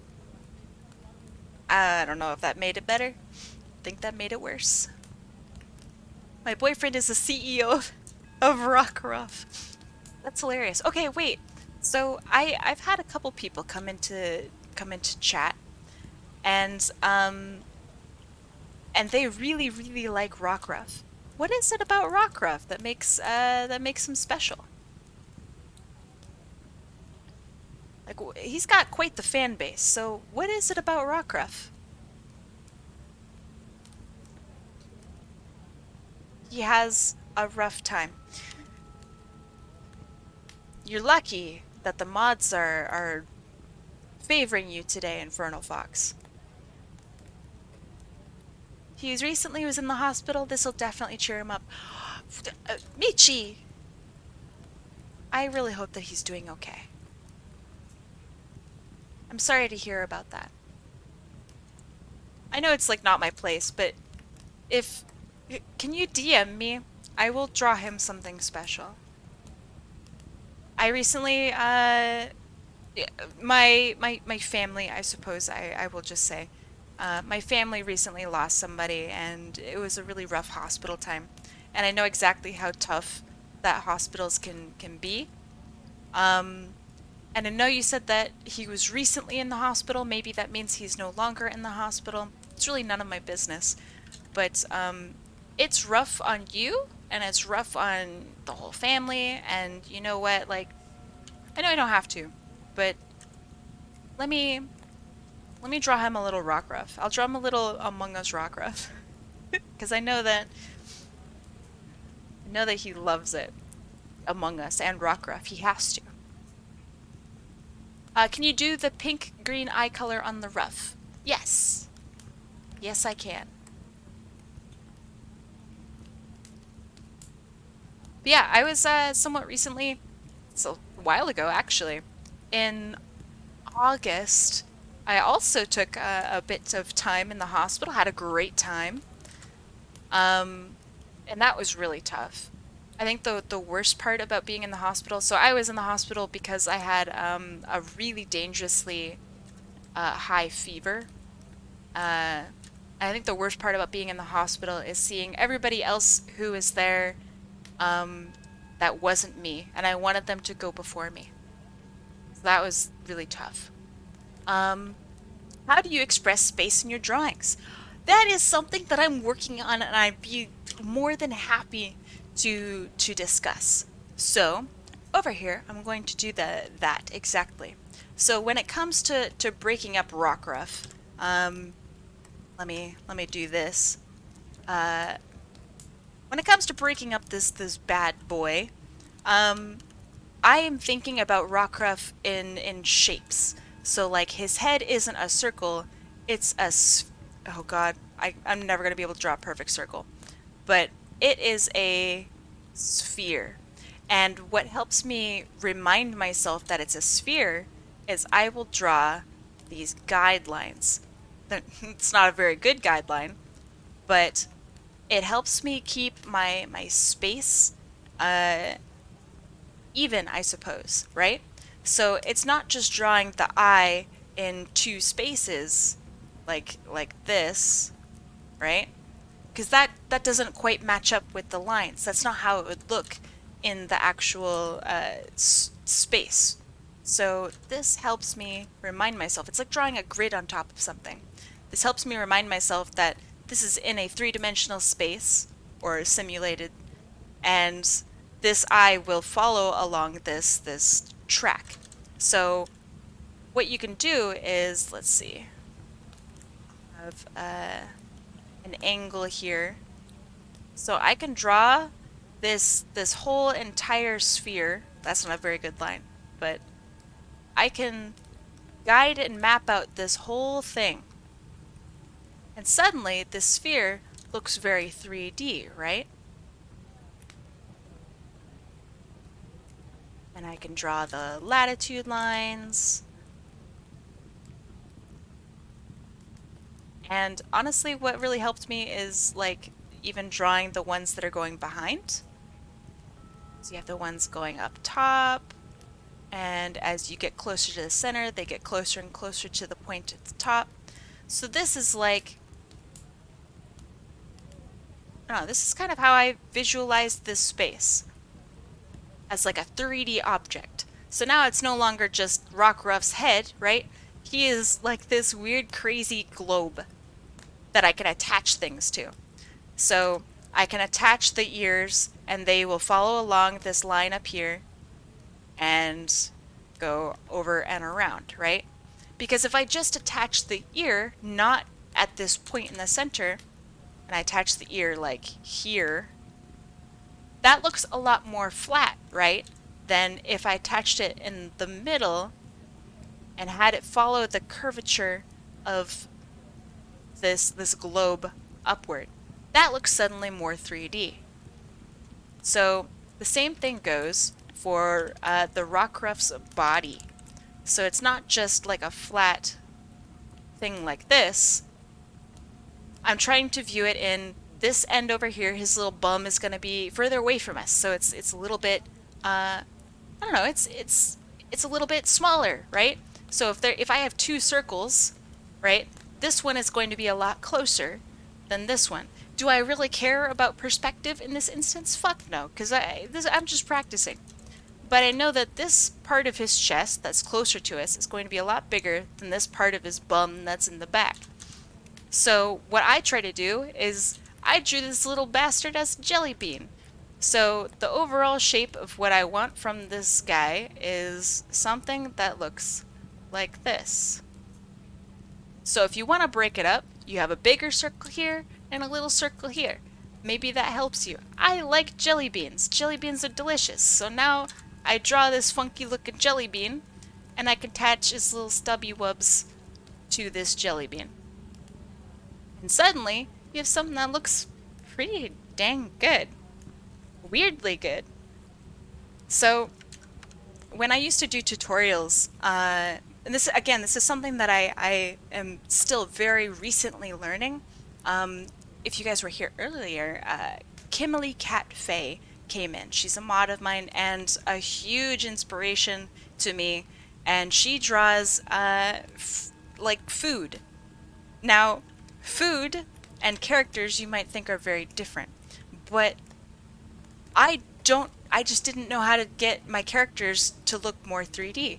So I would watch her and she would just draw like I don't know, um, a, a slice of watermelon, and she'd draw it like this, and it looked just absolutely perfect.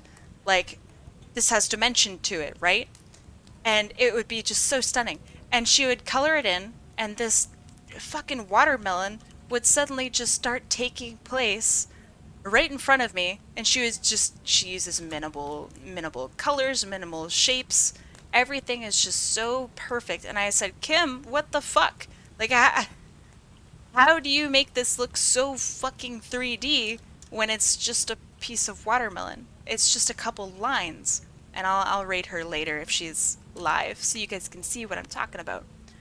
But suddenly, like, this shit had, like, dimension to it, and it was blowing my mind, and so I had her, like, sit me down, and, so if you are an aspiring artist, I'm going to recommend that you check, and I will, she won't be live today? That makes sense. She said she wasn't feeling well.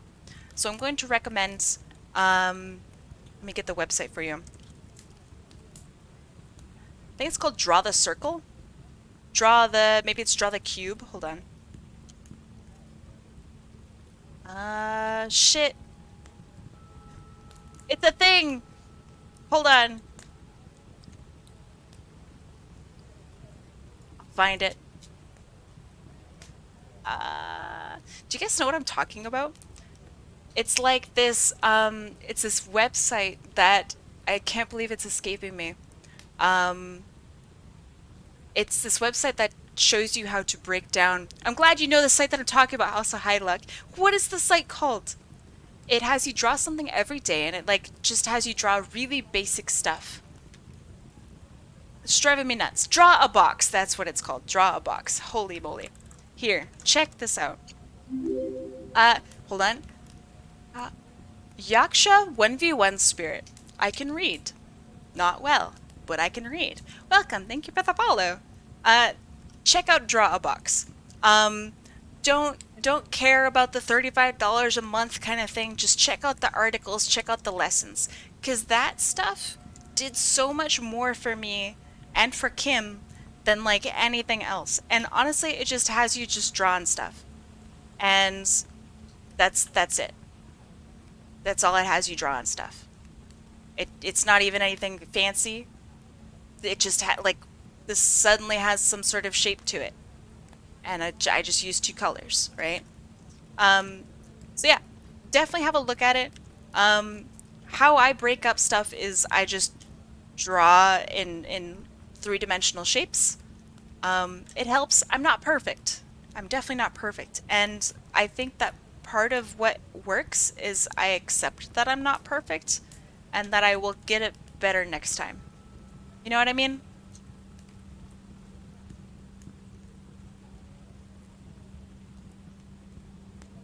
I want to draw. I'm gonna draw some glasses on our dog boy here. Yeah, now he looks sophisticated.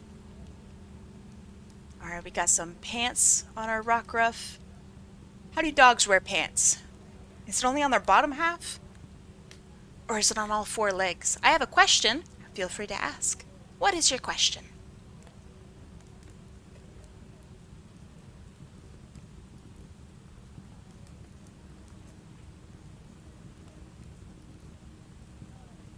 And does he have a tie? No. That's all right. I see for the hind legs for pants. Yeah. How to draw hand or paw? I think that depends on a whole lot of stuff. So, for example, in my style, everybody's style is going to be totally different. So, when you say draw a hand, I could draw a hand like super hyper realistic. So, like, let's say I have a hand, and this is just gestural artwork. So something like this. I'm just looking at my hand right now, And yeah, my hand's pretty funky dunky, but it's pretty accurate. Something like that. Hand.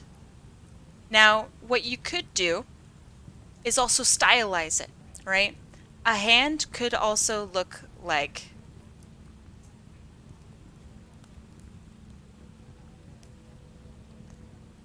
this, right? This is easily a hand. It could be, honestly, it's looking like it's Minecraft Steve's fucking hand. But, you know, like, depending on the style that you have, a hand could look very different.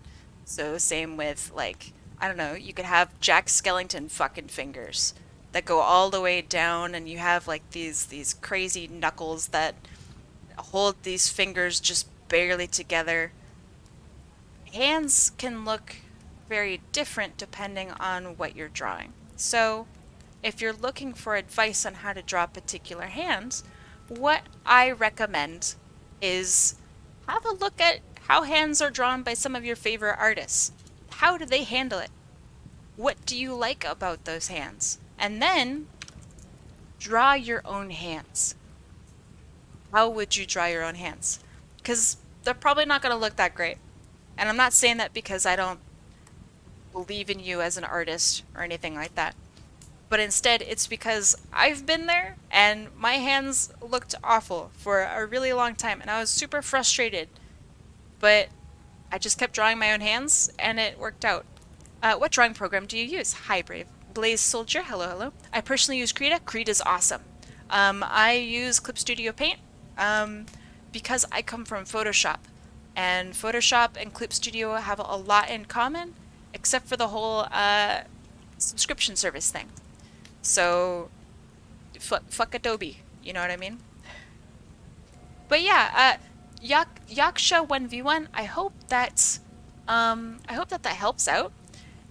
Now, not that I want to advertise my own server or anything like that, but we discuss this kind of stuff a lot in my Discord server, which you can find right here. We discuss art. You can show off what you've drawn, and we can like help you out with poking you in the right directions or poking you in a direction that we think will help you out with your learning. Nobody's going to expect professional artwork coming from anyone in there. So we do try our best to give advice that is appropriate for each person. And I think that that's really important. Because there's nothing worse than, like, let's say you just started drawing and this is the hand that you drew. All right? It's not great. But let's say this is the hand that you drew. I'm not going to be like, yeah, well, you really need to put in more details around the knuckles, and where's your crosshatch shading? And I understand that you're trying to work with this particular style, but I think that maybe a more realistic style is going to... No, fuck that. Because nobody's hands should look a specific way. You know what I mean? So yeah, we want to try to make sure that everybody is getting an appropriate level of critique and feedback that will help them learn. Which I'm sure can also be quite frustrating for some people. But yeah, please come by, say hi, show off your artwork, ask questions, because I like answering questions. Also, like, I'm always around.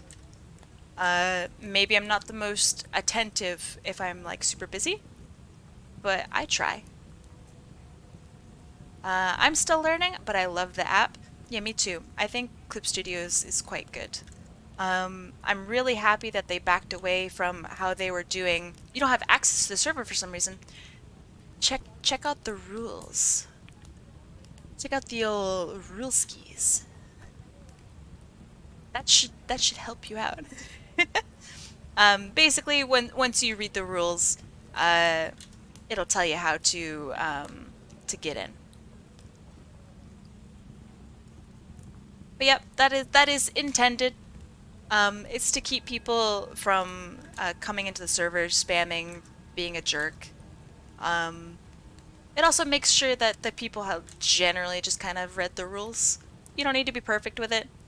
Just make sure you see the part about the rules. Yeah, yeah, yeah. And of course, if you need clarification on any rules, let me know. I'm probably not the best writer in the world, but yeah, if you have any questions at all, please let me know. Yeah, I think it's a pretty nice community. Obviously, I'm biased as all hell, but I'm like really impressed by the attitudes and just overall good naturedness of everyone on the server. Like I didn't teach him to do that. I'm a radical nonsense slayer. Like I wake up, I drink Red Bull, and I go, all right, time to draw some fucking furries today. Like, and everybody in this whole Discord server is so kind, and they post lovely pictures of their dogs, and like, they're really good humans. So yeah, come by, say hi, show me what you had for breakfast, and ask questions about art. Thank you. Thank you. Also, welcome to the server. To you and to Bees and anybody else who joined. I will see after stream. I also do like all of my updates and stuff about the stream. I do all of the artwork uploads at the end of every stream in the server. I will have server raffles, so it's like exclusive. It's like a little club. I'm back. I missed you. Hello. How long has it been? Like 4 months? I don't know. It's been a couple months, Red Kid. Welcome back. Hopefully you've been safe and well. I have not seen your username in a very long time. I can vouch for the server raffle. That's good. I want to make sure that I'm not scamming anyone. Yeah.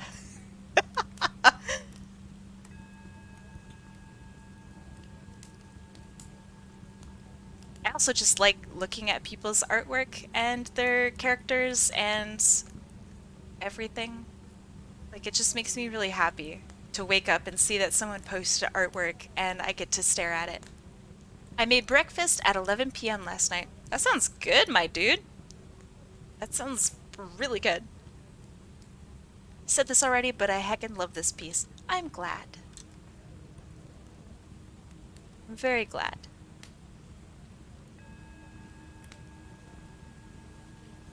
You've seen it? Oh, that's right. I have seen it. Alright, y'all ready for a debate?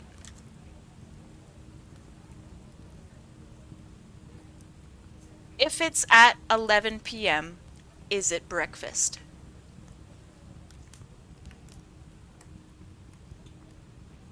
Or does it depend on the food? Or does it depend? Bees says breakfast is a state of mind. I like it. Or is it dependent on when you woke up? So for example, if it's your first meal of the day, is it breakfast regardless? Or if it's like eggs and hash browns and toast, is it breakfast?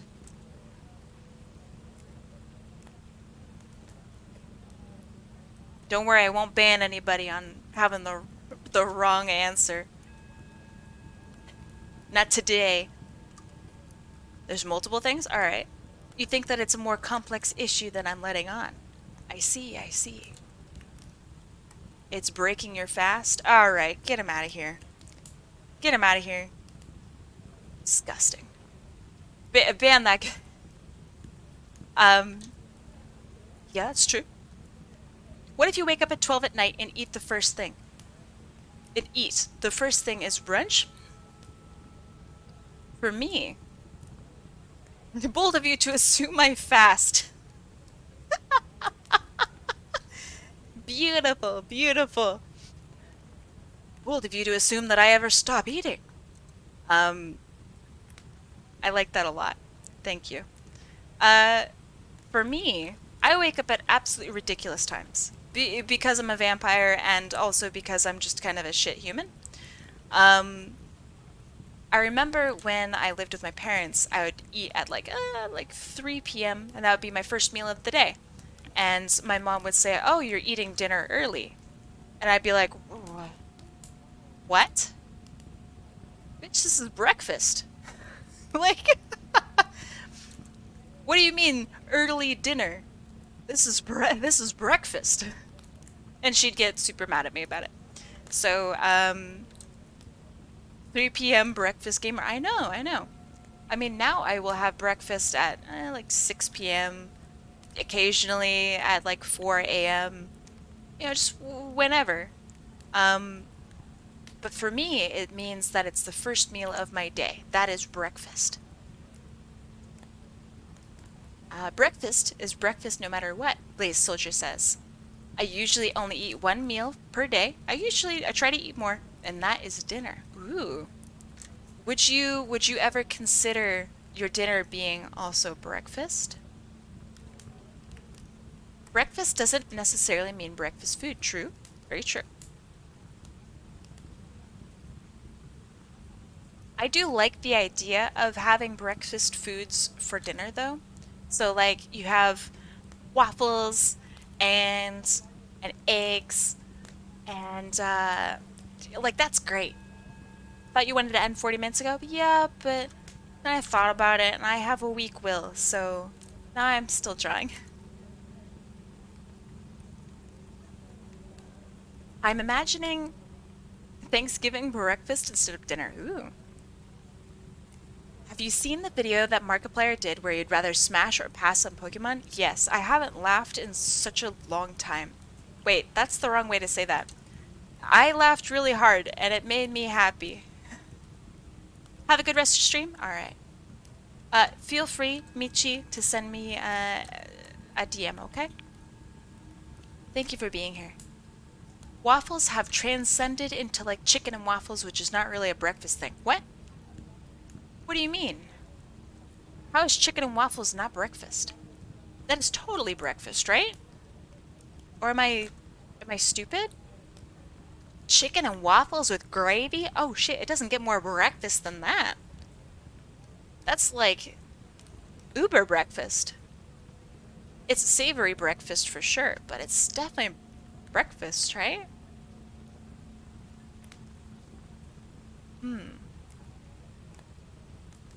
Chicken and waffles is like Nashville hot chicken. What the fuck is Nashville hot chicken? That sounds great. You don't think so? Alright. This is a good debate. It's super spicy fried chicken. Oh, okay. I'm down. That sounds great.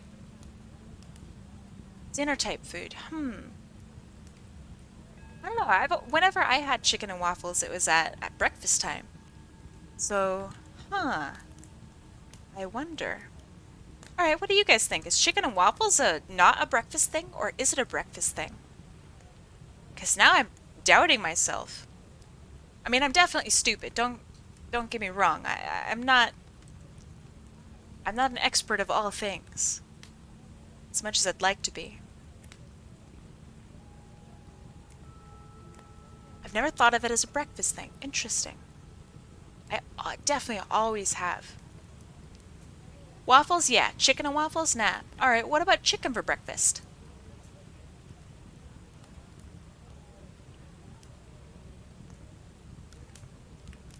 Here's a hot take that a lot of people don't like. Okay.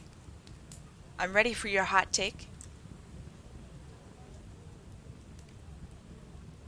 I swear to God, if it's like the N-word or something, you're in trouble. Here's a hot take. Wham! French toast is better than waffles. I agree. I think French toast has a higher skill ceiling than waffles does. I'm just gonna discuss it in video game terms. So when it comes to French toast, right? It's dependent on the bread and the recipe. Now, when it comes to waffles, you really have to use a waffle maker of some kind, like a waffle iron. French toast is low tier. You're so lucky that deselect isn't here. He actually would ban you for that one. I think that the skill ceiling for French toast is so much higher because you can make. You must understand that bread is pre-made. No, it doesn't have to be. See, that's why it's got such a high skill ceiling. You can make your own bread. I'm gonna head out. Have a good one. See you later, account of a fool. Thank you for being here. Oh, gasp. The 5-second timeout. But yeah, you can make your own bread to use for French toast. Now, waffles are already dependent on the recipe. No one's going to argue with that. The recipe is paramount. Now, you can do shit to the recipe. You can make it real fucking spicy. But it's never gonna have the amount of customizability that French toast has. That's where French toast is just king. You can add things into the waffles like blueberries. Wait till I tell you that you can do the exact same thing with French toast. You can make it as thick or as thin as you like. You can literally do anything to it. You can do anything that you do to waffles, to French toast. Have you ever heard of German pancakes? Okay. Explain. What is a German pancake? I feel like I should know. So I come from a German family. I'm a very German person. So now I'm like, German pancakes? What the fuck is that? It's alright. German pancakes. How much beer do I put in? So it has to have salt and beer. Probably apple. So far it sounds pretty good. Go on. I'm actually hoping to cook some German food tonight. We got some cooking beer. We got some, as stereotypical as it sounds, we got some really nice bratwurst. I thought they said Jamaican pancakes. Jamaican pancakes. Ooh. Have you seen the pancakes that are like 3 inches thick? Yeah, they're pretty good. I think the common name, oh gosh, is souffle style pancakes. I think that's what it's called. I will die on the hill that is waffles are better than French toast. It's just a bad hill to die on. German pancakes are very thin pancakes. I gotta pull up a bit. Oh, okay. Is it like Baumkuchen then? So like the layered tree cake? So like just super thin, super stacked. Are you sure that it's pancakes that you're thinking of? I've never seen it with pancakes. So now I'm curious. I've seen it with cake. Like actual cake. But never pancakes. Alright, let's see.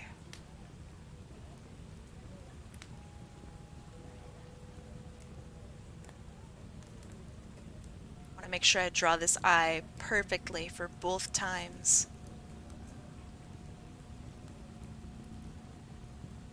Okay.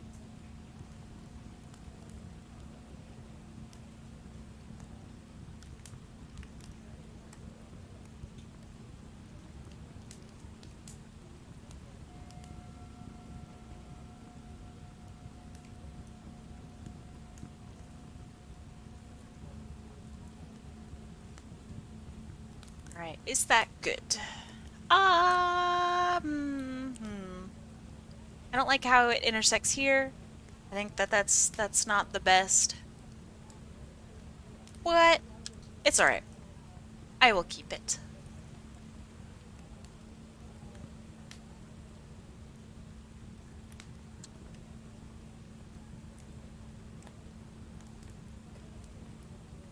This, my friends, is called a tangent. And it's awful.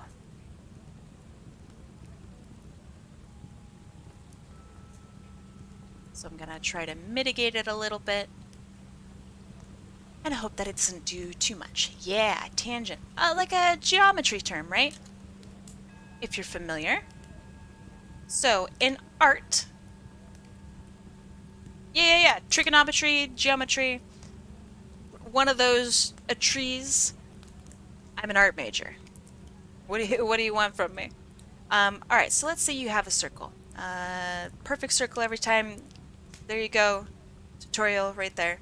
So then, now you have a tangent. So a tangent in trigonometry, geometry, whatever, is the point that intersects right here, right? That's what a tangent is. Now, art has that too. So let's say that you are drawing, I don't know, a bunny rabbit. I don't know how to draw a bunny rabbit off the top of my head, so excuse me while I draw the world's funkiest rabbit.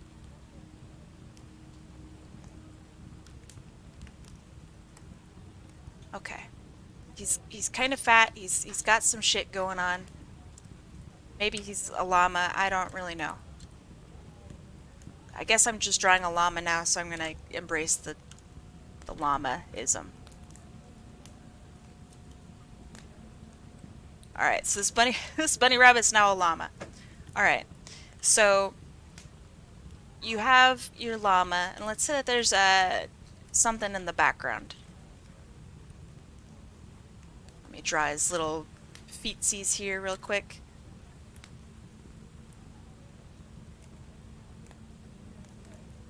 I love that I don't know how to draw a rabbit, but I can draw a real stompy llama.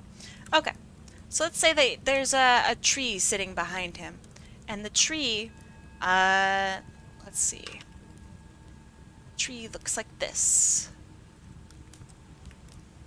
Let me actually draw it behind him. Okay. Have the tree.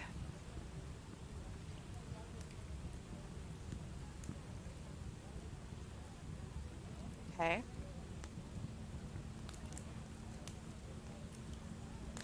It's a really funky, kind of fucked up looking tree, alright? It's just how trees are sometimes. Okay. So, the very first thing you're probably going to notice, let me clean it up a little bit.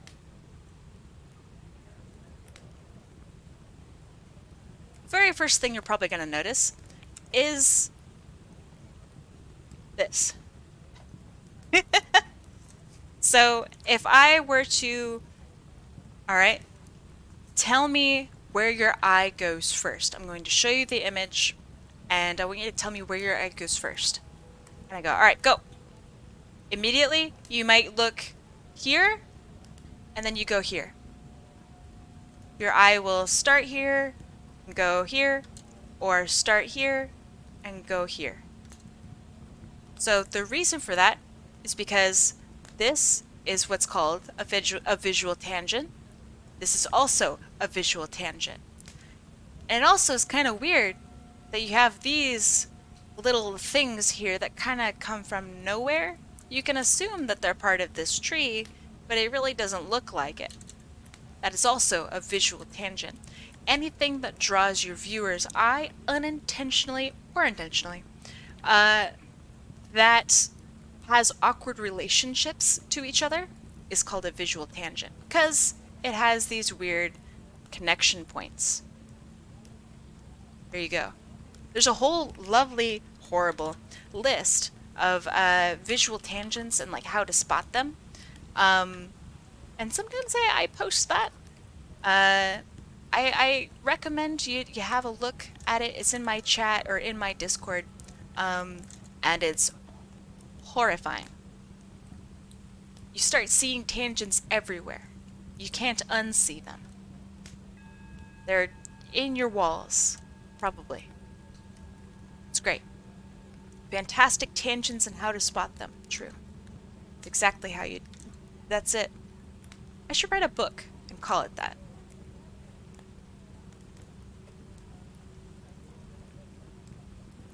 Tangents generally are not good, but you can force tangents to be good. I noticed that Rockruff's outline is like thick and thin lines both at the same time. Yes, I have varied line weight in my work. I prefer it that way. Is that pressure sensitivity? Yep. So the areas that I want to have more contrast and more like depth to them, so I really want his nose to poke out, so that's why I made his nose a thicker line. But yeah, I do all of that on purpose. It's to help draw your eye toward the parts that I want you to look at. And I don't have a special, anything special with my pen tablet. My pen tablet is 13 or 14 years old now. Any tablet that you purchase is going to be better than mine. I just really like mine. And I've been using it for my entire professional career. So once it breaks, then I'll replace it, but it hasn't broken yet. But yeah, I don't have anything special. I don't have a screen tablet or anything like that. I just have a normal screenless tablet. Usually they run, I don't know, I think the average price that they run now is $60, but you can find them for way cheap. And I really recommend them. What would finally constitute a tablet upgrade for you besides it breaking? I've had really fancy tablets. I had purchased a Cintiq. So if you are unfamiliar with what a Cintiq is, it's a $500+ tablet, and it's a screen tablet. I tried it. I wanted to do a review of it. I hated it so much that I traded it for art just to get rid of it. So now I have two really nice paintings that I bring with me wherever I go. But yeah, I couldn't stand it. Just not for me. I can't imagine a world where I would get an upgrade. Mostly because I don't think I need one. I don't want one. But yeah, that's pretty much it. I can't imagine a world where I'd need an upgrade. I don't even know what that would be. Just whatever's cheapest, I guess. I'm gonna head out. See you later. Bye, Zinky. Have a good rest of your night. Thanks for being here.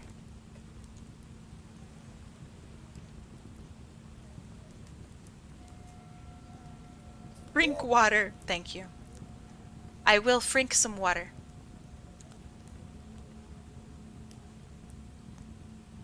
Later. I'll drink some water later. Get got. Get hecked. Tricked. Okay. Back here is gray. Gray.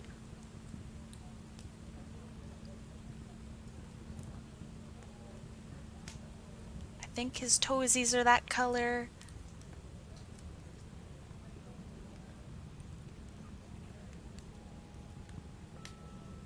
That looks pretty good.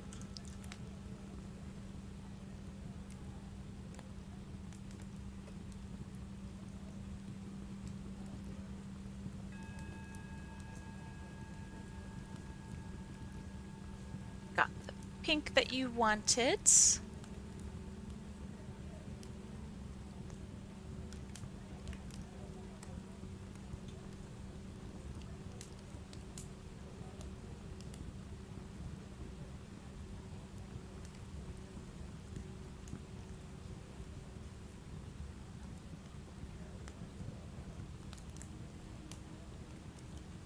But back to the discussion of like what would be an upgrade for me.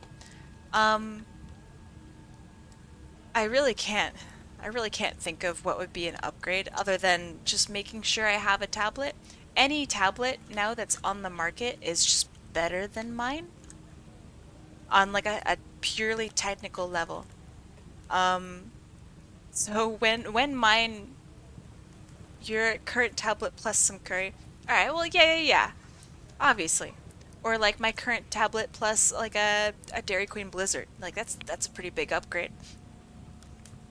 But yeah, shoot, the thing that's closest to my tablet, that would be like the the win, you know? That would be it. Okay, that looks pretty good.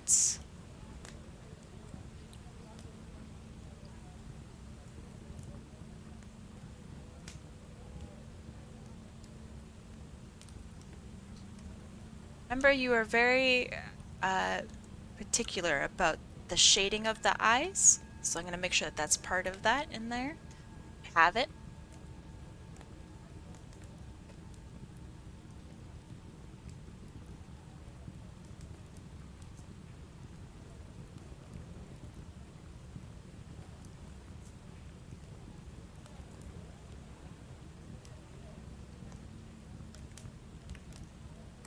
Okay, is that good? Yes.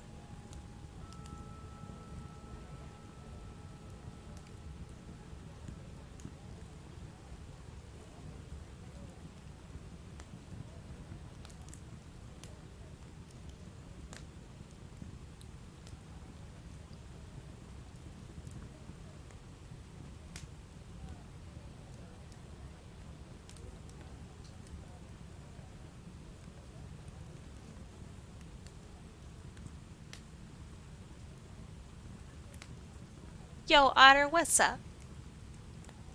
Hope you're having a good day today. How much wood could a woodchuck chuck if a woodchuck could chuck wood? 3. Maybe 4. I think 5? It's kind of a lot. I don't know.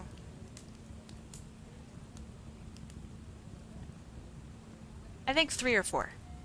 Yeah. What have other people been saying? Not that I'm like a woodchuck expert or anything like that, but I've drawn at least one woodchuck in my life, so I think that means that I have like a little bit of authority, right?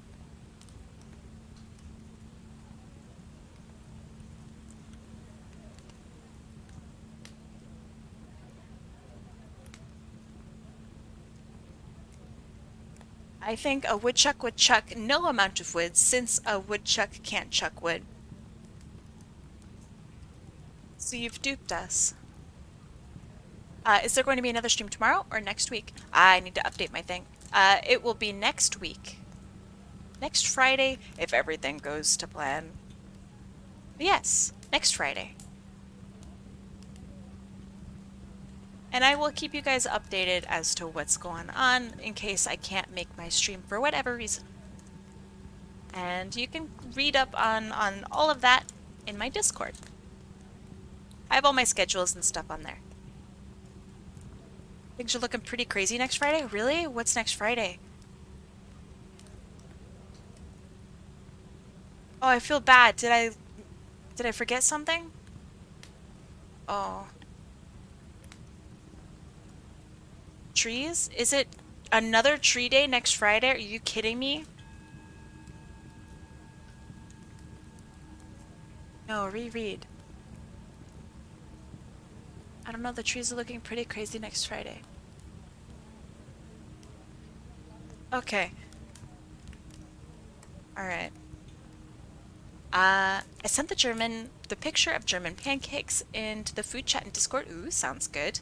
I look forward to it. I wonder if I've had them before. I must have.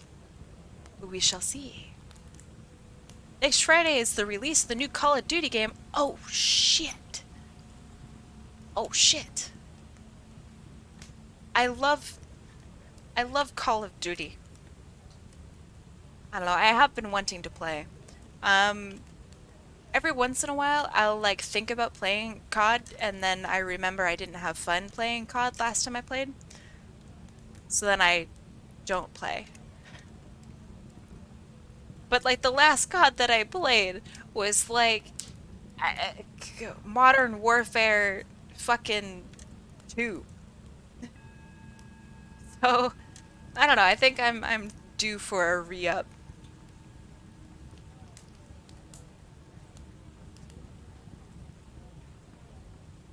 Now I'm gonna go back to drawing my OC. Ooh, I wanna see I have a little channel in the Discord called Draw Along. If you guys drew anything and you're in the Discord and can share it, slap it into the Draw Along channel because I always go over it at the very end of my stuff. Contrary to popular belief, when people say that I forget about it, haven't done it. It's called Call of Duty Modern Warfare 2. Did I not say that? What did I say? Did I call it Call of Duty? Sure hope I did. I'm pretty... They're reusing the name. Yeah. Oh, right, okay. So how do I differentiate the two then? So if I played the original Modern Warfare 2, the original, how do I, is it Modern Warfare 2 too? That's pretty funny. But yeah, how do I differentiate that? Call of Duty Madden 2013? Ah, that's funny.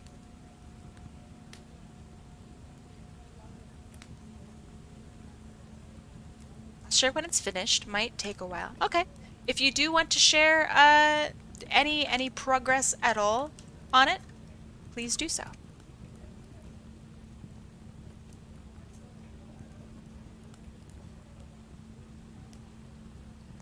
Football. Madden. John Madden. John Madden. Ew. Ew. It's actually a sequel to the Modern Warfare 2019 game. But why? Did anyone ask for it? Point to me, to the place on the fucking doll where we asked.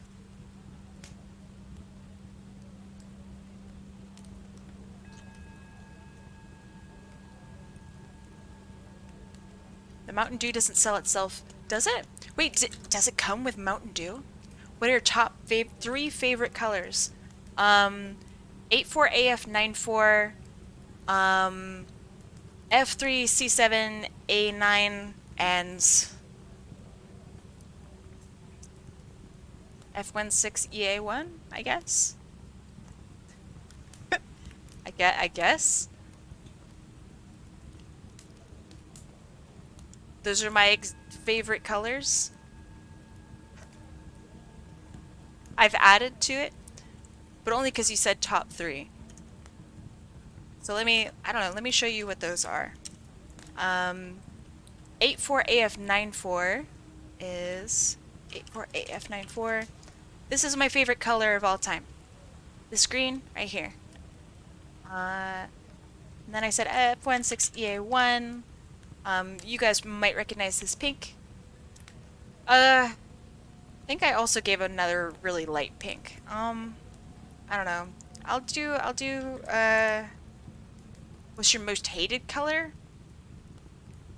I don't really think about that.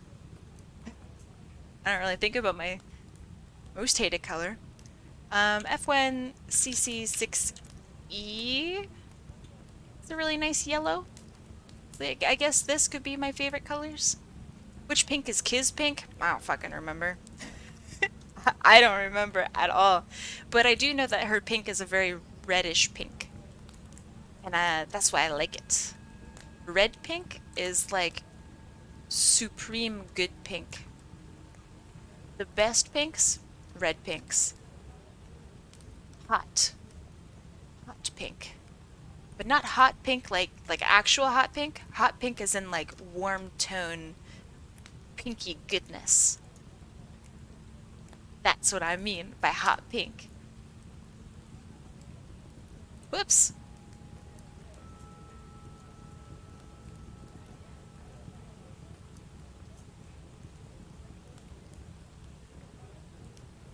Pink as hell scouts incoming. They'll cancel me. Don't let them cancel me.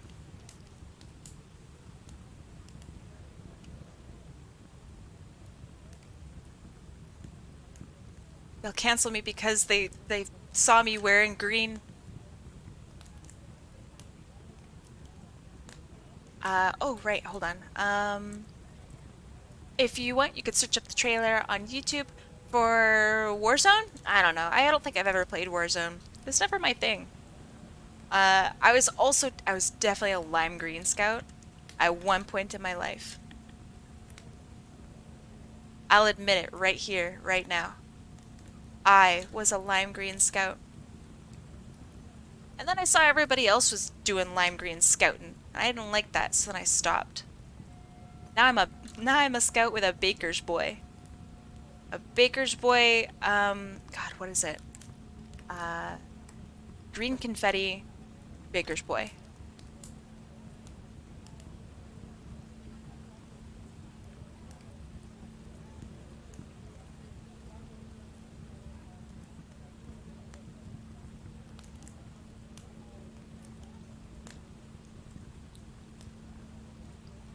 I think my scout just looked really cute. I don't know. Got a good looking scout. If you aren't living the brown alien sworn life, are you really living at all? So deselect wore this just disgustingly colored alien swarm hat, which the hat has my respect. The color does not. It looks like you have poop on your head. Alright, it looks like poop. I don't know if anyone ever had the guts to tell you that it looked like poop. It looked like poop. No one wants to lose to the guy with poop on his head.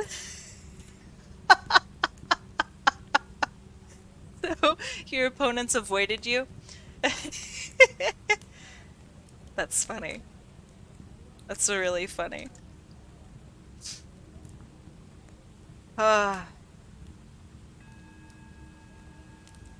So for those of you who didn't know, Deselect is a very, very good gamer. I'm not gonna call him the best scout in the world. Alright, that's a little rude. But he's probably one of the best scouts in the world. I can imagine that there was a little bit of thought behind making him look like he's got poop on his head. I don't get it? That's fair. That's fair. We are talking about Team Fortress 2, which is a rather old video game that's, I don't know, first-person shooter. Not much else to report on it, I think. Pretty self-explanatory. Team-based first-person shooter. The good Overwatch.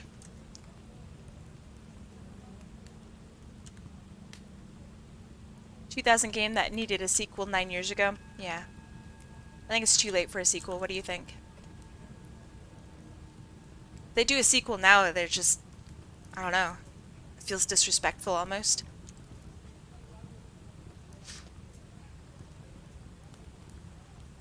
After 9 years in development, yeah.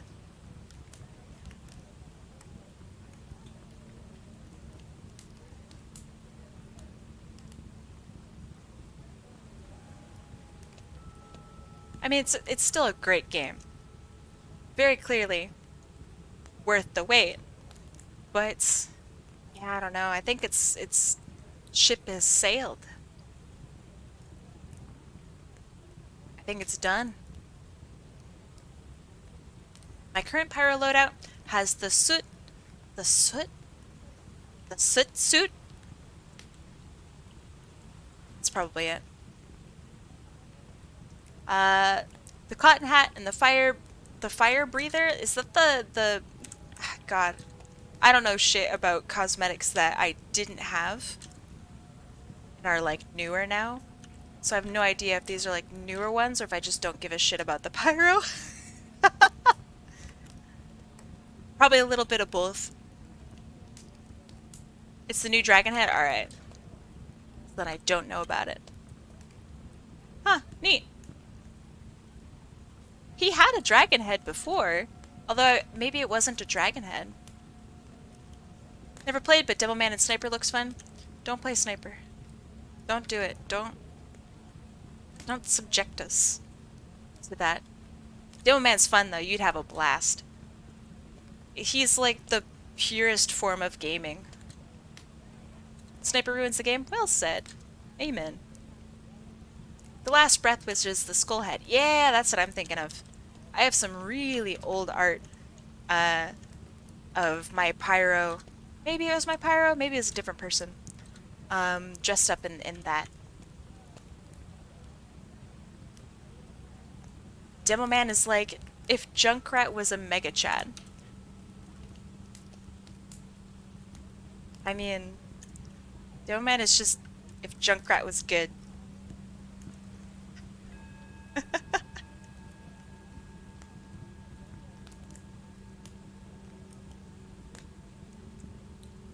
Yeah, Demo Man's a good shitter. I love him.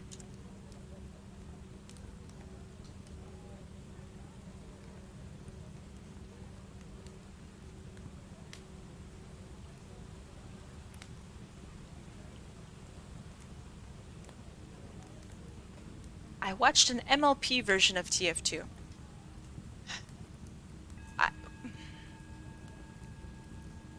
Alright. Junkrat's like British or something, isn't he? What is he? He's got like a Cockney accent. Doesn't he? Don't go to Reddit TF2 unless you want to talk to weeb furries and friendly heavies. True. Also, r/comp TF2 is like just the worst. It's a bunch of like probably some of the worst players in TF2 coming together to whine about how they're actually the best players. And about how their changes should be implemented immediately into the game.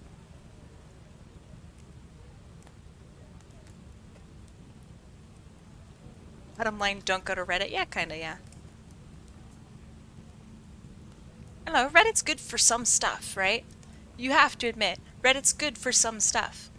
Like, if I want to have, I don't know, look at videos of really cute birds dancing around, where else am I supposed to go if not Reddit? Huh?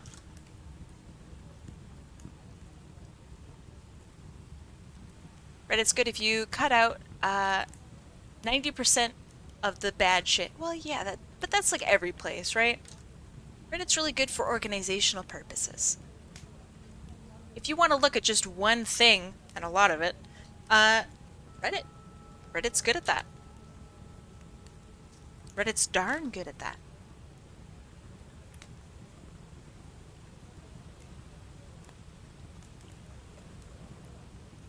And then there's subreddits like damn that's interesting.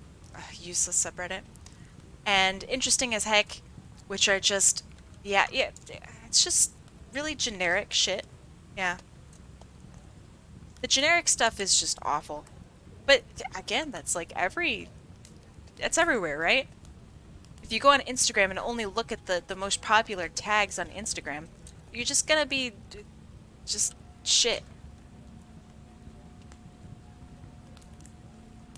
I gotta be honest, these look really nice. Thank you for being honest. Reddit is a good place to look at, to read horror stories on no sleep. I don't know, no sleep was sometimes really boring for me. It's very hit and miss. But I liked it too, for a little bit. Then there was, I think it's like six sentence horror stories, I think is what it's called. And that was okay for a little bit. But yeah, I don't know. I think that's all I got. Rockcraft really doesn't have lights in his eyes, but I'm gonna give them to him anyway.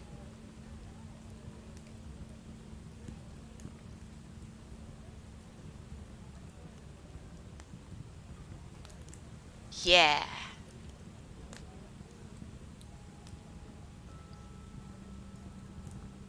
Now for level correction.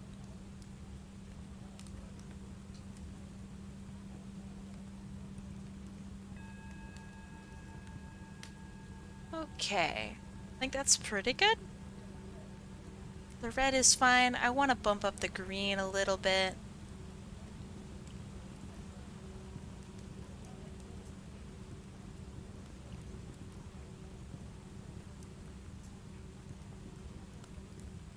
Okay.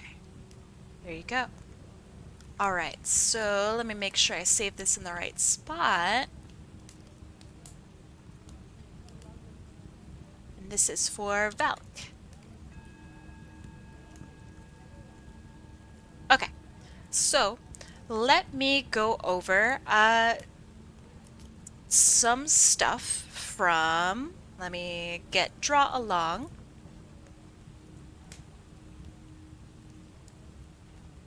So draw along is a place inside my Discord channel. God, I can't say anything right. In my Discord, there's a channel called Draw Along, and that is where you can post artwork that you've been working on while I'm drawing. So, let me show off some of that artwork that you guys posted. The very first one that I want to have a look at is by Toamak. This is cute. Oh, let me get rid of this. Hold on. Getting rid of all of the references from today. Okay. Just a quick picture of my old Pokemon Mimikyu OC Curie being happy for once. Aww. It does look like a theater mask. Like, I want to see the happy and the sad version of it. I think this is really cute. I love the way that you scribbled in the eyes. It's really, really well done for Mimikyu. Also, I know I say this all the time, but Toamak, for real, your stuff is so clean. Like, look how nice this line art is. It's really, really well done. I like the spots on the cheeks, and I'm really happy to see that they are happy for once. Nice job.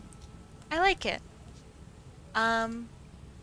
Next is, close this. Next is by X, or Infernal Fox. So remember a while ago in today's, I don't know, discussions, they had mentioned that they had a Gardevoir OC, right? I think that's what I remember.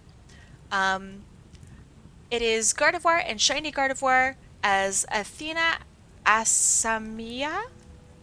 Probably said that wrong. From King of Fighters. The background is from King of Fighters. I like this a lot. Really nice. So I'm going to comment on your shading. I like the nice smooth shading that's right here and how it curves around.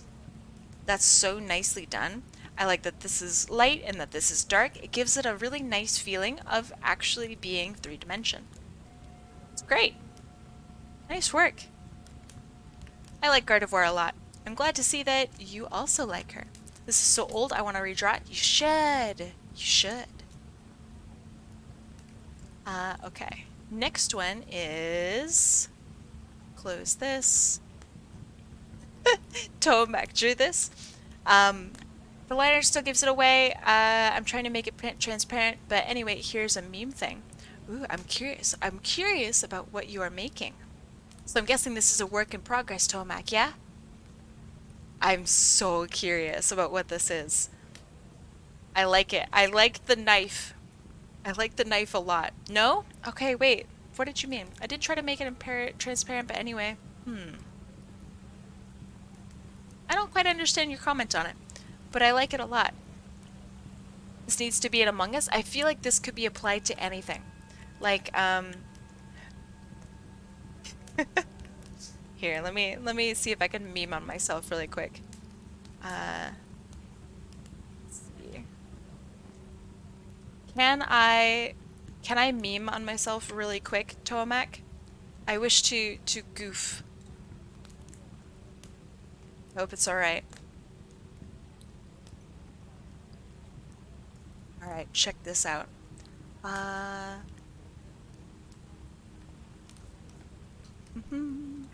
It's always so hard to do this when other people are watching.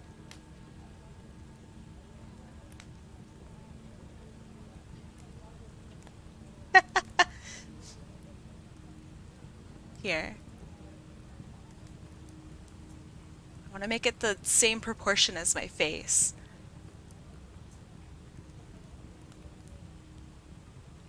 That's pretty close.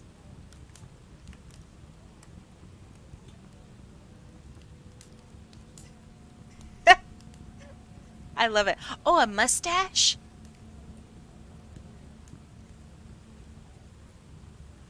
Oh, yeah. Oh, I look good with a mustache. Hold on. Oh, yeah.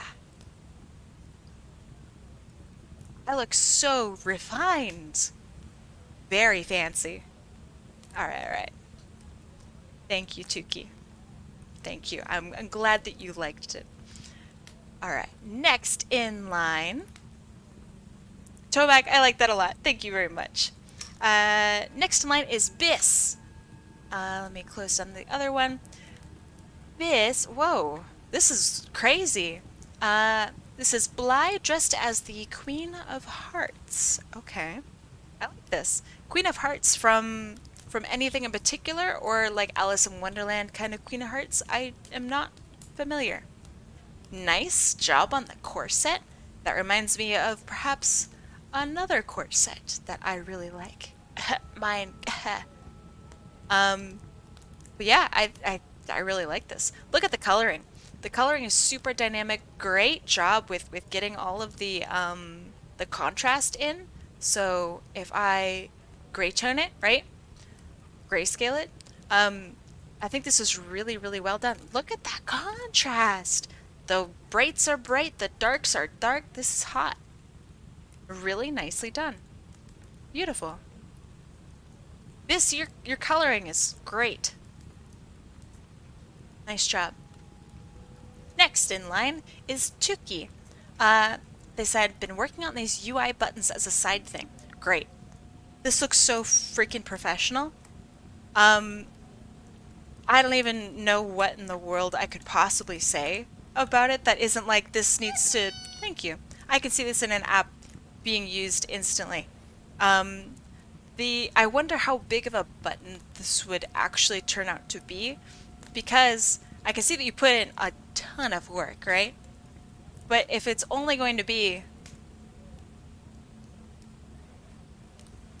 like this big, I feel like I'm a little bit concerned about it. It looks great. It really does. I could imagine this being such much larger, especially with all these details like the scratches, the break here, the break up here, but all of that gets kind of lost as soon as it becomes truly like an icon. This is awesome though. It's really well painted. Gorgeous. Good job. Really good job. Man, you guys posted a lot. Holy moly. Holy actual moly. Cami has posted finished lines on a commission. Wow, this is beautiful. What the actual fuck? Very lucky customer. I love just... this one's face right here is so beautiful. So beautifully. And is the stream ending soon? Yeah. Nice line work. I know. Great composition. Nice use of white space down here and along the side to actually like frame the group of friends.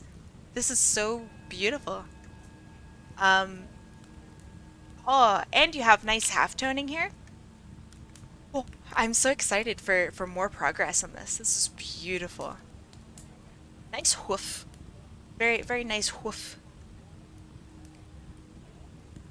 Gosh, this is just pretty. This is really pretty. Thank you for sharing. If you're here, Cami, thank you for sharing. Next in line is Infernal Fox. He has just finished his reference sheet for Nathan, base by Michi. Very nice. Very nice indeed. Alright. Good proportions. I like the use of base. Very nice.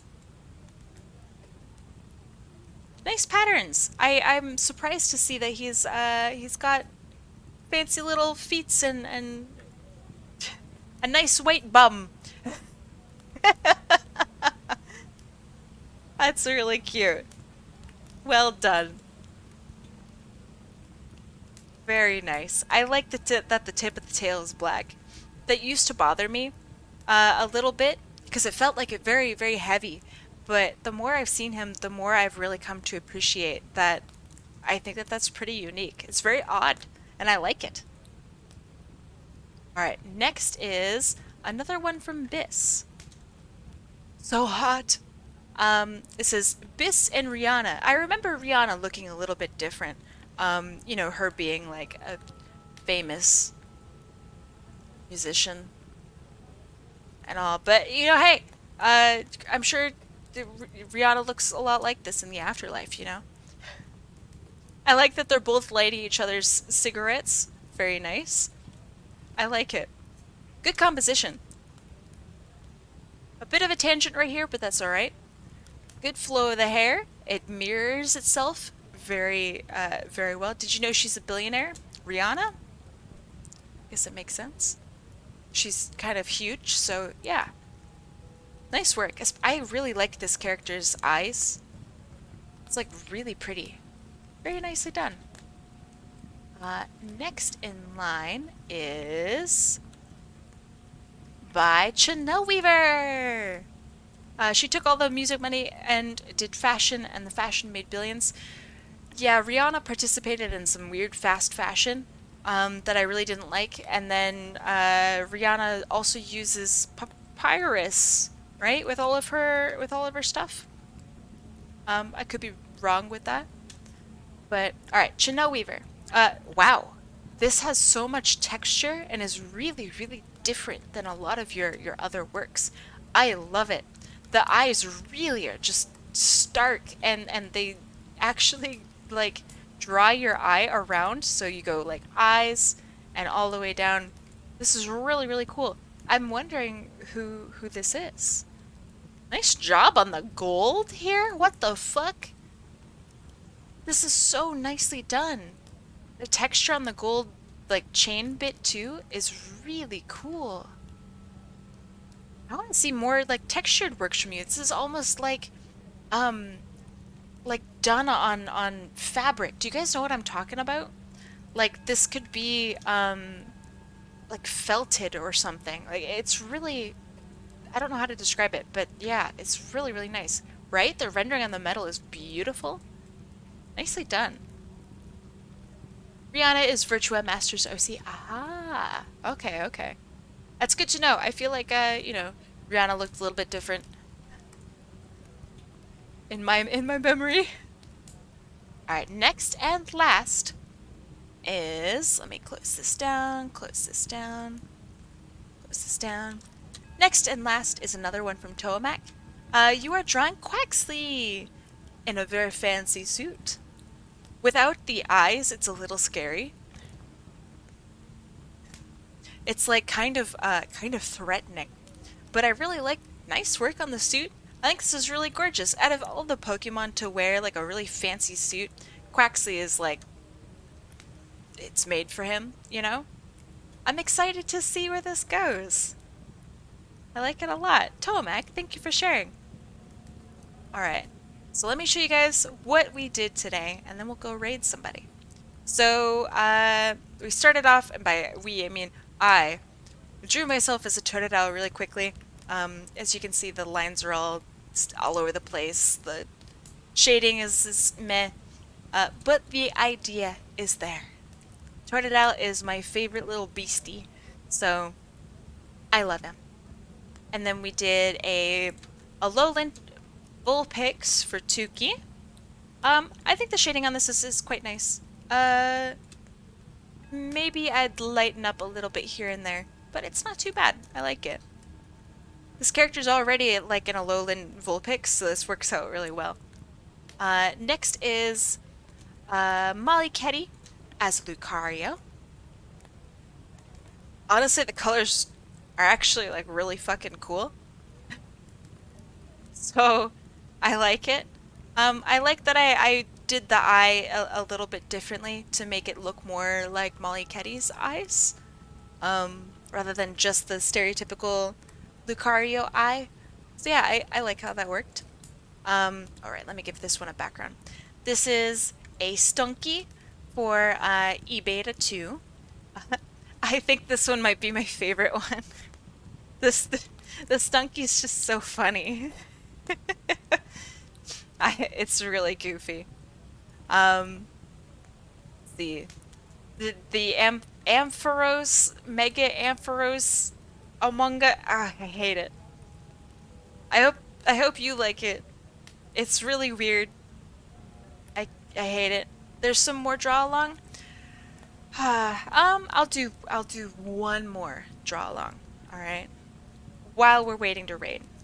And this is Fen's Raichu. I like the composition of this one. It's quite dynamic. I don't mind it. I like it. And then the very last is the Valkinstin Rockruff.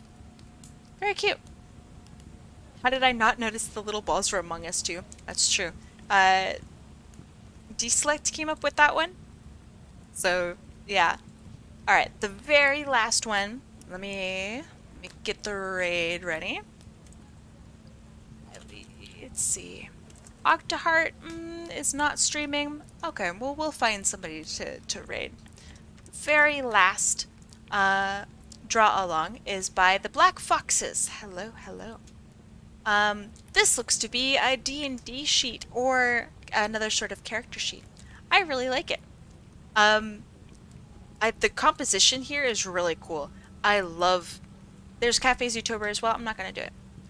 I thought your usual friend was streaming at this time. Oh, no. I thought I said no, but, yeah, I intend to just raid whoever. I'll find somebody to raid.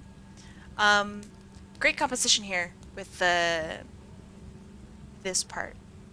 I love the raised knee. It gives so much, like, power. When do we turn in our draw-alongs? Whenever you are ready to, I guess. There's Cafe Zootober. I'm not going to do Cafe Zootober today. But I will do Cafe Zootober Friday and get a whole chunk of them done. I think that's probably pretty fair. And we'll go over other people's posts and all that stuff and have like a pretty big section of it. I know. I'm sorry, Biz.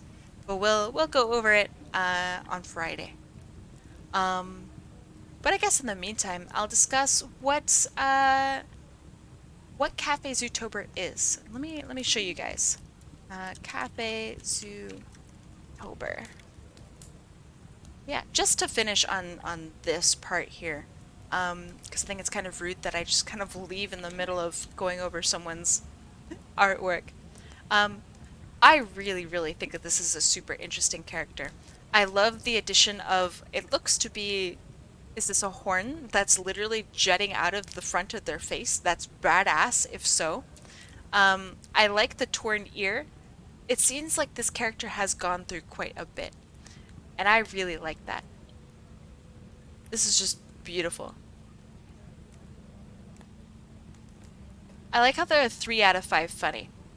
Like, to put a number behind how funny someone is just goofy to me.